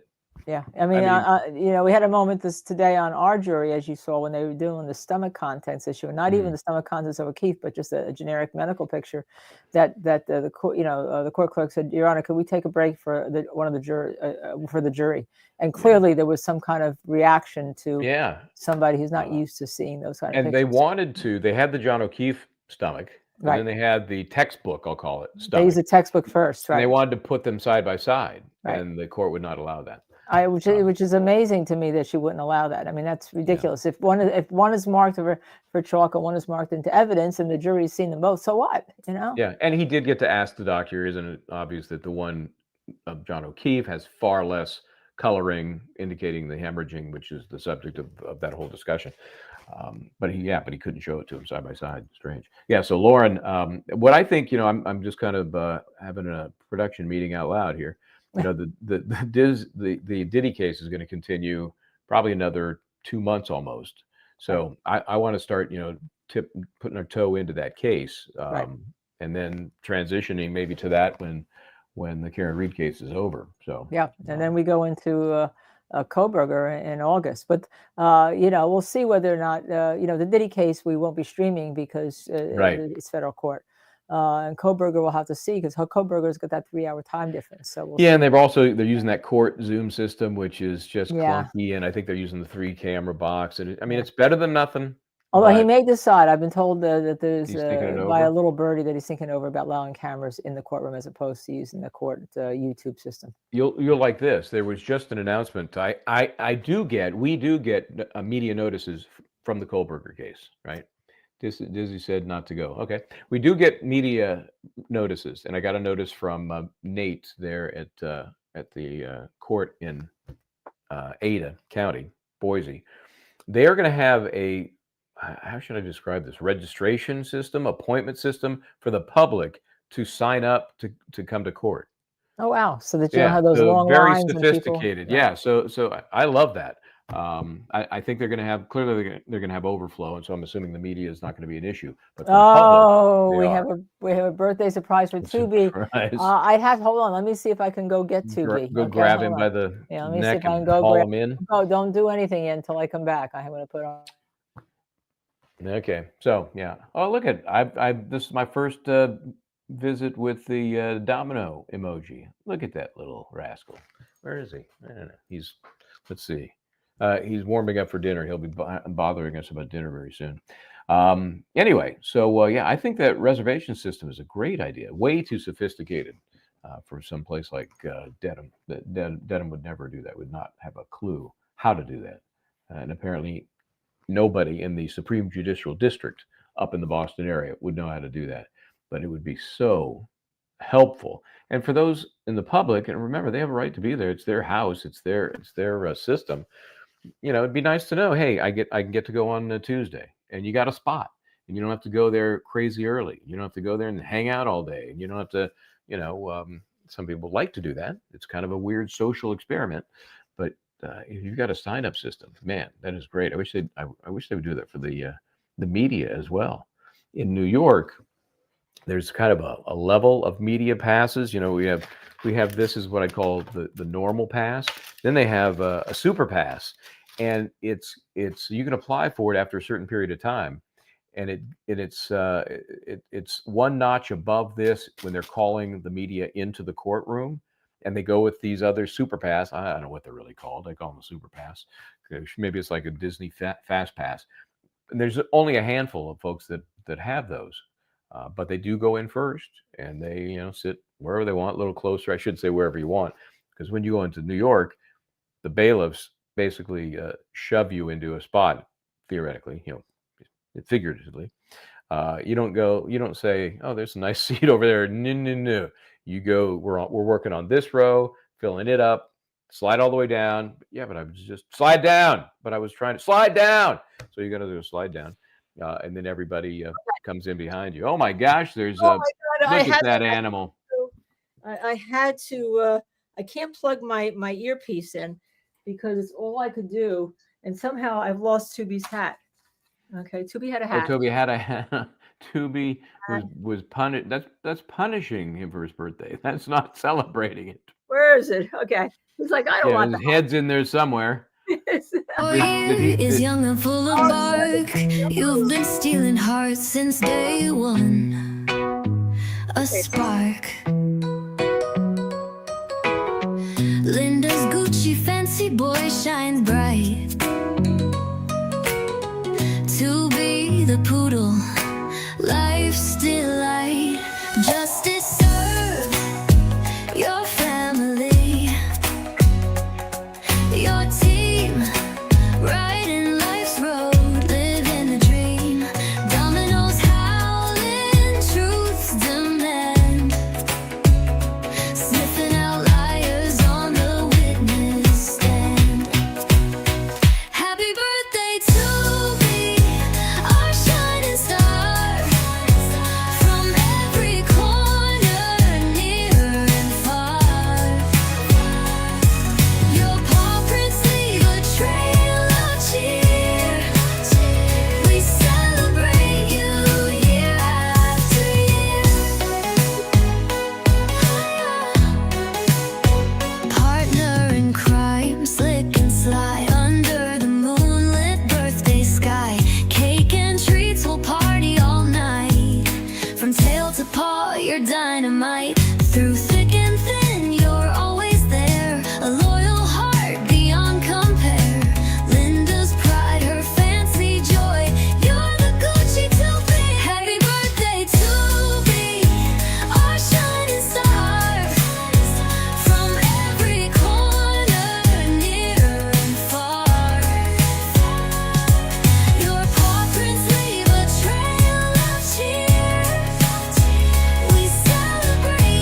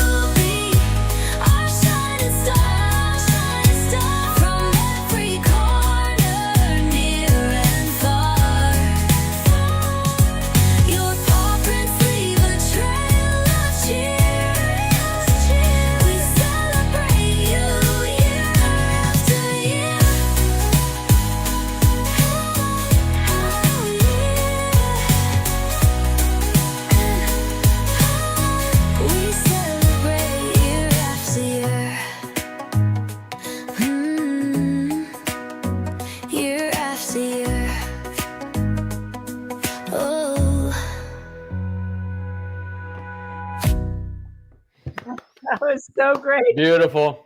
Drew's not Beautiful. very happy about being the celebrity on Yeah. this. Yeah. He's also getting groomed tomorrow, so I know he looks like a little. He looks a little. I was going to say, it looks like he needs a blowout. Yeah, he needs a He blowout. He needs- was he needs a pouring blowout. rain a week in New York, so he kind of look at him. He's like, "Why are you making me do this, Mom? Putting my bow tie on. This is happy birthday." And have we said how old he is? He's 4 today. 4. Okay. Can you imagine? That's good. That's a teenager. Yeah, I no, mean, he's I mean, technically 28, I guess, but still, that's a good age. But next time you see him, he'll look a little bit more. They couldn't get him done before. Oh yeah, that's my baby. As you see, we love our dogs, right? We love our babies. Oh yeah, love our babies. very Now, cool. You want to go off? You want to get off? Yeah. Okay. Now we don't want to work. We're doing okay. I was going to get the hat, Tubi's hat, put on the. So sorry about that. I couldn't get Tubi and everything else, but he does have a head of hair. You know. That is a big old head of hair. Yeah. Bigger than mine. Bigger than most, yes. Which by the way, you know, I had to tease it out because I was meeting with the client, so that's why I looked more. Yeah. Anyhow. Oh, thank you. All right. Thank that you. That was lovely. Thank you very much. Thanks, Michael. So 6 o'clock. Oh man, it's almost here. Yeah, here 6 already. o'clock-ish. Okay, thanks everybody. We will see you then. Oh, I should do.